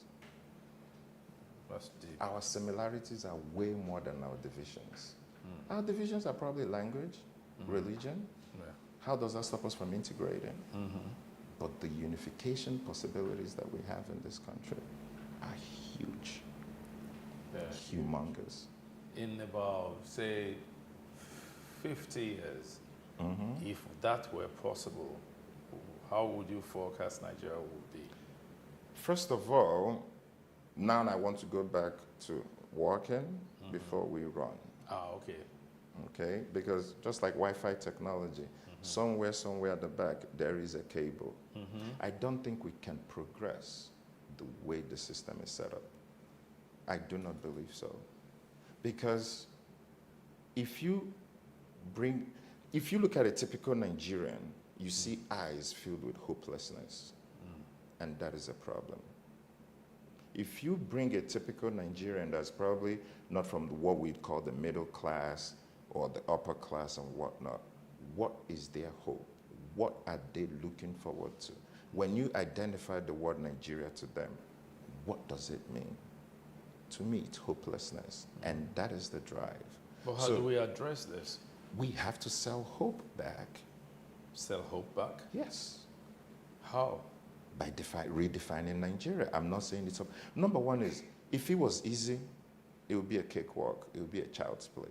I'm not saying that what we desire to get, that what we desire to want to do, is it's not supposed to be easy. But I see a Nigeria where if a Yoruba boy is good in solar technology, we should ship him out to the northwest. No, northeast. If an Igbo boy is good in agriculture, we send him out to the northwest. If an outside kid happens to be one of the best petrochemical engineers that graduated, he has no business in the north. He should be in the south-south. Vice versa. There are so many. The beauty of this country is its diversity. Southwest doesn't have everything. Southeast doesn't have everything. The north doesn't have everything. So we have to break down those barriers to make everyone feel at home, that this is home, so that we're in the southwest, so that a Yoruba kid could wake up and go to Kaduna and meet their residency laws and be a Yoruba person from Kaduna. His interest is now in Kaduna. I don't see how that affects his tribe. But for us to progress, for him to be able to do that, which is what I believe will progress us. Now, this is not something that you say, this is a magic one, let's do this and Nigeria will be better. No, do I expect resistance? Absolutely. But I just hope that my generation will realize that our parents failed us. That's unfair. That's our reality. But more challenging that we don't fail our kids. I want to challenge you. Please go ahead. Your generation cannot say that your parents' generation failed you. They're the leaders. But they gave you education. They sent What you kind to of school. education? They exposed you. I've met mass comm students that have never touched the camera. I've met computer engineers that have never had a laptop. I have met pharmacists that I haven't met pharmacists, but I'm mostly in my technological space. But I have met graduates that only studied what the school offered them. They didn't have a practical side to it. Absolutely not. Yeah. I have met someone that desired to, one of my sisters desired to be a pharmacist, but she never got a school that offered her that. Actually, now it's automatic for me that if you tell me you studied something of biological sciences, I believe you wanted to be a doctor. That you just couldn't get medicine. That education is flawed. The education we have here is a certificate. It's not practical. So that's not just about the parents, because some of your group are already in the educational system. Well, so maybe that takes us back to your leadership failure mantra. Science teaches us. I read a book by Marcus Aurelius that said, every complex problem, simplify it. When I study Nigeria from my own lens, from my capabilities, which I want to believe is different from a whole lot of people, if I were to simplify it, it narrows down to leadership. What is the job of a leader? To give direction. Why is this road bad? The road being bad is not the problem, it's why is it actually bad? If we narrow it down, whose job is it to do? If you narrow it all the way down, you could do with budgeting, you could do with enforcement, you could do with a whole lot of things. But for me, the leadership vacuum happens to be our whole problem. And I pray and hope that my generation would understand that the only way out of this is to play inclusive politics. But not just playing inclusive politics, the objective should be first, let's redefine this entity called Nigeria in our own terms, where we will all believe that it's home. Okay, so inclusive politics. Let's talk politics a bit. Please. But I will relate it to something about development. Growing up, I know that sports was used as a tool. Yes. To harness the boundless energies of youngsters. And there was something you could predict. Oh, this guy, send him to go and learn swimming. This one, train him in track and field and all that. And then, of course, football. How is our sports field like now? as a young person? We're a sports-loving nation, football-loving nation. What does that mean? I want to believe that we are all into the European Premier League, Yes, English Premier League. Whenever they're playing, we know everything. What is ours? What teams do we have? What is you hear about our female soccer stars come back and they're not paid. You hear about our athletes go to perform to come back and they're not being paid. What is the motivation to represent this country? That is on the professional side. What is the growth plan? We don't have stadiums. When I was in primary school between 1991 and 1996, there's always inter-house sports. Every year there is an inter-house sports. You look forward to it. We compete with each other. How relevant is that now in harnessing the capabilities of the youth? We're soccer-loving nations. How many mini soccer pitches would you say you have? I'm sure you travel, you go to the UK, which is also a soccer-loving nation. You drive within neighborhoods. How many soccer pitches would you see? It doesn't have to be massive, but you see people practicing. Growing up in the States, we're more basketball and American football. You see basketball rims in virtually every county. You don't need anybody else to just go and practice. I believe sports on its own, even the income it will generate for this government, for the system, but let's not even focus on the income. Let's focus on the human capacity development. But we're not doing anything about it. What are the ministries doing to say, let's find the future stars of tomorrow and harness them? You look at, unfortunately, because of COVID, nobody is really looking at Olympics 2021.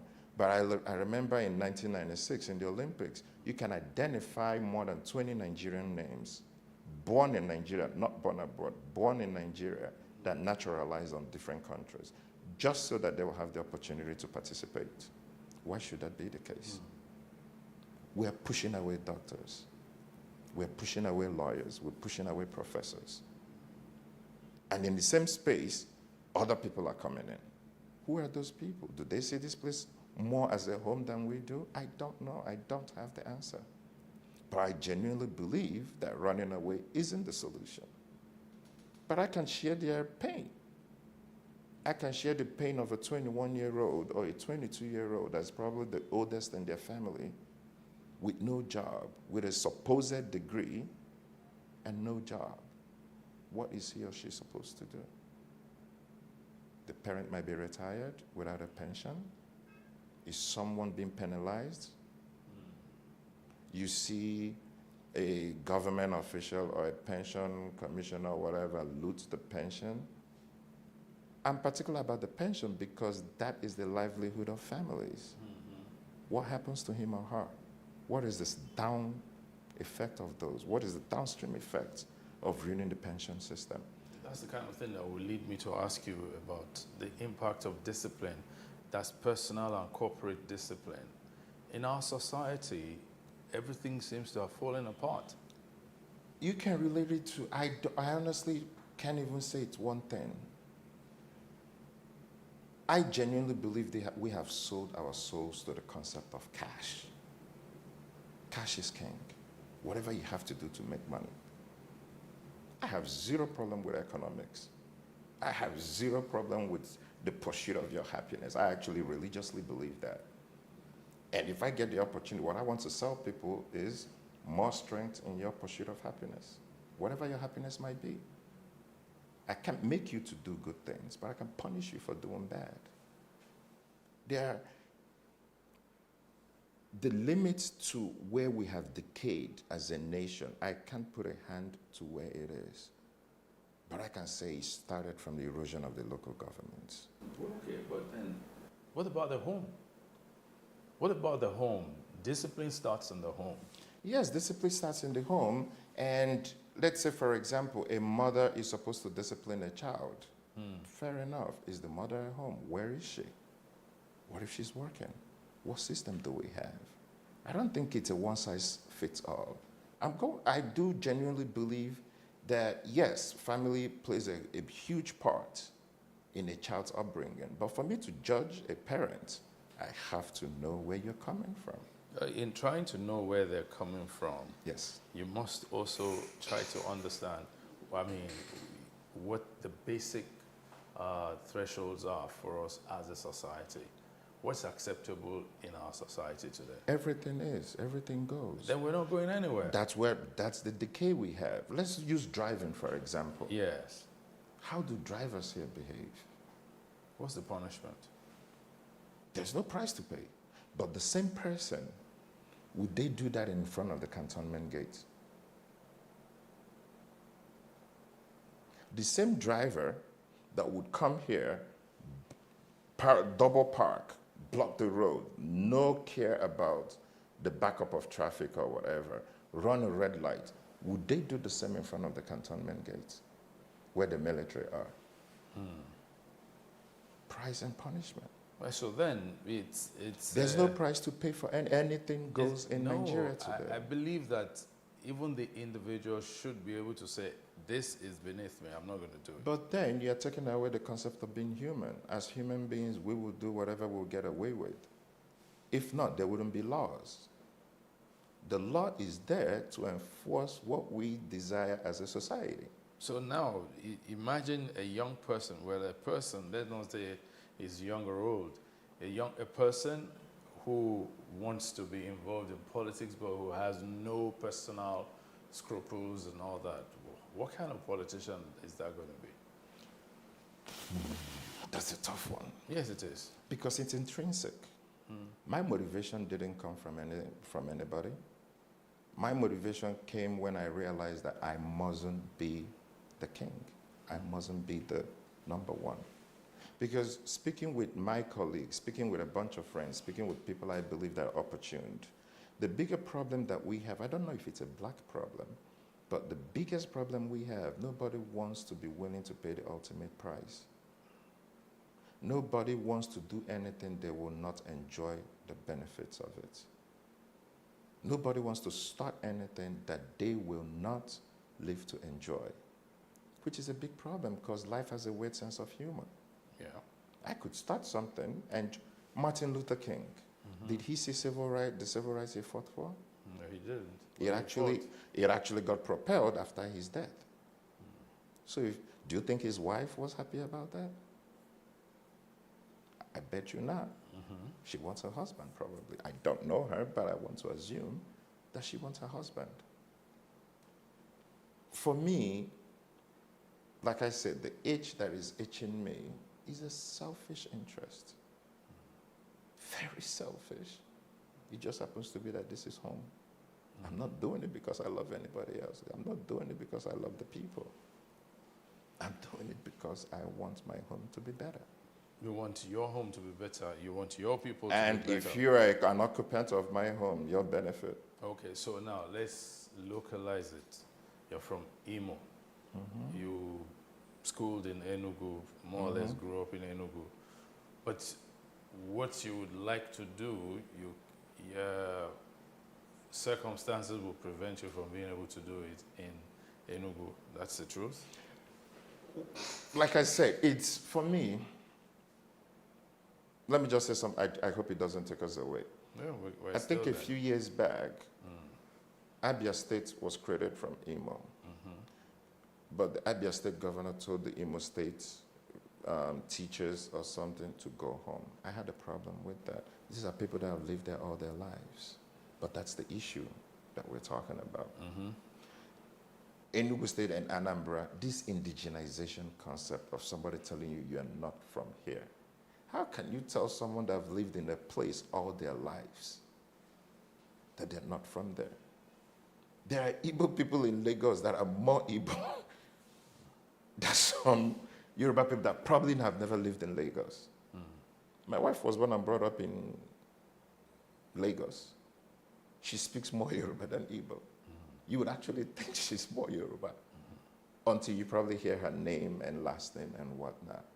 To me, my Nigeria, and I'm internalizing it because it might not be someone else's, and I believe there should be diversity of opinions. There should be diversity of minds. We should not all agree. In my Nigeria, she's a Lagosian. Yeah, she is. Lagos is a little different. No, but she's a Lagosian. Okay. She is a Lagosian. And yeah, an Igbo person from Lagos. Yes. That's my Nigeria. That's who the she way I is. want to say it. Well, I'm not sure that's how it is applicable in the whole country. Though. No, well, you said Lagos. That's how it is in Lagos. No, I no, can no, say Lagos that. is And one you out have of experienced 36. it. Yes. So, but what I'm saying is that if it happened that in Imo, no, not Imo now, in Enugu, where you grew up, yes, right, you can't come out to run for, say, Senate. The local sentiment. Yes. They say, is no, that he's you're not one of us. No. How do we prevent that? That's people saying that. And that's when That's words, not government now. That's people. Yes, sir. That's when words matter. That's when psychological matter. That's when orientation matters. Because when you look at a document, it says states of origin. You didn't ask me where I reside. That state of origin could be lack of our documentation processes because they're trying to verify a whole lot of things, but it has a gravid effect. Because if all we know is a state of residence, then you should never bring up Imo. You can ask me Or place even of state birth. of birth. Yes. Yes. If we focus on that, that's the thing about time. It might not be my generation. But my grandchildren, when they grow up, they'll look at their friends and, where were you born? Then we can have that mindset that it doesn't matter where somebody's from. The America we look up to, George Bush is from Texas. His younger brother is from Florida. Obama was born in Hawaii. He was the senator from Chicago. I forgot where Hillary Clinton was born, but she's the senator from New York. It doesn't matter because these states define their residency laws. And the moment you meet those residency laws, you're a resident. That's where you're from.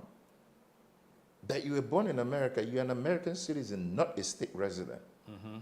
You have to actually reside in the states and meet their residency laws to be a resident of that state. I moved from Boston to Georgia. I'm no longer a Boston resident. I have zero business with Boston anymore. Now I'm a resident of Georgia. Whatever I want to do, if I want to run U.S. local politics, I can only run it in Georgia now, even though I've lived there less than a year, because I met their residency laws. So it's the downtrodden, it's a psychological effect of words. It matters. If you keep asking me state of origin, the word origin means something. You didn't ask me place of birth. You didn't even ask me if I've gone there. What does it matter? Ask me where I'm born. Ask me where I reside. If you don't have my father's documentation, how is that my problem? But I genuinely believe that word, state of origin and state of, I believe that word, state of origin, should be scrapped. Okay. It has a The negative concept effect. of state of origin should be scrapped. I genuinely believe that. Okay, well, before it is scrapped, I know that your state of origin is Imo. Yes. It's Imo. Yes. Now, so your parents are from Imo, so you have some very deep affinities with Imo. Absolutely. All right, so looking at Imo State today, yes, what role do you think not what role, Imo State today, yes, what are its potentials? I have taught the states, even for economic possibilities, when I was running my company here. Just like every other state in the country, in this country, which I believe is blessed, it's blessed with youth. And no nation can run without youth. It's just direction of energy. Where are you directing that energy towards? So there's youth. Youth is the power, is the will. The Chinese population and all that, if they get into their 60s now, that becomes a liability. It's that youth from, I would say, for lack of a better word, 16 to maybe 45 or something, that productive youth. The state is blessed with youth. Abundance, natural resources and whatnot. They're just not being harnessed. Now, I don't want to say is this administration or that administration. As a collective, we don't have the kind of leadership we desire or we deserve. That's generally and then particularly in Imo State. Now, what do you think the youth can do in this particular case of Imo State? Well, if I isolate it, I think it's going to be rolled out and everything because it's the same.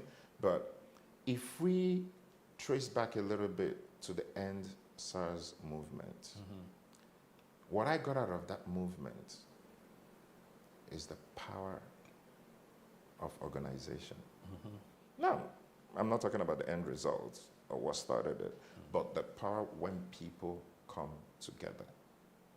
What I believe was wrong with it was the direction of the movement. Okay, how, strategy, bullet points, a figurehead. You can't run anything without a figurehead. But let it be a sample, a test sample of how things come up. What I love about what happened is the potential.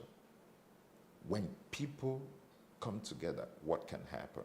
And whatever can happen to Imo State can happen to Enugu, can happen to Ogun, Ondo, everywhere. Nigeria is blessed with youth. I'm not 100 on the numbers, but I think about 40 to 60% of the Nigerian population are youths. If we graduate from the 18 to 45 or something, are youths. Yeah. Productive youths. Yeah. Are we taking advantage of what is our unemployment population? It's skyrocketing now. So for me, I want to say it's unfortunate because you can't say I want to build road when someone is hungry. You can't say I want to do this, build hospital, when someone is not even eating. I think we have a microeconomic problem and that we have leaderships that don't understand the importance of small-term wins. Okay. So what kind of small-term wins would you suggest in the case of Imo? A hypothetical. Yes, hypothetical, yes. A hypothetical, if I were to run Imo State, number one would be, how do I put food on the table of citizens? It could be a welfare. It could be, give me your documentation. We have NIN now, we have BVNs now, where I find out the people that are not, the population that are not working, maybe the first week, 2 weeks, mini handout just to be able to be sure that people have something to eat. You create a skill acquisition program whereby after 3 months for this to continue, you must go somewhere to get a skill. When you come out of that, I have to also be prepared to be able to offer you something. It could be a credit to start whatever it is you're good at. Yeah. But it is very hard to talk to a hungry person. And when people are hungry, you could, and I think that's why stomach infrastructure politics works. And I think that's why our politicians today take advantage of it. When people are hungry, they can do anything to eat. Short-term solution will be putting food on the table. Now, that's the end result. How we go about that. We don't have social programs. Who takes care of the disabled? If someone is genuinely disabled, disabled doesn't mean when you have, it could be psychological. It could be emotional, it could be a mental problem. You're disabled. Who takes care of those people? Are they not citizens? Yes, they are. What plans do we have for them? Is it when we see them roaming on the streets and then naked trying to eat out of the gutter that we think they have, we call this a mad person? No. It could be a psychological problem that probably just needs health care. Okay. Yes. We'll take another break now. We'll be back.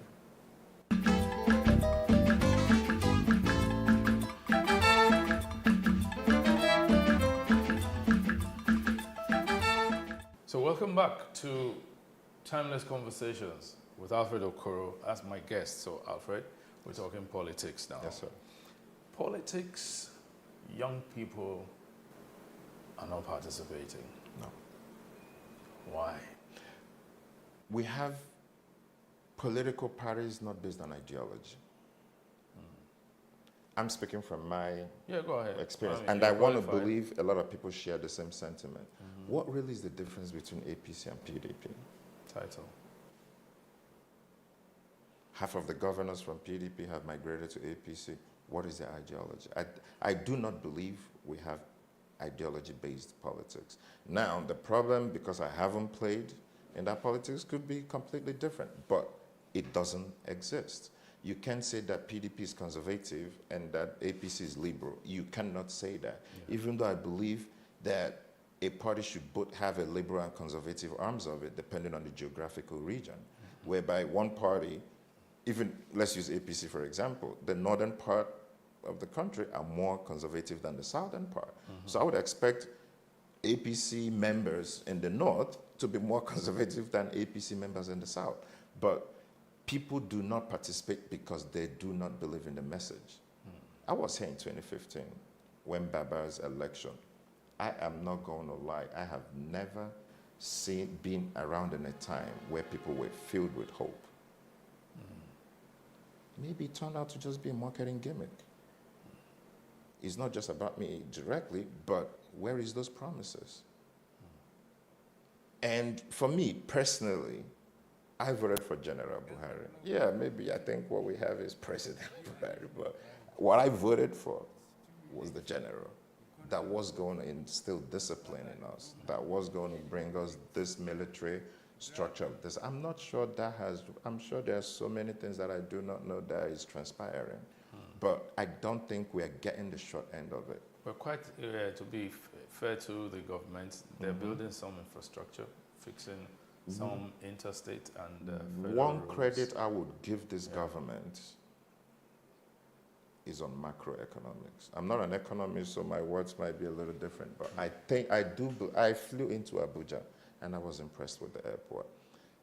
Apart from that, this government, the huge credit I would give to them is from 1999, this is the only government that continued the previous administration's projects, that never abandoned them.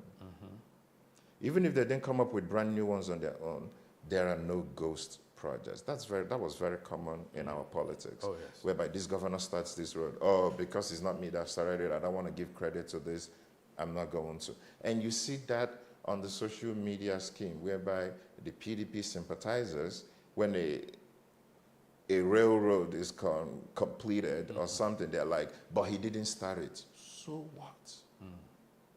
To me, personally, I give them kudos on the macro level. But I'm not sure they get a pass on the micro level, and which is food on the table of everyday Nigerians. And I believe the general that people were clamoring for was the man of the people. I'm sure, like I said, it's not a criticism, but if we are to assess, I think on the micro level, I think we got the short end of the stick, if we were to look at it from that perspective. So let's flip back to the youth now. Yes. Why, how do we get them interested? I think we need to resell the youth on this entity called Nigeria, because I do not genuinely feel that they believe in this project. Well, you still fall within that category, youth. So how would you sell the entity Nigeria to your fellow compatriots? By selling them authenticity, by selling them genuineness, and by sensitization. Because it's easy to fall apart when you don't believe people, and we don't believe our politicians. Where someone, please allow me to backtrack a little bit. During the COVID, there was a lockdown, and there was the riots, and people busted into a factory. The word became a social media meme, palliatives. How can we justify that? Food that was destined for the populace was being hoarded by politicians. How can I justify that? We're talking about food. Forget the money. We are talking about food. Yes. And people are supposed to quarantine.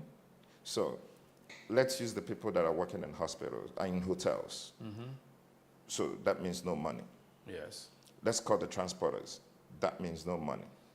Maybe the people the bankers, maybe banks are big enough or structured enough that they could still be paying their staff. But let's talk about the undocumented, the people that feed off of the everyday income. How are they supposed to abide by that lockdown in place. I'm not arguing the lockdown because of the epidemic. There is supposed to be a lockdown, but how are they supposed to survive? Mm-hmm. So then the word on the street came that there were this food, but some politicians stopped it. How can you justify that? Yeah, maybe not everybody wants to stick their neck out, which I can understand. The role is not for everybody. So now, let's fast track. Okay. Sell Nigeria. This is home, nowhere like home. And all it's going to take is for us to get together. All it's going to take is for us to believe in the project. And if we believe in the Nigeria project, we define our Nigeria, not my Nigeria. Maybe my is not the word, because the word I want to use is my Nigeria, internalizing it for your own personal, not someone else's, your Nigeria. What is it you desire Nigeria to be? How do you create that? We need to resell this project, this entity. I genuinely believe that what else would they believe? There is nowhere else to go. This is home. It's just that home is not habitable. Let me ask you this final question. Yes, sir. Is there hope for Nigeria? Absolutely. Show me. We just need to try to get the right hands. And I'm sorry, even though it's your right question, I think people don't understand what the word change means. People got caught up with the change mantra, saying, we voted for change, we didn't get it. No. Change is a continuum.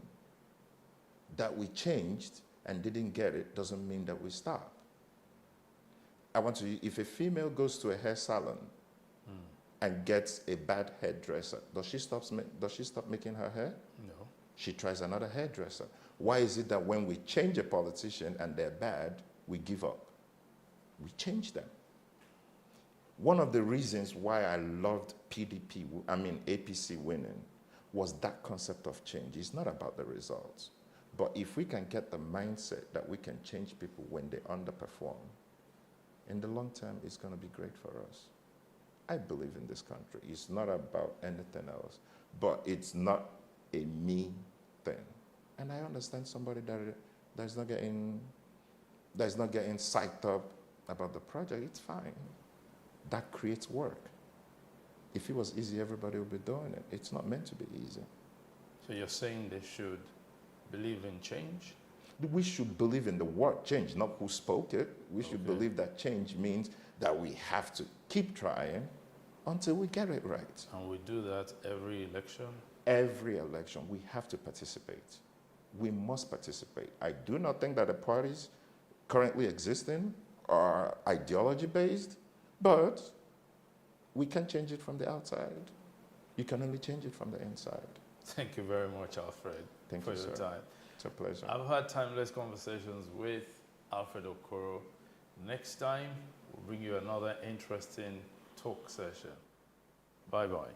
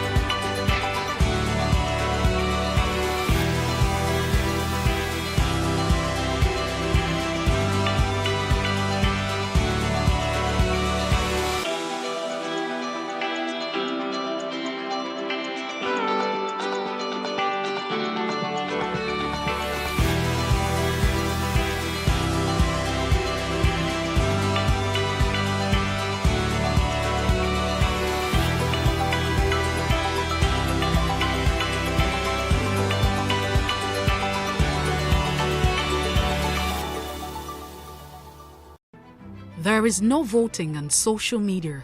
To vote, you would require a permanent voter's card.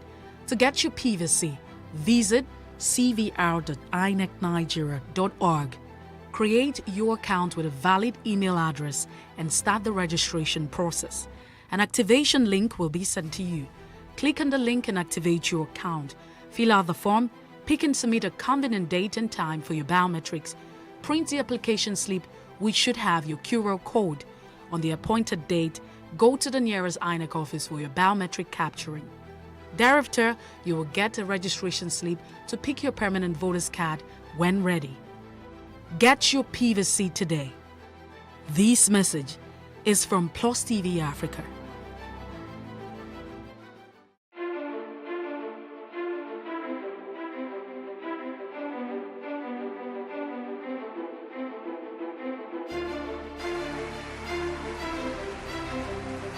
This Medan has been directed to empower 1,000 persons with disabilities in each state in the next 12 months. When I start hearing the shoot of guns, whatever I've done. Every public policy has winners and losers, and some will not be very happy with you, while others, usually the silent majority, will be quite happy.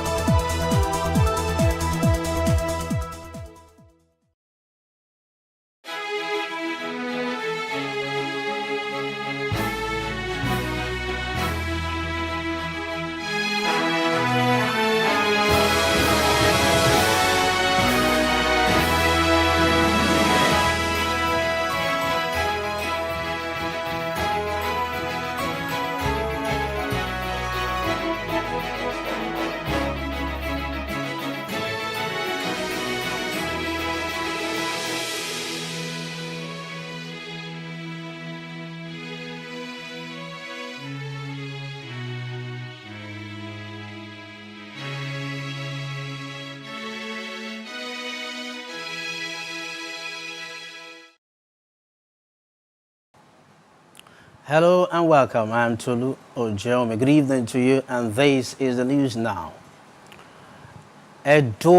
Ondo record new deaths from Lassa fever as Nigeria's toll hits 151. APC 28 presidential aspirants screening postponed to May 23. Deborah Samuel buried amid tears. We'll take a short break now and we'll be right back for more on the news. Stay with us.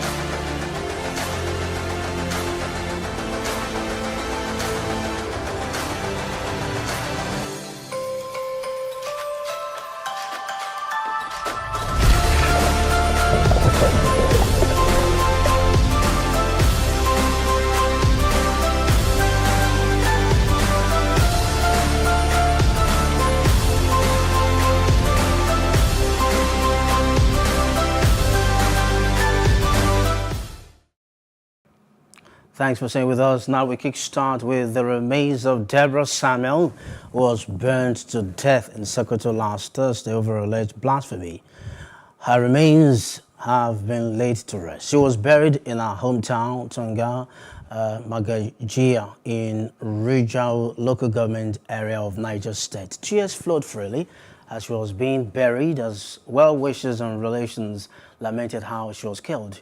She was buried around 6:30 in the evening at the Christian cemetery in Tunga, Magaya.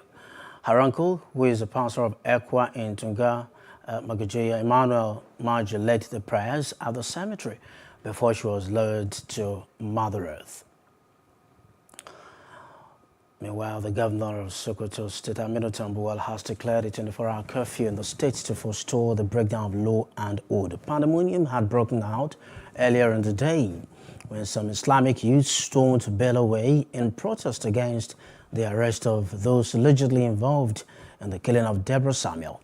PlusTV News gathered that it took the intervention of security operatives to disperse the protesters. We're keeping an eye on the events in Sokoto. We'll bring you details as they unfold. In the meantime, the Nasrullah Faith Society in Asphalt, Nigeria, has condemned in strong terms the alleged extrajudicial killing of Deborah Samuel, a female student of Shagari College of Education, Sokoto. The chief missioner, Nasfat, Imam Abdulaziz Onike, said this in a statement signed by its publicity secretary, Abdullah Kim Yusuf, made available to newsmen in Lagos. Onike said the sad incident of extrajudicial punishment meted out to a lady, which resulted in her death, was condemnable and advised against reprisals and unnecessary maligning of a particular ethnic group or religion over that incident. Governor Nasir El-Rufai of Kaduna State has banned all forms of religious protests in the state. This was disclosed in a statement by the Commissioner for Internal Security and Home Affairs in the state, Samuel Arwan. We'll bring you details also as they unfold. At least 200 Christian children have joined their Muslim counterparts in some neighborhoods as a way to promote interfaith relations, religion, interaction, and peaceful coexistence in Kaduna. The Interfaith Project is put together by a civil society organization in Kaduna communities with a history of hostilities, a religious crisis, and communal clashes, among others. The aim is to promote understanding between different religions and increase acceptance and tolerance. Our correspondent, Habela Darufai's report is presented from our studios. Children of the Christian faith join their neighbors, friends, and relatives who are Muslims to interact and foster relationship with one another.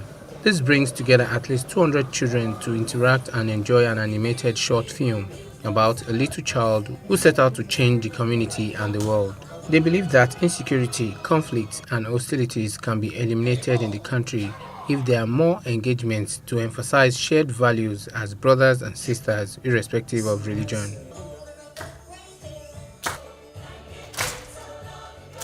Speaking, the director, Lighthouse Child Development Center, Danlami James, said the increasing rate of insecurity is caused by some adults who were not educated on the importance of peace coexistence. The crisis we are witnesses of in the northern Nigeria and all parts of Nigeria is caused by adults who were once children. Fear of what will happen in the future has made us, the Child Development Center, to come up with a child interfaith relationship where children of different faith will come together and interact and love one another and learn to stay with each other and learn to tolerate each other, learn to understand each other's religion, and then bear with them, love them, and work with them despite the religious differences. Some clerics who were on the ground to watch the children play and interact lauded the initiative of the program. They were of the opinion that if such an advocacy program had been on the forefront earlier, issues of insecurity would have been a thing of the past. We live in a multi-religious environment where we have diverse religion. And most of the problems we have today are religion-driven, and they are moved by religious sentiment, bias, based on misconceptions that we have about religion. We can say we are never too late to make corrections, to get achievements, and developing the society. And it's good goals that we're willing to achieve in this, and we will see where and how to make this grow better. Some of the children expressed their delight seeing such an interfaith interaction and promised they are going to change their communities with the lessons learned. Came here to celebrate one another and make new friends. The name of the film I watched was The Lorax. It's about a boy who wanted to change his world. I want to change the world by helping others. We watched films, we ate food, and we did some stuff. It's about a man that cut down all the trees in the community and did not have shade for anyone. The day ended with each child smiling home with packages from the organizers containing educational material. Leah Sharibu, still in the captivity of Boko Haram, clocks 19 years today. This is her 5th year in the captivity of terrorists, with no clear clue about her location or wellness. Today, her mother, Rebecca Sharibu, and other women plead with the government of President Muhammadu Buhari to fulfill its promise of freeing her from captivity as the tenure gradually winds down. Today, Leah Sharibu is 19 years old. This is her 5th birthday in captivity and her 4th year as a captive of Boko Haram. It is very sad that we are still coming back and calling upon General Muhammadu Buhari, our president, to fulfill the promises that he has made. Recently, about 3 weeks ago, he has had a strong security meeting with his security personnel, and he said they should do anything to rescue. 6 girls came out from the same camp where Leah is just 3 weeks ago. Please, we are pleading with all the security officers. Look at these women. Government have been promised us several times, but up now we never see Leah. So we are still pleading the government to let them fulfill their promise that they have made for us. The APC has announced that the screening of the 28 presidential candidates who submitted their nomination forms have been shifted to May 23. This is even as the party observed that some of the aspirants have started withdrawing from the presidential race. This was confirmed in a statement by APC National Organizing Secretary Sulaiman Argungu today. Argungu disclosed that the clarification became necessary after the party was inundated with calls and messages by worried aspirants and delegates who wanted to know why the presidential category was left out of the weekend's 2-day exercise. In the meantime, Rivers State Governor Nyesom Wike has enlisted the support of delegate members of Ogun State chapter of the PDP to ensure he emerges the party's flag bearer in the coming presidential primary of the party. He was accompanied by the governor of Oyo State, Seyi Makinde, and other party stalwarts. Wike prided himself as the best man for the job. He was, however, quick to blame the APC of mismanagement, insecurity, economic and political instability in the country. Hence, he assured that he will adopt the principle of sportsmanship if he loses the presidential primary of the party. Who are they? It is you, you know. You know them.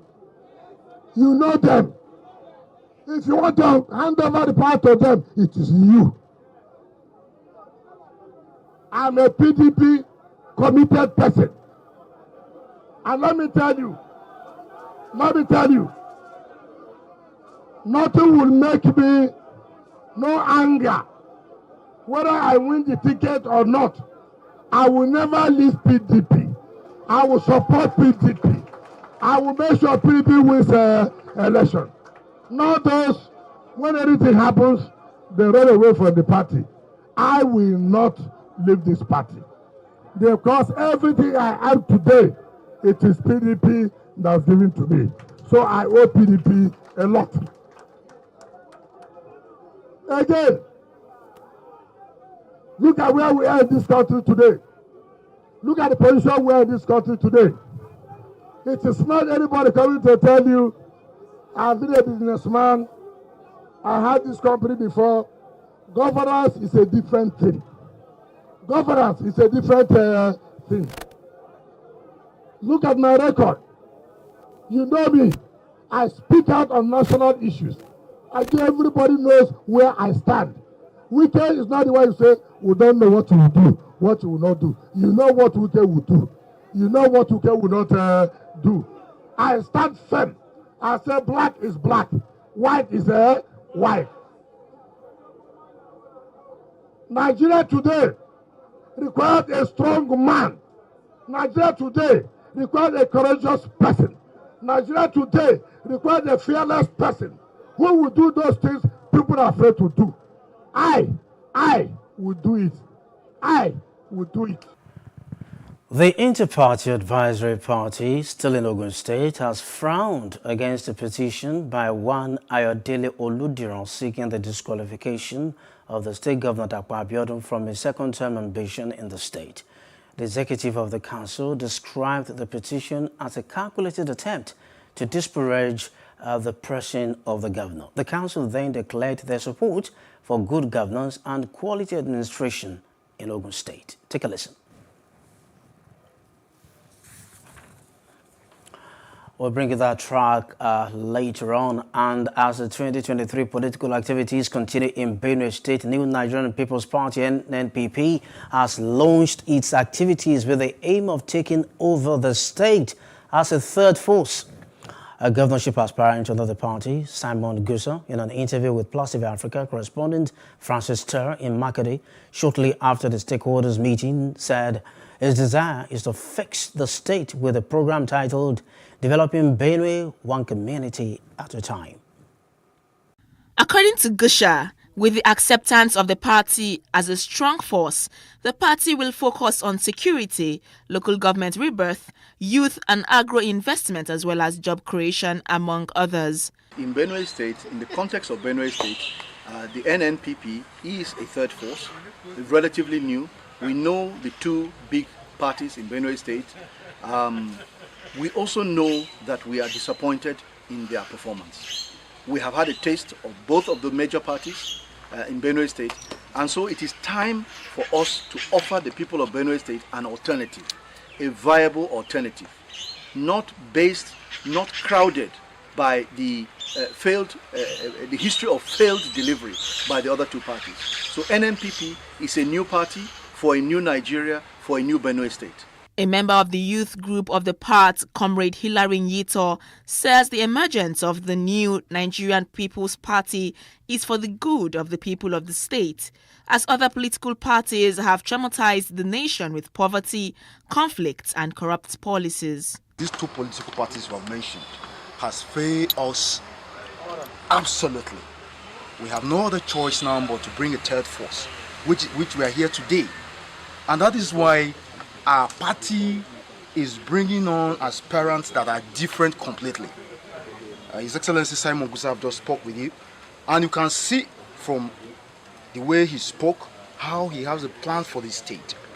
The aspirants on the other parties, if you ask them what do they have for this state, they will tell you that it's their turn. The last time it was PDP, this time it's going to be APC, or the zoned to my zone. What really can they bring on the table? But we in the new Nigerian People's Party, we have candidates that have something, that have a plan for people like me and you. Also speaking, a local government women leader of the party, Blessing Zungwe, lamented on the suffering meted on the people by other political parties. We mothers are ready to bring out, to mobilize our children because we are fed up. We farm, we work, we pay these children school fees. At the end of the day, they are being brought back. The highest thing the other parties we just bring out to mobilize them to start beating people, giving them guns to kill. And we are out of that stage as of now. We need to tell our children, we are telling them to come out and vote the right candidate and not party symbol. And that is why we are so serious in support of NNPP. Now, the Social Democratic Party, SDP, has warned intended campaigns of conditions for joining the party ahead of the 2023 general elections. The party made this known at a press briefing in Abuja, stating that the party, based on its mantra, would not be used as a vessel or an opportunity vehicle. They stressed that the party will not welcome anyone that has a case pending in court or anyone that has been convicted, even if the person is now appealing the conviction. Meanwhile, the party will be holding its ward and local government congresses on 19 May 2022. State congresses will hold on May 20, 2022, and its national convention will be held from 28 to 30 May, still 2022. Ahead of 2023 general elections, political parties across Nigeria are working towards a successful primary elections. The wife of the Ondo State Governor, Betty Akeredolu, says she is the best candidate to represent Imo East Senatorial Zone. Akeredolu, who presented herself to the APC Working Committee in Owerri, assured party faithful of winning the main election for the party if given the chance to emerge as candidate for Imo East Senatorial District. She expressed dismay over what she described as poor representation of the zone in the past, promising quality representation now, as well as a voice for the women folk.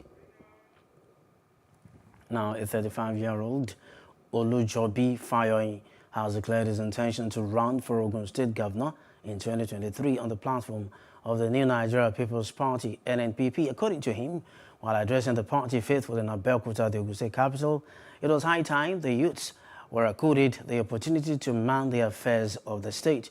He stated that he had made up his mind to be part of those that would make a change in this country.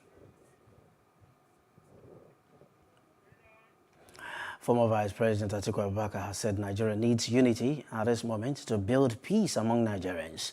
He made this statement in Asaba as he visited PDP delegates in a government house there. Our Asaba correspondent, Akpomejo Friday, reported that Atiku noted that the APC doesn't know the problem facing the country at all levels. He promised to build unity among Nigerians if elected as president. It is only when you tackle unity and security that you will be able to face the economy, whereby you can bring back prosperity, you can create jobs for our teeming young men and women who are leaving the universities. And I said, we then move on to education. Today, our universities have been closed for Holy Ghost no way. A little away from politics now, JAMB has released results of the just concluded 2022 Unified Tertiary Matriculation Examination. Candidates are forewarned that they would, as usual, receive all kinds of messages from desperate fraudsters on how to check their results differently from the guidelines of JAMB. Hence, the board urges all candidates to ignore all such messages on how to check their UTME results, as they are all products of deceit aimed at misleading them. In the meantime, the Postal Services, in collaboration with the National Population Commission (NPC), has set its primary data for the creation of postcode area, postcode districts, and other entities to design a digitalized postcode framework to facilitate the sorting and transmission of mails delivery and improve national addressing standard.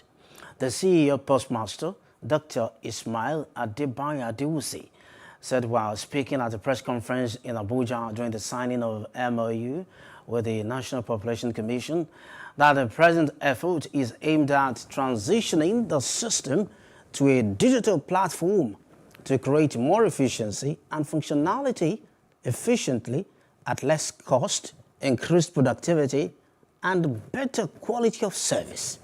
He also attributed that the relentless drive to use new technologies and latest digital solutions to manage operations more efficiently at less cost, increased productivity, and better quality of service is a major challenge for managers, especially in a large and complex network industry that delivers a wide range of products and services.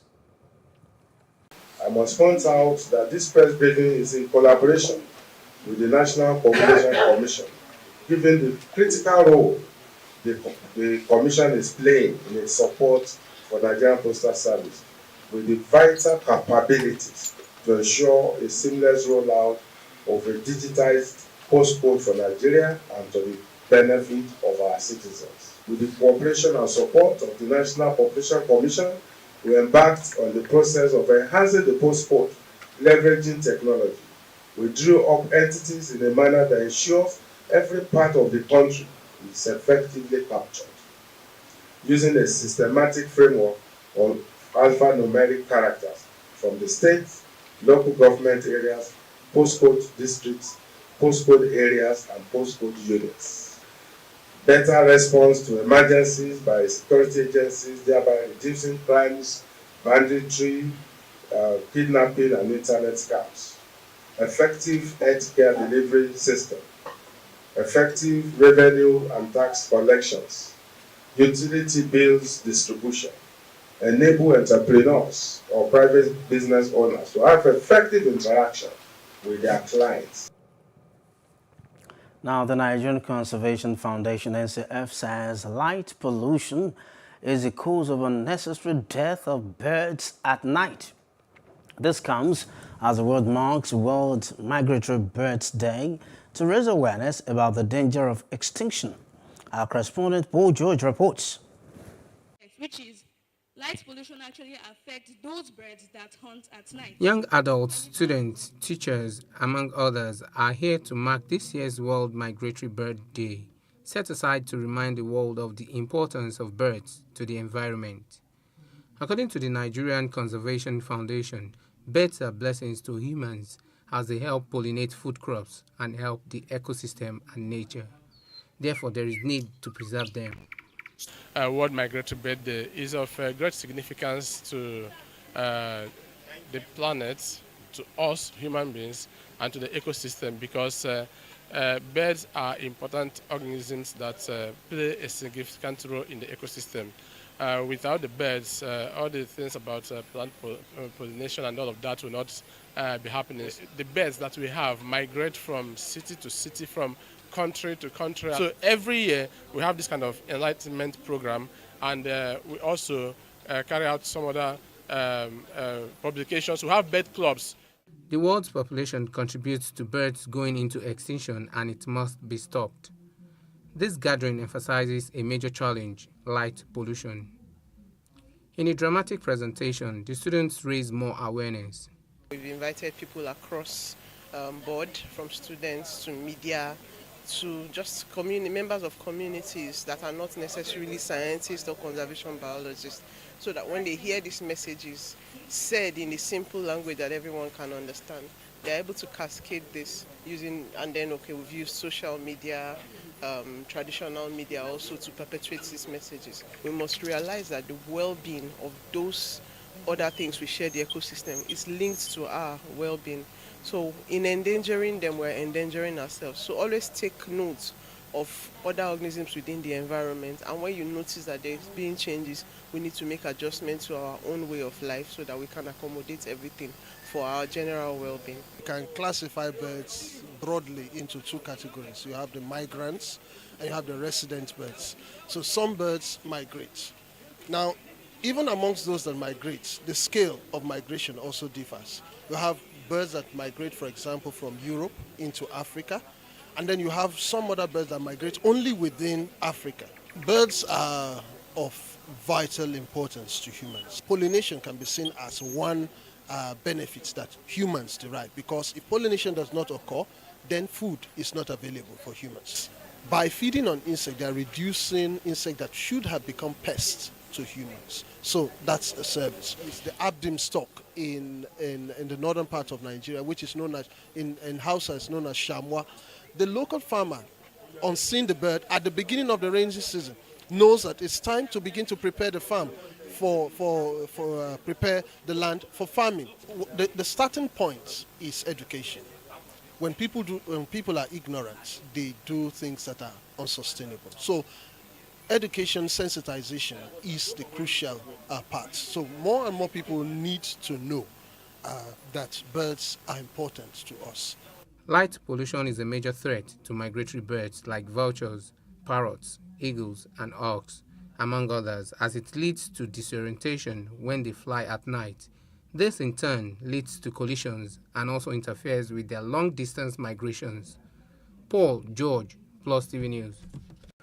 Now, the importance of maintenance, sustainability, and the help of the private sector have been emphasized greatly in the area of facility management in Nigeria. This emphasis was made by Mr. Babatunde Raji Fashola while speaking during an event held to celebrate the World Facility Management Day, organized by the Nigerian chapter of the International Facility Management Association, IFMA.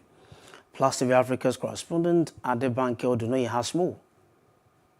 Facility management is a profession that encompasses multiple disciplines to ensure the functionality, comfort, safety and efficiency of the environment by integrating people, place, process and technology.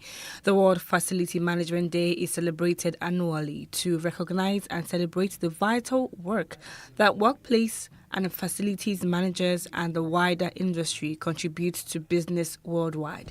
The theme for this year is Leading a Sustainable Future. For the purpose of the commemoration, an event was organized by the Nigerian chapter of the International Facility Management Association. The keynote speaker of the event, Babatunde Raji Fashola, emphasized on a maintenance culture while describing what an economy built on maintenance looks like. I must commend the choice of the theme, which is, quote, leading a sustainable future. Let me attempt to share my thoughts about what a maintenance economy looks like. It is an economy that ensures that all assets that we own and those that we rely on for our day-to-day life and functions are operating at optimum and efficient capacity for the longest possible time. While noting that sustainability could be an issue, he noted that he had inspected the Akpogbo Bridge, which had developed problems after an inferno that occurred weeks ago. He also noted that the Buhari administration was taking steps to create a sustainable infrastructure in the country. The limitation, of course, is about sustainability, because construction work does not last forever. Just 2 days ago, I was in Lagos to inspect not only the damaged section of the Eko Bridge at Akpogbo, which occurred as a result of improper use and indeed as a result of abuse. Buhari government started the restoration, the maintenance and facility management of public infrastructure under the supervision of the Ministry of Works and Housing. A representative of the Lagos state government noted that the Babajide Sanwo-Olu-led administration was making moves to create sustainable and functional infrastructure in the state. Infrastructure development is the foundation of this administration's themes agenda. The more we spend on infrastructure, the more important it is to plan to maintain it.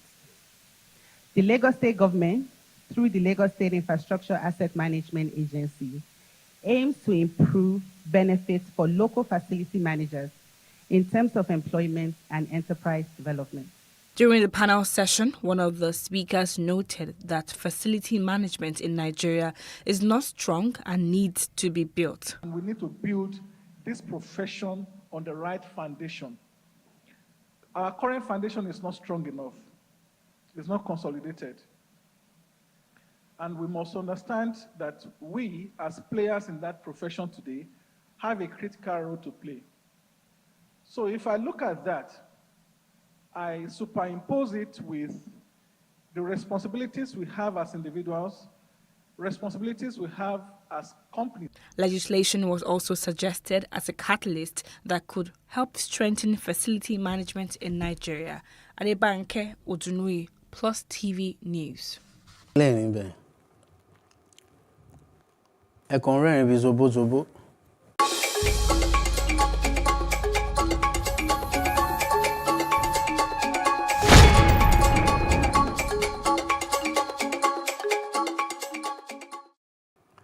Edo and Ondo states have recorded new deaths from Lassa fever, as Nigeria's toll from the disease since the beginning of 2022 rises now to 151.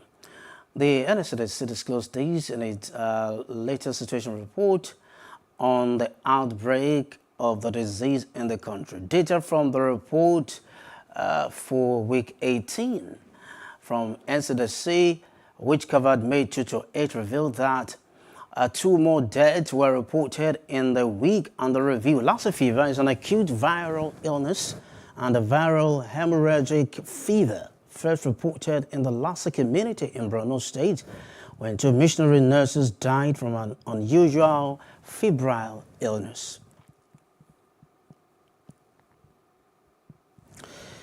Now, for most Nigerians, cycling ends with childhood, but the benefits of this recreational activity are enormous. Some Nigerians are now showing renewed interests in cycling. African Sapphire Foundation is a non-governmental foundation. The NGO is encouraging Nigerians of different ages to embrace this routine activity. It's even pushing for a cycling tour for Nigerians.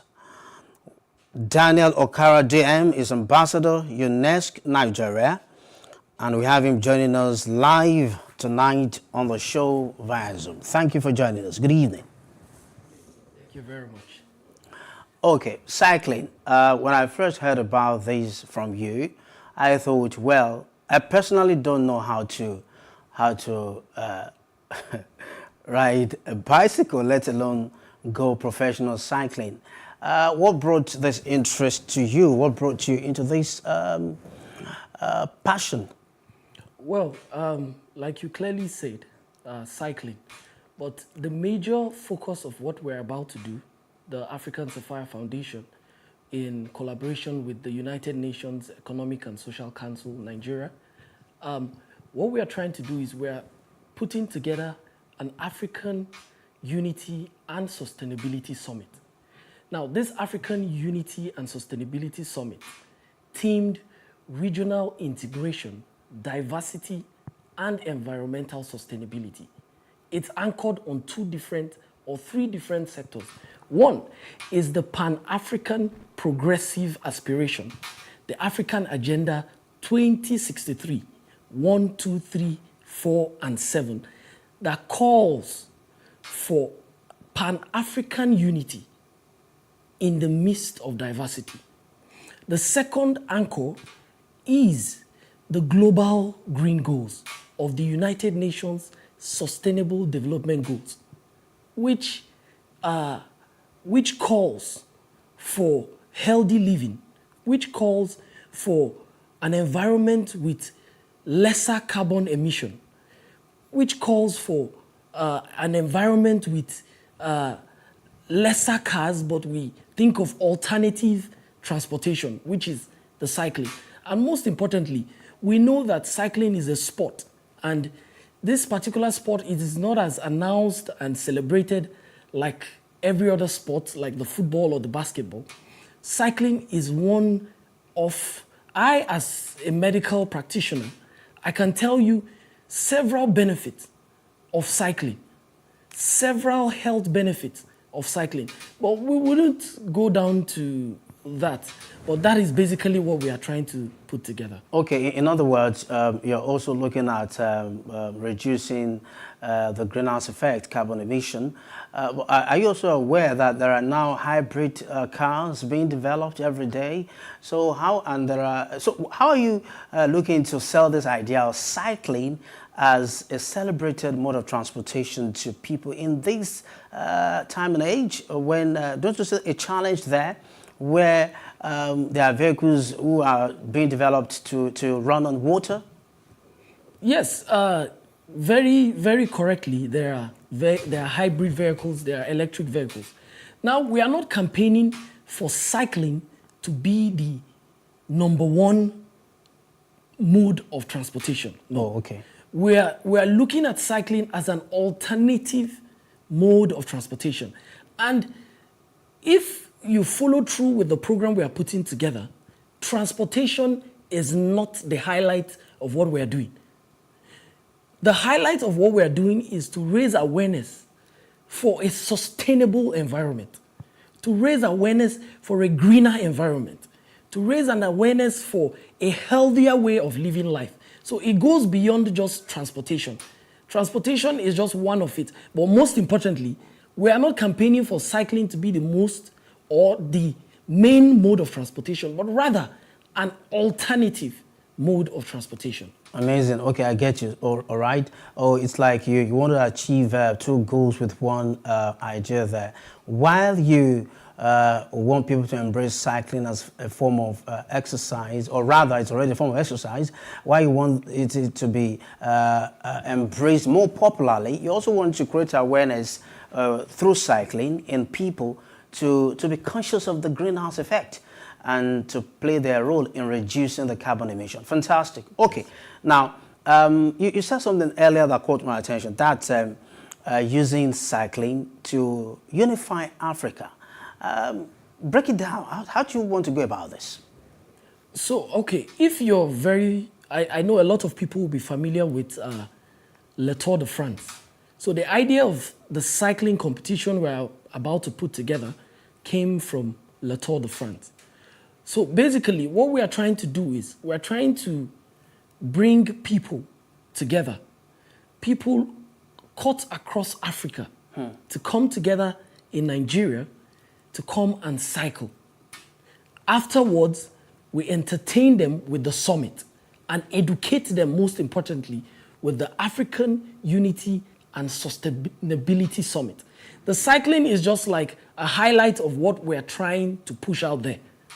The cycling is just to bring young people together, to bring everybody in Africa together and say, okay, look, let us cycle together as one big Africa. Because in Africa, all that we need at the moment is unity.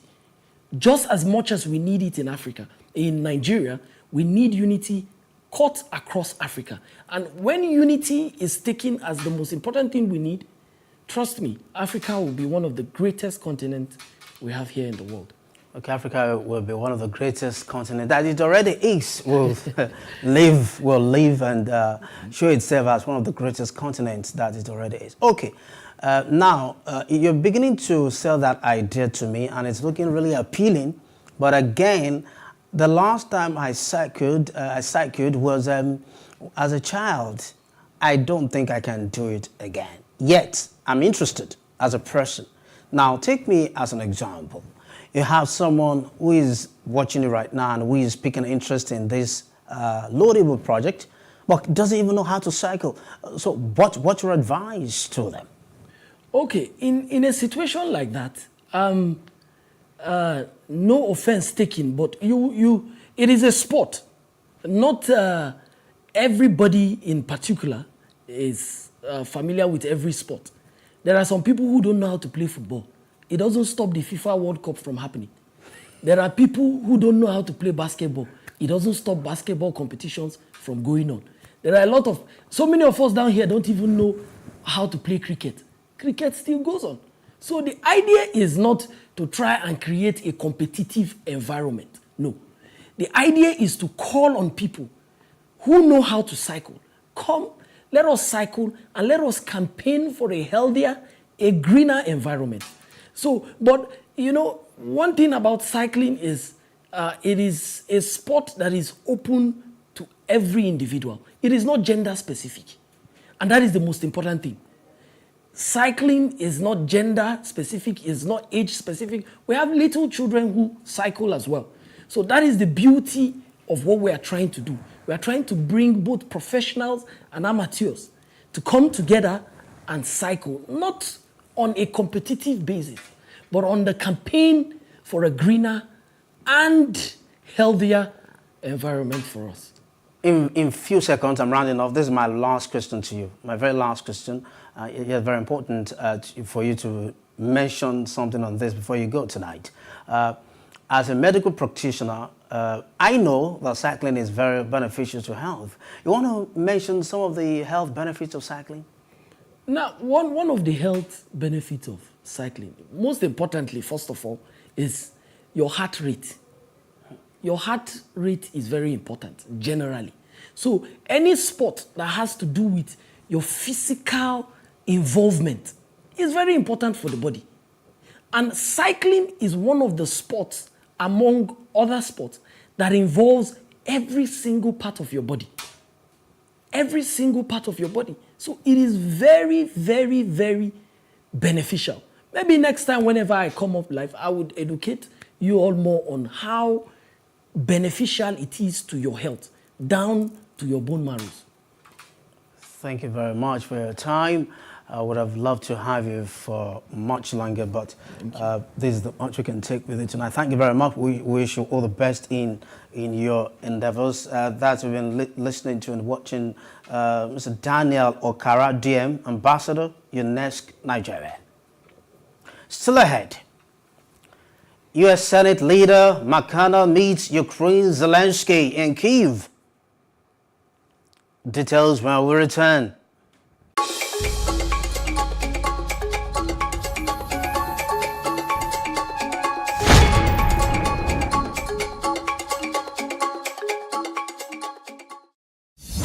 There are moments in life when you're just so scared and you feel like just giving up.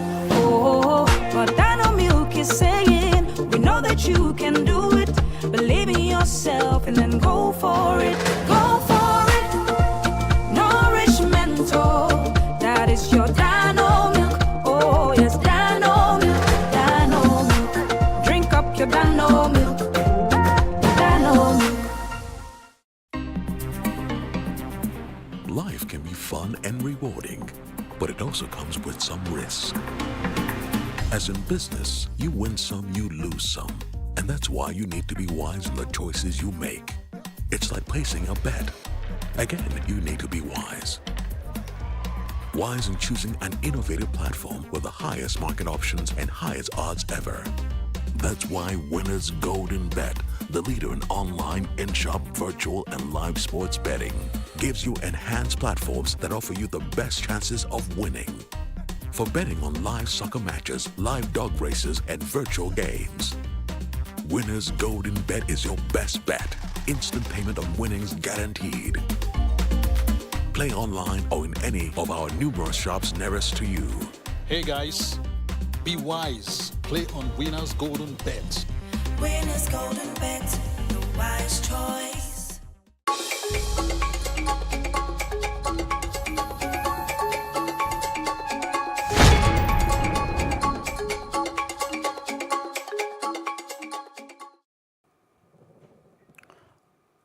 Thank you for staying with us. Now we move to other parts of Africa. Ukrainian forces conducted a training exercise in the eastern Dnipropetrovsk region today. Servicemen from the country's territorial defense forces practiced using anti-tank grenade launchers, rocket-propelled grenade RPG launchers, and assault rifles.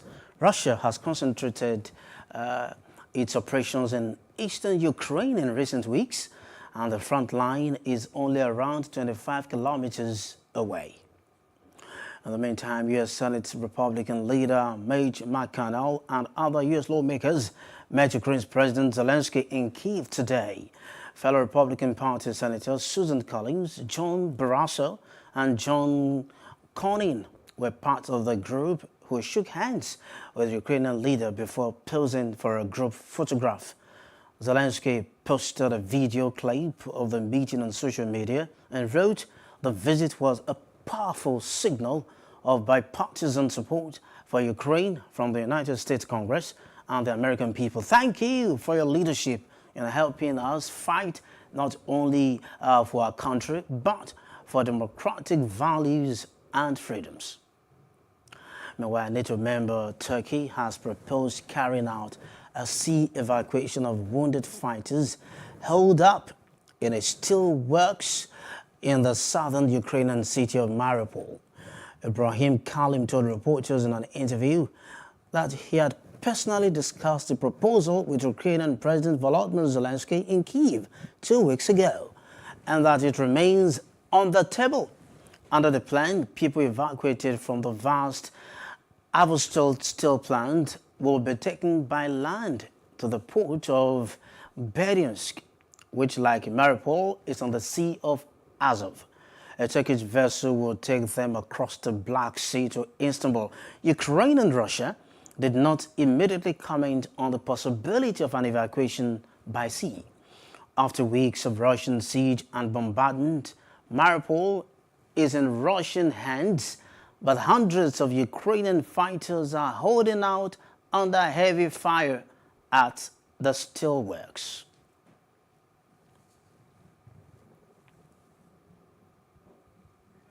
Now, more than 3/4 of people in Finland now support joining NATO. A new poll showed on Monday after opinion on the military alliance flipped following Russia's invasion of Ukraine. Support for NATO membership used to be steady at 20 to 30%, but has soared in Finland as well as neighboring Sweden in recent months. Around 76% of Finns now want the country to join NATO, up from 60% in March, according to the poll. The survey also showed a majority in favor of the situation, no matter the party alignment. Sri Lankan President Gotabaya Rajapaksa swore in 4 cabinet ministers today as a nationwide curfew was lifted for 12 hours amid violent clashes between pro- and anti-government groups.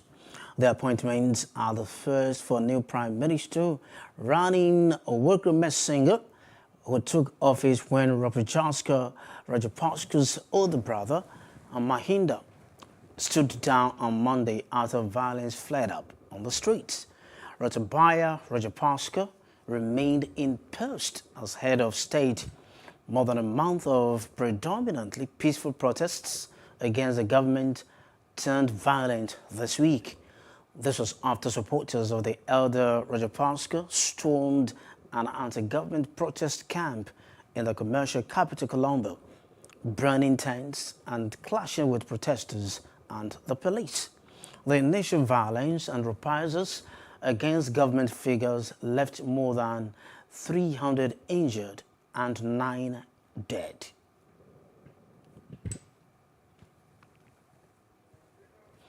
And the main news again. Ondo record new deaths from Lassa fever as Nigeria still hits 151. APC 28 presidential aspirant screening postponed to May 23. Deborah Samuel was buried today amid tears. That's the news now. For more stories, please follow us on our Facebook, Twitter, and Instagram. And do subscribe to our YouTube channel at PlusTvAfrica and PlusTvAfrica Lifestyle. I am Tolu Ojomi. Thanks for watching and do have a good night.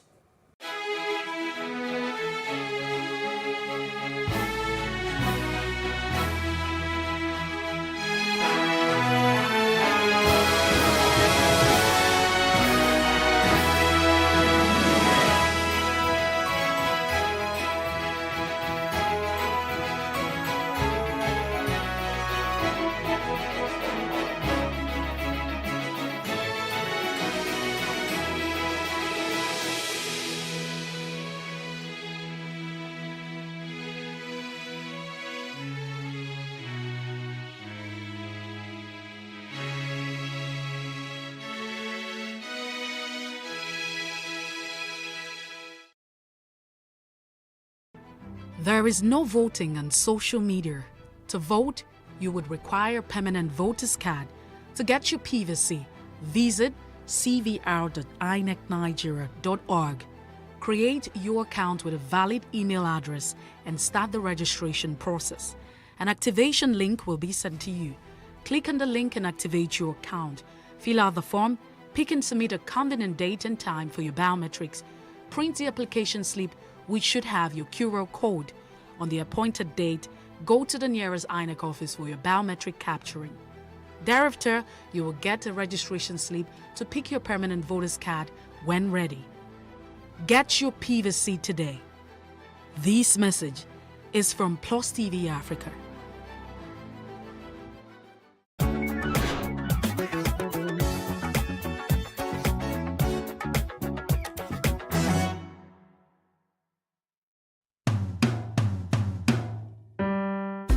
My name is Adeyemi Shoroye. Here is my good old days story. I was born in Ibadan to the family of Adekunle and Folashade Shoroye, both of blessed memory. I had my early childhood at Ayonide Street, Ekotedo, popularly known as Ekotedo Iyaolobe. Two things struck me about my good old days, which I will share here. First, my primary school was at St. Luke's Demonstration School, Molete, Ibadan. Ekotedo to Molete was quite some distance, but at a very tender age, I will follow my elder siblings from Ekotedo to Molete, hopping from one bus to another, sometimes trekking part of the distance till we reach Molete.